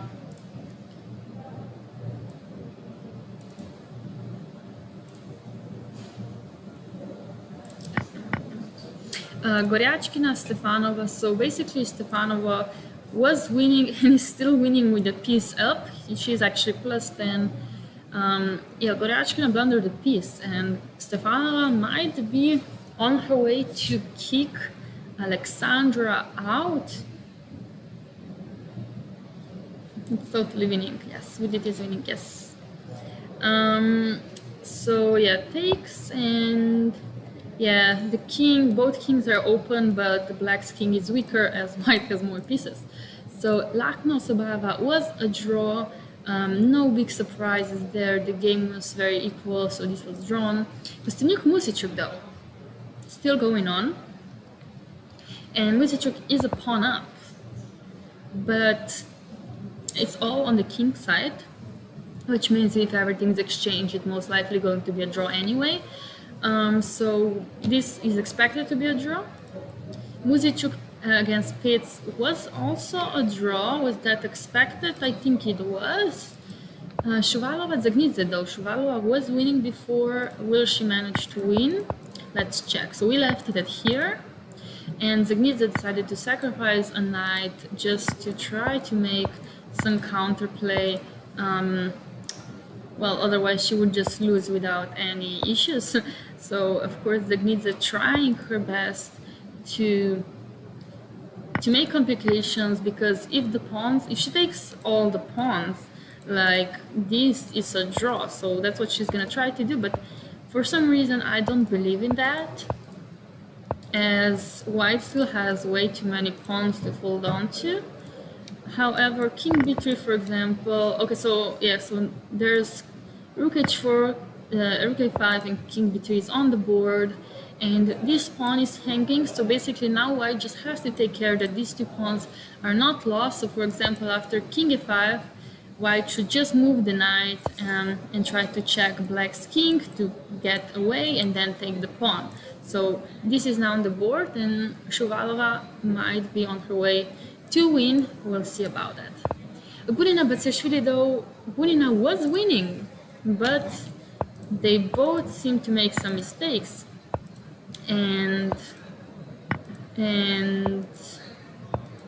how did she not win?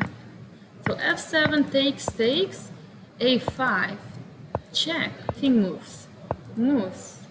So basically Batsashvili tried, and it looks like she's on her way to succeed to a draw. The problem is, yes, that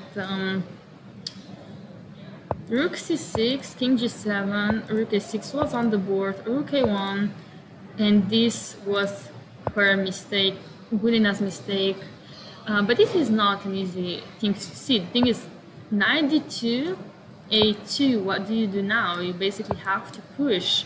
And then the king moves, and then again. This is not so easy to win as I expected, because the problem is that after knight d2, you stop the knight from checking and then queening. So this is why you should keep your king always on the f-file now. And for example, rook a7, king here, and knight b3. Okay, and at some point you play knight b3. So you can also, okay, this is not so simple to play, but there was a mistake by Gulina playing king e3, because after a2, there's a huge problem, which it's really hard to see. The thing is that king e2, very logical, of course this is very logical. The thing is that after rook h1, you think, haha, you cannot take my pawn because I have rook h2 and I win your rook. But the trick was that knight f2 protects everything for Gulina, and now Gulina is winning the game. But the problem is after king e2, you know what the problem is? Just king moves, and white actually has no winning moves here. For example, after c4, just rook c1, and after she takes back, and this is a forced draw because knight and a rook against a rook cannot be won, so it's a draw. That's why Gunina here in trouble, but again, this is a very hard thing to see, and that's why rook a7 played, king moves, rook a5, king moves, knight, rook a6, king a7, and now knight f6. She's gonna try her best to win, but this is a very interesting endgame to have. Gori resigned, yeah, she had to.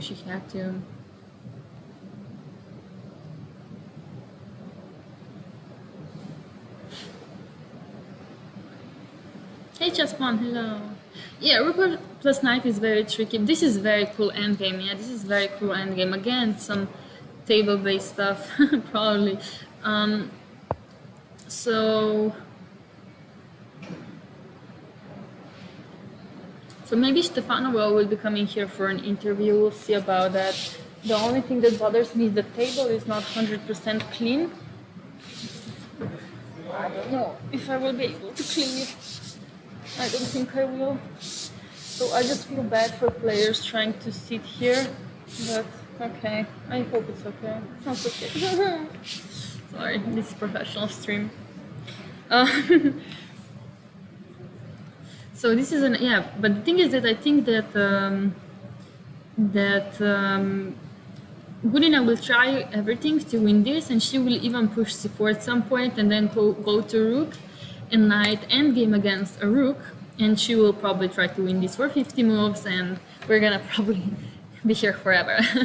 Kaczynska Lukasova though, rook and 2 pieces against queen and a couple of pawns.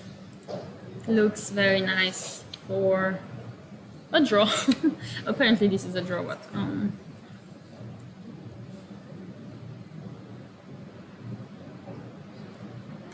switch places. I mean, I can switch places, but the thing is that I have water here, I have coffee here, and I'm not able to eat or drink everything.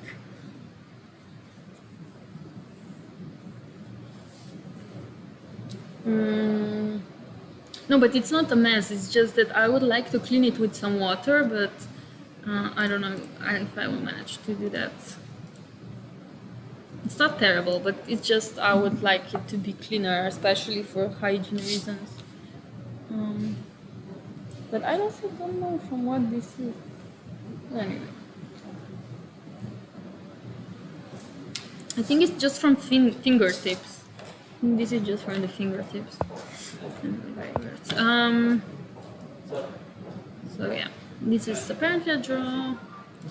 Shuvalova, yeah. Okay, let's move back to the open section if there's any interesting games. We should follow here. Otherwise, I mean,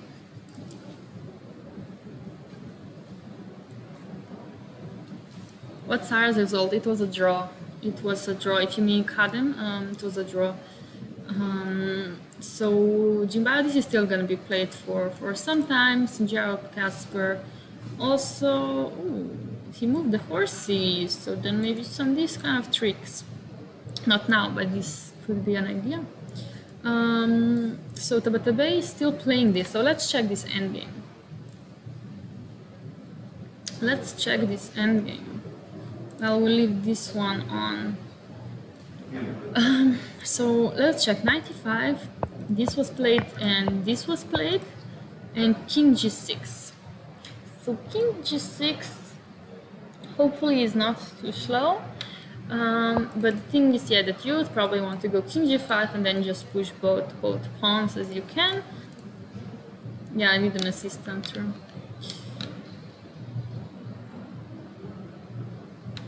Tan is the only Chinese player. I think so. I think she is. Yeah. So rook plus knight with rook wins for the attacker for players lower than 2500. Yeah. We'll see. I mean, if you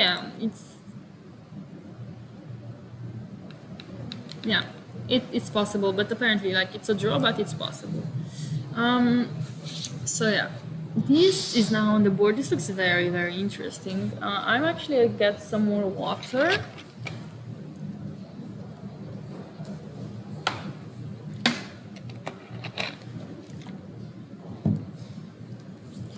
Might get some more water. King G6 played. Yeah, let's think. Because after King D5, very logical move, right? Attacking the knight. You should go for this, but then you have to be careful for some checks. I think Stefanova is...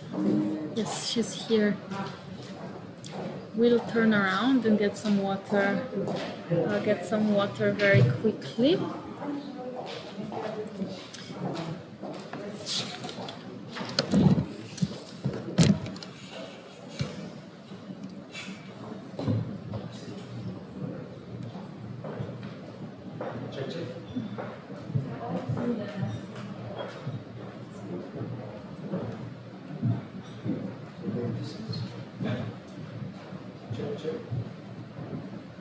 So my guest this afternoon is Tom here with our master, Antoinetta Stefanova. Antoinetta, a great win. Could you talk us through the game, especially when she played Queen takes C5? Well, I was a bit short of time at that moment, but I thought I was not sure if I was going to be support, but I thought, okay,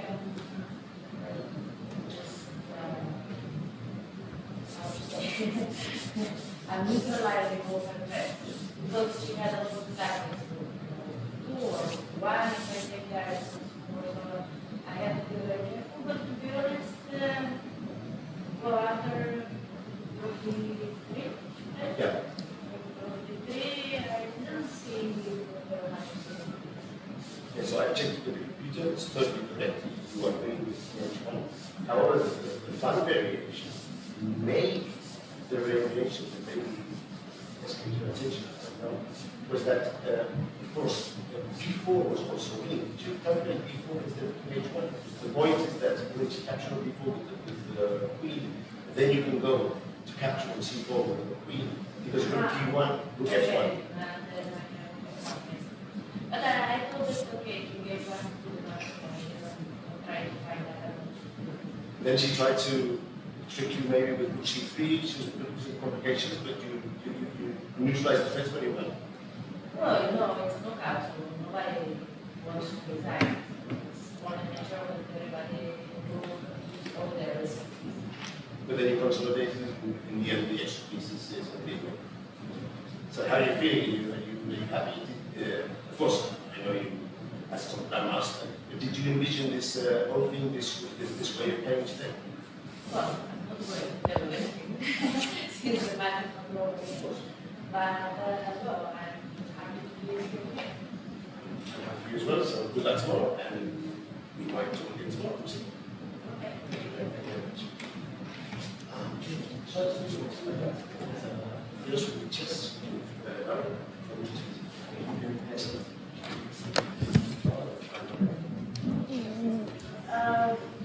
Well, you know, I have a gift more, guys. Okay. Okay, sure. Yeah. Thank you. Yeah. Good luck. Okay. Okay, so Antoinetta decided she wants to prepare directly for the next game, which is totally understandable. She still has to either draw or win tomorrow's game in order to let me pull up her game so you see what actually happened. So she still needs to draw or win tomorrow's game. She beat Goyachkin today, who is the top seed of the World Cup, and she needs to be prepared tomorrow with black pieces in order to hold the game, and if she doesn't, they have to go to tie breaks. So that's very understandable. She did decline the interview right now because she still, wants to be in the game, the good game with. But she did manage to beat Goyachkina, which is a very, very nice result. F? There's no F. Nice of her to say hi to. Yeah, no, very, very nice, very nice. Bring Vidit. Vidit has been here so many times. I think he's already sick of me pretty a lot. But we'll see who we can bring. So Tabatabe is still. This is still on the board, and I think he's gonna win. Vidit did win his game, but tomorrow again he also needs to hold. But it's a very beautiful tactic at the end, and let's see how they finish. So he tried with some perpetual, but he resigned after this. We have not a lot of games still going on. Arenat against Shankland. This game will probably go on for years and years. This just looks like a position that will be played forever, so it's just way too many pieces on the board. However, Casper Sinjaro might be a draw. Very quickly, Tabatabe will win this. Esipenko Dubo. What? Esipenko is now suddenly winning? Wait a second. Wait a second. What happened here? King f2, King e3 takes, King d3, and this is a terrible move due to d5. And here, after rook f5, King e7, King d4, just going in for all of it. And after this, even knight d5. Oh, that would be. Look at this, guys. Look at this. After knight c6, rook. Hopefully, this is the best move. Should be, though. Should be. Rook c7. This would be a beautiful checkmate on the board if black would go into this. But this is still on the board, and Esipenko might win his first game against Dubo, which means he might be the one facing either Magnus Carlsen or Wojciech Radoslav, because they still have not decided the result. They drew their first game. But this is going to be very interesting if Esipenko manages to win today. Dubo blundered. Yeah, Dubo did blunder. So, okay, so these are very clear games from the open section. However, what happens in the women's section? Let me just quickly check. Kostenjuk Muzichuk still looks pretty drawish. However, at this point, anything can happen. Of course, Maria is still a pawn up. Shuvalova, Jagnita, this will be an interesting endgame. Rook a5 played. Wow. Rook a5 is a cool move, just because if now white takes, after this, king moves up, and now you lose another pawn. And then if black manages to take this pawn, or exchange it for a pawn, then basically it's a draw. Well, of course, white can play on, but it's theoretically a draw. So let's check. Oh, but Tseshvili Gurina was a draw? What happened? Wait.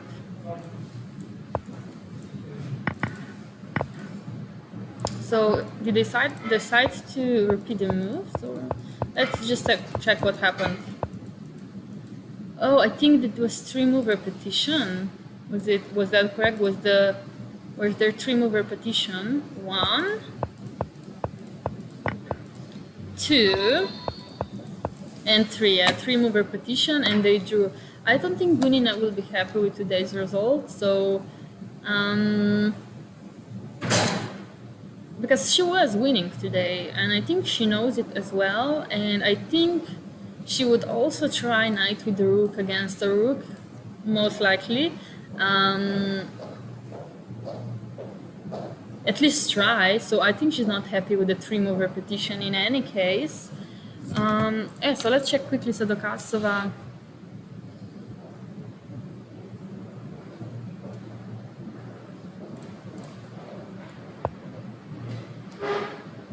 Five minutes are so important. No, it's not about time.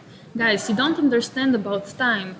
What you don't understand is that chess is a mental game. And to be prepared for your next game, not only you need to be prepared chess-wise, preparation-wise, physically, you need to be prepared mentally. And once you get out of the mental zone, you lose the game very easily. And you need to stay in the same mental state, mental zone. And an interview, like for example, if I ask her a question that can throw her out of her zone, for example, oh, how is your daughter? Let's say that I ask her, how is your daughter? That can already throw her out of her mental zone because she's obviously missing her daughter. She probably left at home, right? So that's the problem with giving interviews when you still need to play the next game. So it's not about time. You have to understand that chess is not every sport. It's very, very psychological and mental game.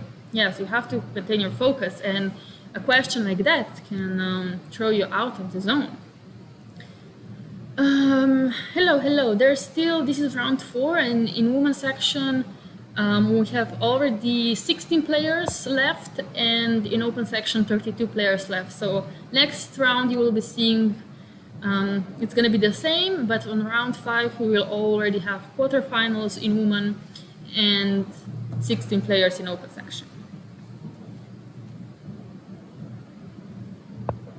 You're worried about Stefanova's daughter. You hope she's okay alone at home. I also hope she's okay. She's probably at some grandparents' home. Don't worry about it. But I mean, you get my point, right? She has a daughter. She does have a daughter, yes.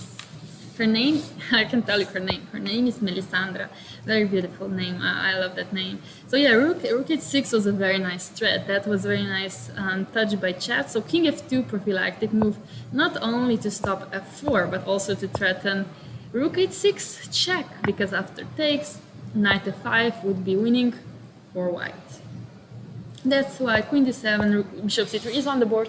So you know what? I think that Sadokasova, even though I think Sadokasova will be playing this for a win, as she has rook and 2 pieces, which is a lot of pieces against only 1 piece, which is the queen. And I think that this game will also continue for a long time, as Sadokasova will try to trick Alina, which actually might happen. And this game will also continue for a long time. Okay, so let's see what happened here. So Shuvalova gave the f4 pawn, but she now really needs to protect the e5 pawn with her own life. Otherwise, it's just going to be so hard to hold this. To win this position, which it should be winning, but yes, it's not easy to win at all. Okay.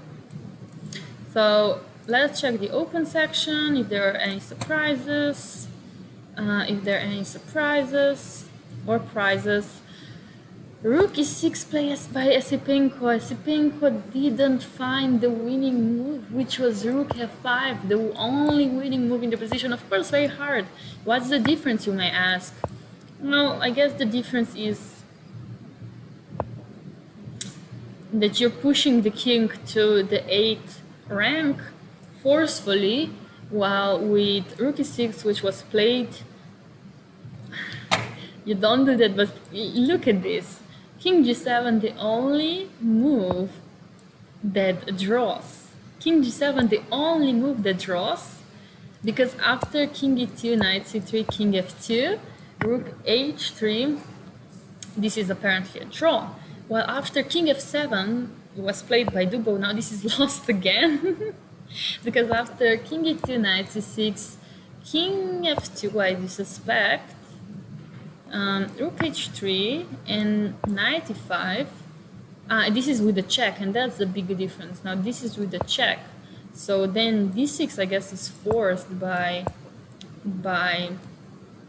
And again, this is so weird to me.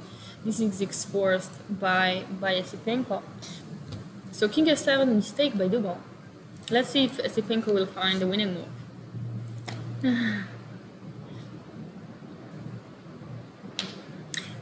Now you're worried about the grandparents too. Yeah, you should be worried about the grandparents. King e2 played immediately by Esipenko. Now Esipenko is, well, I think this is winning. That's now a very interesting endgame to watch for sure. Let's just quickly check Tabatabai Hare Krishna, as Tabatabai was winning and he's still winning. Pretty convincingly. He has 2 pawns. Now, only thing he shouldn't do is exchange this pawn for this knight, and then let. Oh, actually, no, this is also winning. Actually, he can do whatever he wants. He's just winning in any single case. You just push both, like knight g6, push f4, h5, and just go. Just the queenada. I think this is just winning, but of course they will fight till the end. Like Stefanova said. You have to fight till the end here. Nobody wants to be eliminated, so of course you have to try all your chances, even though you know you're losing. You just have to try. This game is still very equal. But let's check Esipenko Dubov. That's, I think, the game we should stay on right now. Hello. Is the rook not getting trapped on h3? No, it's not. After knight c3, king f3, rook h3, if you go, let's say, king g2, you have to be careful, because there are some very nice tricks, because now your rook is hanging as well, and also knight f4, big threat of check and protecting the rook. So here, of course, you should not go king g2, knight d5, this. If you go king g2, the same thing happens. I think with knight d5, as if you take the rook, then this is just not so great for you. And for that reason, after this is on the board right now, knight d5, the only winning move, king g7, probably we're gonna see. Also, you let the rook out, right? After, in worst case, here you can go rook e3. Okay.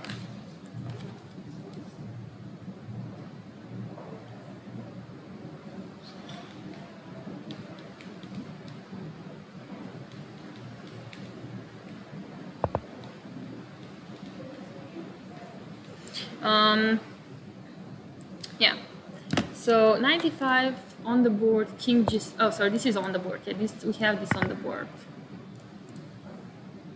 Who let the rook out? Who? What happened to Vidit game? Vidit won. Vidit won pretty nicely in the end.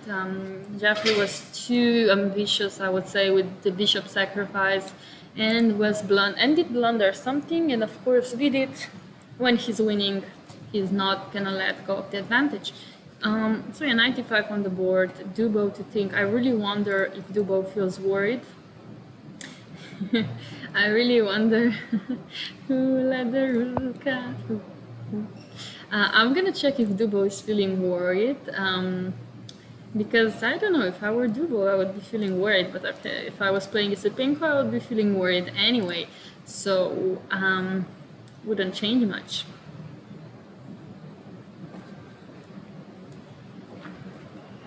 Что там зевнул-то? Я вот здесь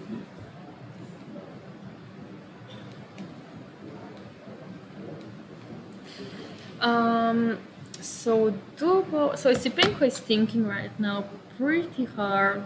And yeah, Dubo not feeling very, very well. King G7 is on the board. Well. So King G7 is on the board. Yeah, Dubo can still not lose this. Thank you. Thank you. Should have muted myself. Yeah, time to check the poker faces. Exactly. Thank you. But do you think we'll win the World Cup? I mean, anything's open at this point. I don't really know. I mean, some strongest players have already been sent home. So yeah, Dubo is no, he's sitting in his chair and he's like this. So you know he's not feeling great when he's like this, right? You know, it's also a good thing about chess players. You can read them by how they look like. So this is played by Sipenko, and this is gonna be a very exciting game to watch for sure. Also, let's quickly check. I'm just looking at the women's section. Let's just quickly check. Shuvalova, as she will most likely win this game because Black decided to sacrifice the rook. Because I think Nana's calculated something that this is apparently draw for Black. But is this a draw? I think White has to be a bit precise, but what happens after this? Because you cannot go f5, right? No, f5 is lost. You have to move this, but then this is lost as well. I don't understand.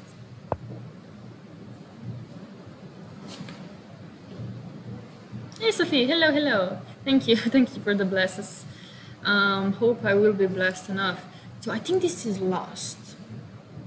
But I don't know if this is lost after this. No. Nana did calculate this. I thought this is winning, but actually this is a draw. I thought this was winning, but actually this is a draw because King is just not in time to cross away, and this is a draw. So actually this is a draw. That's why White has to find a different move. Have to drink some water.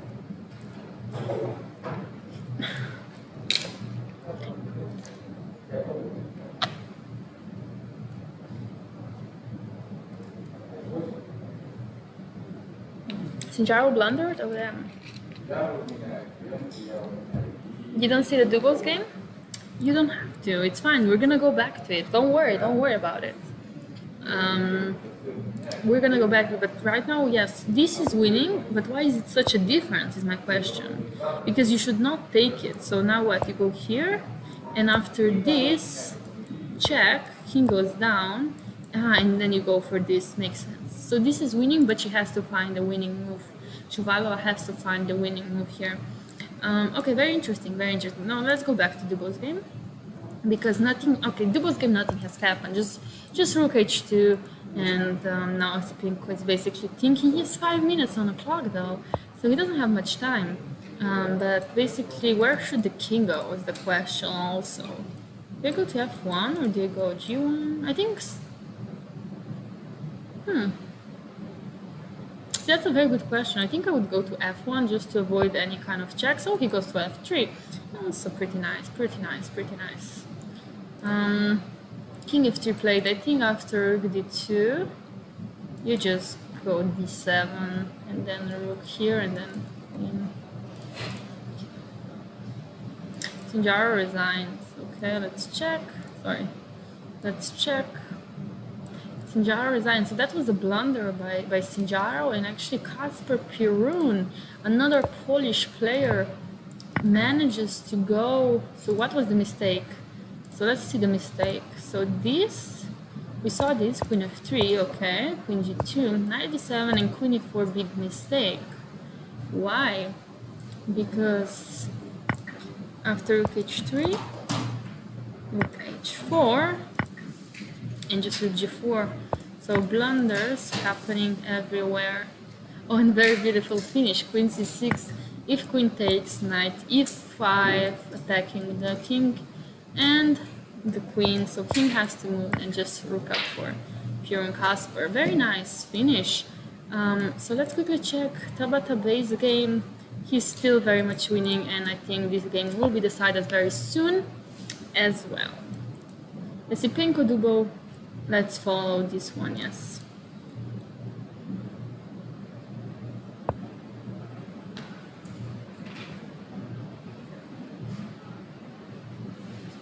Need deeper explanation on rook h5 versus rook take pawn. In which game? In Pirun's game? Which game do you want extra explanation? Which game? Pirun Kasper? So here, I guess. So this. So this is a big mistake just because of rook h3 and rook h4. I don't exactly know what was the question on rook h5. Okay.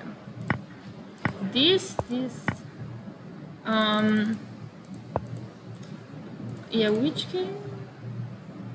Oh, in the Shuvalova game you mean. I think you mean Shuvalova game, rook a5. I think you mean rook a5 in Shuvalova's game. In this game, right? In this game you mean. Why is this a big difference?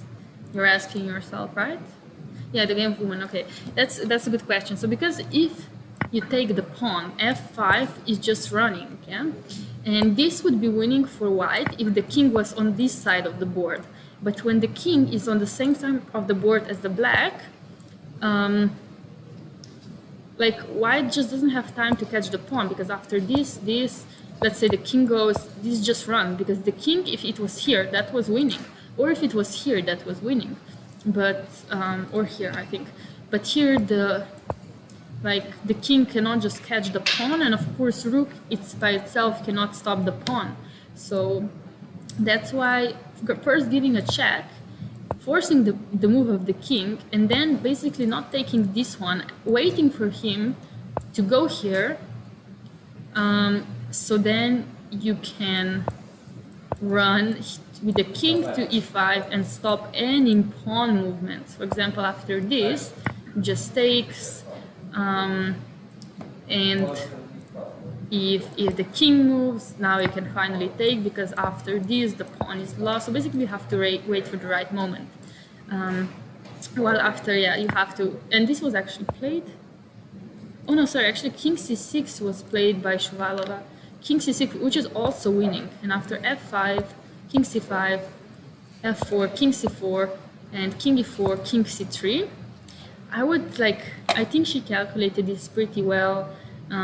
This is a bit dangerous whenever the king is on that side of the board, but after this, the king is coming here, which stops the pawn. For example, after this, just king d2, very easy. So after this, king c2, king e2 will be played. Yes, king e2 on the board, king c2, king e2, and here now rook a6, because after f3, check, king has to move here, and now just king e2, king goes here, and now, like I said, when the king is on the other side of the king, so if they're opposite like this, then this is winning for white very easily, which was very nice calculation by Shuvalova. Okay, let's go back to Dubo's game. So still, they still have the same position. Okay, they still have the same position. Hare Krishna resigned. Yeah, Hare Krishna resides.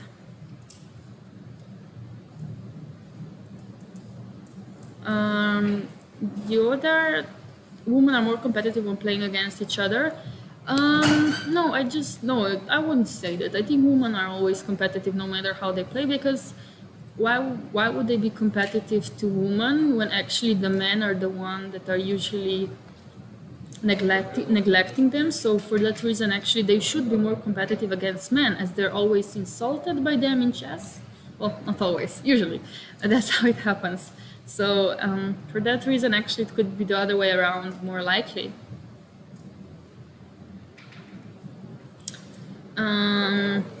Tabatabai won. Yes, Tabatabai did win, and yeah, the game was over and very nice win.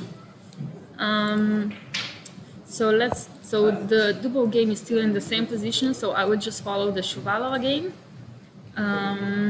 Just follow the Shuvalova game, and this is now on the board. And I think we're gonna see resignation by Nana as well pretty quickly. Depends how quickly, but of course she will. No, I think she will try, not pretty quickly. I think she will try.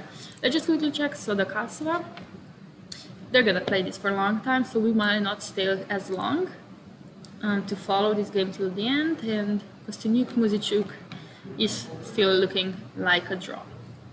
So only two more interesting games, I would say, going, which is Shuvalova Zagnidze and Dubo Esipenko. So this is now on the board. King E2, of course, that's the only good try. And now this was played, very nice calculation by Shuvalova. She did have to see all the way till the end, by the way. She had to see this position all the way till the end. And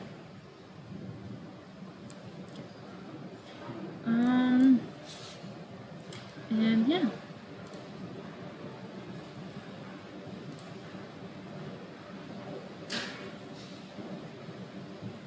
Yeah, I guess e5 is a very nice try, actually. And after this, I mean, I think she's gonna go for f3. I think she has to go for f3. Takes this. Oh no, she's gonna go for king c1, king d2, c2, and just this will be winning. So yeah, this is now on the board. And let's check the end. Rook will take all the juicers. Yes. Yes. Yeah, and Dubo Esipenko still the same position. Okay. Dubo still big like this. Dubo is not feeling well. That's what I can say from his body language. That's what I can say from his body language. And he's thinking. He has how many minutes on the clock? Apparently he has 5 minutes on the clock now. I don't know if that's 100% true, but apparently he has 5 minutes on the clock, so not a lot of time. Oh, okay, so we can see what happened. So e5, rook e6, f3, rook e5, and king f1 on the board by Nana, and we will see the end of this game very, very soon. Because I think king d2 is just crushing immediately. We might see Tabatabai here. Yeah, Tabatabai is here, yeah. So king d2, f2, rook e5, and Shuvalova has just won a game against Zagnidze. Shuvalova is playing so strong, very, very strong player. And the only game in women's section is Sodokasova Kashinskaya, but Sodokasova, like I said, will try to win this game, and I think this game will go on for a long time. And let's then check Dubo's game as much as we can. Which is more exhausting, commentating while also doing calculation over multiple games or calculating on your own game? Like I said, I think it's equally as tiring, because here I don't have to put 100% of efforts to calculate a perfect and long variation. Here I just trust my feeling and talk a lot. While in my game I have to calculate a lot, but I don't need to talk. So I just think for me it's equally as tiring as I do not really, for me talking a lot drains a lot of energy. No, Magnus is not joining today. How Dubo stands? Dubo is losing right now. Okay, I'm gonna turn around the camera to you guys see the interview.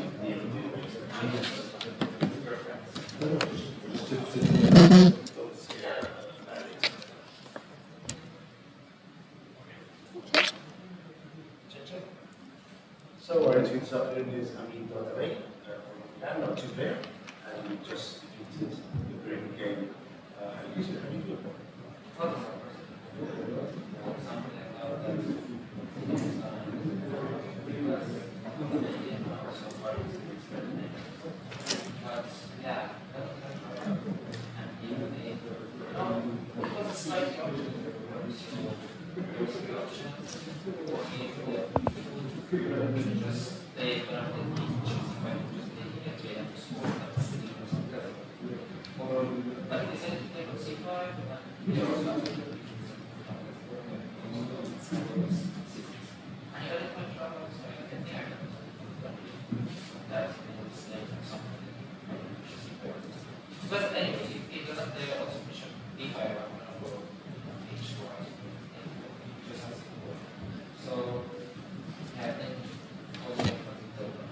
So you were pressing you were able to decide advantage.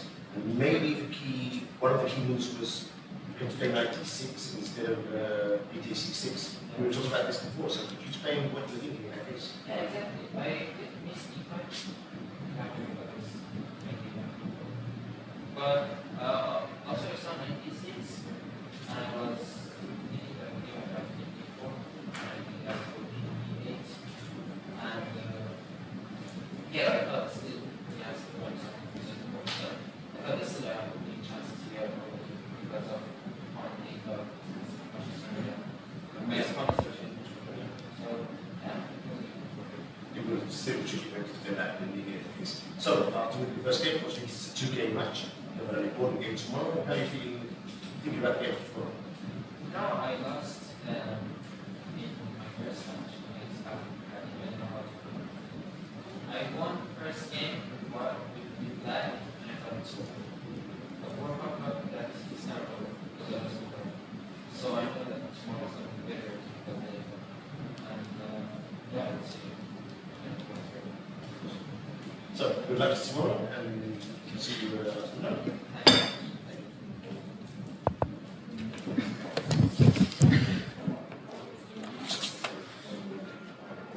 We'll ask him if he wants to join. Okay. You want to come? Yeah. Would you mind coming here? Mr. Koshai, I don't know if you know him. He's in the chat. Yeah, I'm live. Yes, so we have the winner of today. Congratulations for the win. That was very beautiful endgame. Yeah, the chairs are a bit weird. I'm sorry. Yeah, okay. Sorry for that. It's fine. Yeah, you played a very nice game, especially in the end game. That was very entertaining. How would you describe your match? You can also just at show some the game. point, yeah. If that would be very nice, yeah. Wow, my e4 is mistake. Okay. Oh, really? Yeah. Oh, yeah, that will check. Yeah, e4 is. Did you know there's some? No, I just didn't know bishop d7 here. I knew other moves, so I thought probably bishop d7 is mistake, maybe because of e4. So that's why I went for it, but I don't know. So at some point I thought I made a mistake here. I think I should have gone knight b3. Just don't allow him to exchange. Here? Yeah, I don't know. You would. I thought maybe knight Play b3 this. is better, and then if castle, Yeah, knight b3. then yeah. bishop e3, and then knight c5 is coming. I think, Sorry, this bishop e3. yeah, and then knight c5. I think white is Yeah, just better that's here. very nice idea with the knight. But okay, bishop e3 Yeah. immediately. It's not wrong, I would say. The Yeah. difference is that he exchanges the knights. Yeah, Okay. because in this position he couldn't take on d4, because then queen d4 if bishop c6. Well, maybe it's still possible, but then queen e3, I don't know, it was a bit unpleasant. Okay. Yeah. So Okay. here at this point, I thought I might be very slightly better, but no, I thought it's not enough at all. I think, yeah, and then we went for this endgame. I think it's also here white has very slight edge because of the common structure, so the bishop on c6 is kind of dead. Yeah. So yeah, I thought I might have very slight chances, but Yeah. I mean I For didn't sure. expect to win. It's not winning, I but mean yeah, because you were the Kari one. is very expert in endgame, so That's true. But you Yeah. still went to an endgame. Yeah. So you proved him wrong. Okay, so yeah, then Yeah. this looks very drawish. Did you think that you will draw very soon here, or were you? no, trying to I was push? thinking that I mean press a little bit, and then we'll see if it was dead. So Okay. we'll draw. Okay. Here first I was thinking maybe b5, Ah, for him? No, for Ah, me. for you. Okay, Yeah. for you, yeah. And it looks very stupid. I think Like AB he- and yeah. then knight E8, knight D6 or C7. Like, and you, And whenever I go knight C3, there is bishop B4. I don't know. I just oh, yeah, felt so like it's, yeah. I feel like it's nothing special. Yeah, I guess nothing so special. You didn't want to exchange pawns Yeah, anyway, exactly. because A5 is basically you're saying, okay, I'm gonna try to push for a win, Yeah. not exchange any pawns. But still, I think it's very drawish, but it's still a little bit unpleasant for black because of pawn structure. I have just more space. My plan is Your clear. pieces are also very more Yeah. active, yeah. I mean, if I get the now. chance to play like at some point knight C1, knight D3, I have always threat of knight C5 or knight D5. So he went for this idea. I'm not. I mean, I thought maybe he should go for I don't know H5, H4 at some point. I think. Yeah, or I don't know. I think he can do many things here. Okay, he decided to go Probably. here. I think bishop C5 was unpleasant for him. Maybe he should have gone here for king F8. Maybe he should go. But what would you play on this? Just Probably king E3. Oh, just go on. Okay. Yeah. Yeah. What does he do here? Yeah. I was thinking maybe at some point he should go E5, but I was not sure because Makes sense. Yeah. Otherwise, for when you went E5, that was Yeah. just crushing him there. So E5 would be better. I for think him. it can be holdable for black. I mean, white is Should slightly be. better, yeah. But okay. I mean, I think He bishop took, C5 yeah. practically speaking wasn't correct. Yeah, was very nice. Yeah, because now whenever he goes E5, Mm-hmm. I have Knight D5. either knight D5 or bishop C4, bishop D5, yeah, because he can never take after Yeah. ED. It's just game over. So I thought maybe he should go for something like G5, and after okay. G5, Yeah. I don't know. I can go even G3. I don't know. My Okay. idea is F4, H4, just grabbing some space. I Yeah, think that's it's true. very You have unpleasant more for space. black. Yeah, it's very unpleasant actually. It's supposed to be a draw. Yeah, It and goes also he wrong. can never move his knight because of C6. Yeah. For example, if he moves like this, Yeah, it's C6. C6, and It's then winning. at the end, probably. Yeah. Okay. Yeah, so it's very unpleasant for him. That's why he tried to exchange as many Yeah. pieces as he could with bishop b5. Yeah, but it was I think Takes, and then And then c6 was C6. very nice. he should have gone here knight D6. Yeah. Okay, I cannot take on B7, but my idea was to play king D4. Yeah. If BC5, king C5 is winning, because after knight B7 I have king B6. Okay, yeah, wait, let me show that. So after Yeah. this king b6, then this is just very nice. It's, everything's Yeah. hanging. And yeah, so then what would he play? So this, No, Sorry, no. yeah, so If, and then this- king yeah, D4, king D8. king, Yeah. okay, king d8. So, if king C5, king C7. And this is just, equal now. No, I this don't think one, it's no? equal. Okay. I mean, I don't know. What would you go for, e5? Maybe E5, yeah. Okay. So then, This is still very tricky, I guess, yeah. yeah, and then This? CP7. Yeah. Okay, let's say this endgame. Let's say I go, for example, F4, I don't know. Okay. If, I don't know, or H4, I don't know. Yeah, Any yeah. move. You cannot move your king Yeah. because of king C6 and Yeah. not even your knight because of king D6, king D7. Yeah. So, Actually, counter yeah, he has no might hold, moves. but yeah. Yeah, okay. Yeah. That's terrible. so, So- yeah. Yeah. So that's why he two. Yeah, he missed E5, I believe.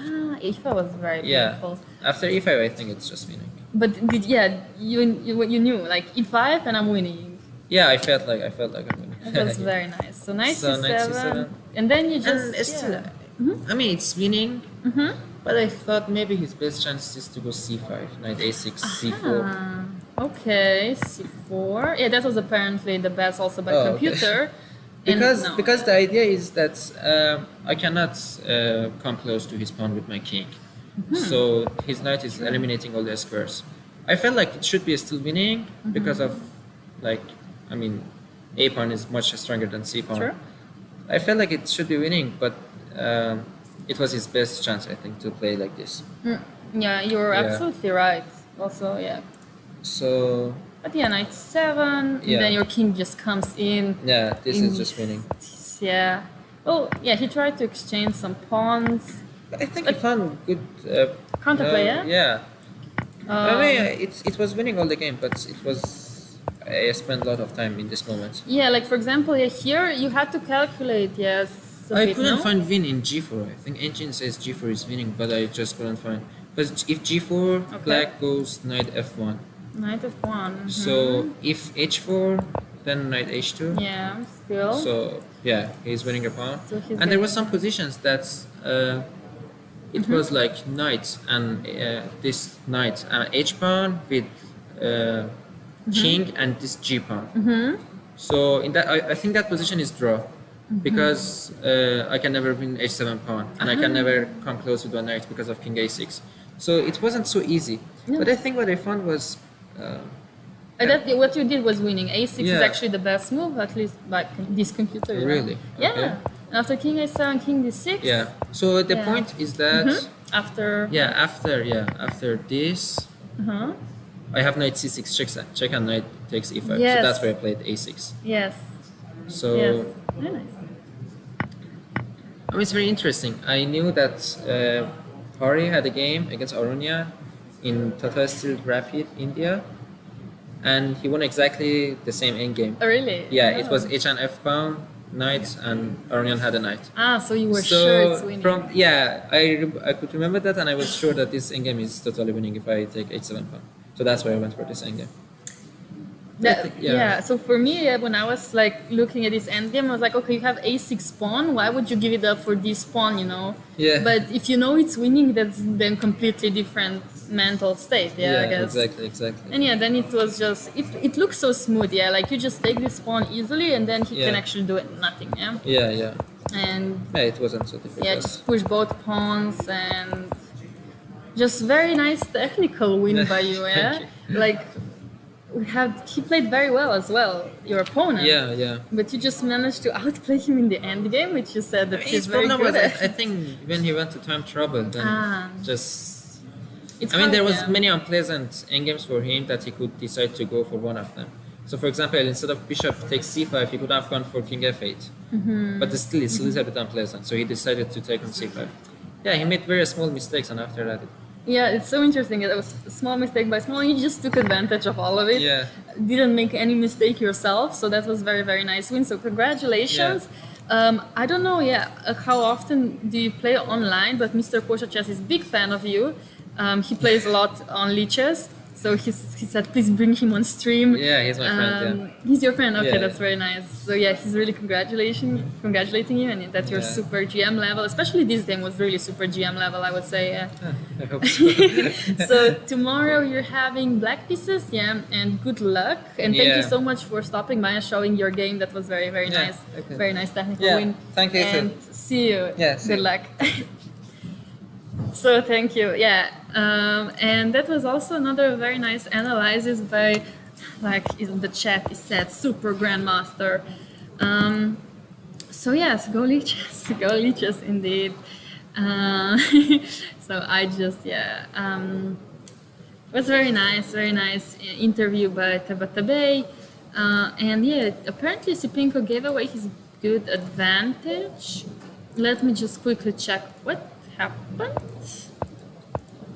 So this was on the board. Check. Takes. Oh, so basically now it's rook against a knight. Now it's just rook against a knight. Is this a draw? Is this another? No, this is not a draw. No, this is not a draw. Okay, so knight c2 is now on the board. What? Oh, so after this you just go back, and again you cannot take due to this. Wait, actually you can. So apparently this is a draw now? Wait, what? Okay, this is very confusing to me.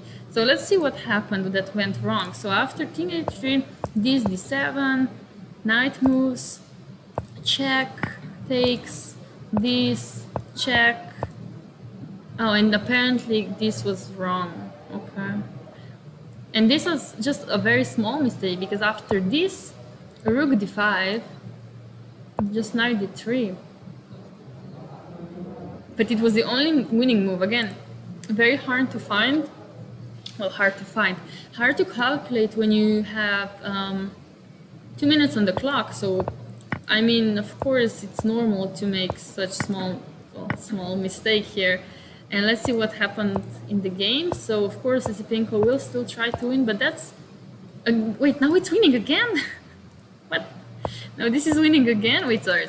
Let me just think here. So, rook g8, and the only drawing move is king f6. Like, come on, like, why are endgames so hard? Thank God I'm not playing here. So on the board we have knight d4 and king d3. Knight has to move. I mean, without computer again, this looks drawish, but this is actually lost. Okay, this is just, yeah.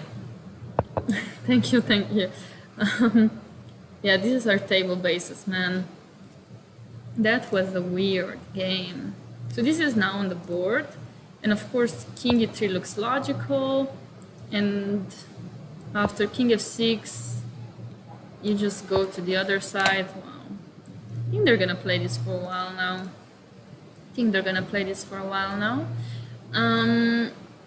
Let me just quickly check what the other games are going on. So Rinat against Sam Shankland is still equal, apparently, but there's an exchange up. And okay, Dubo we have, and then we have Sodokasova against Kashlinskaya, which I don't know what this is anymore.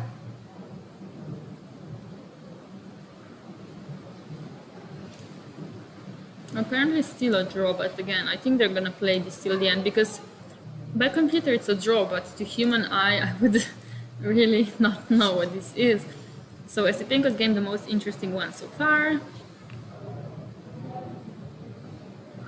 Okay, so yeah, so I think that we're gonna wrap it up here, because I think these games are just going to be on forever. Esipenko is not sure to win this. I mean, Dubo will try this for another 50 moves, and other games are just very equalish right now. So I think this was it for today. Yes, my brain is already melted, and no, yes, yeah, brain is melting. Same here. It's been a long day, but very, very nice games, very nice interviews today as well.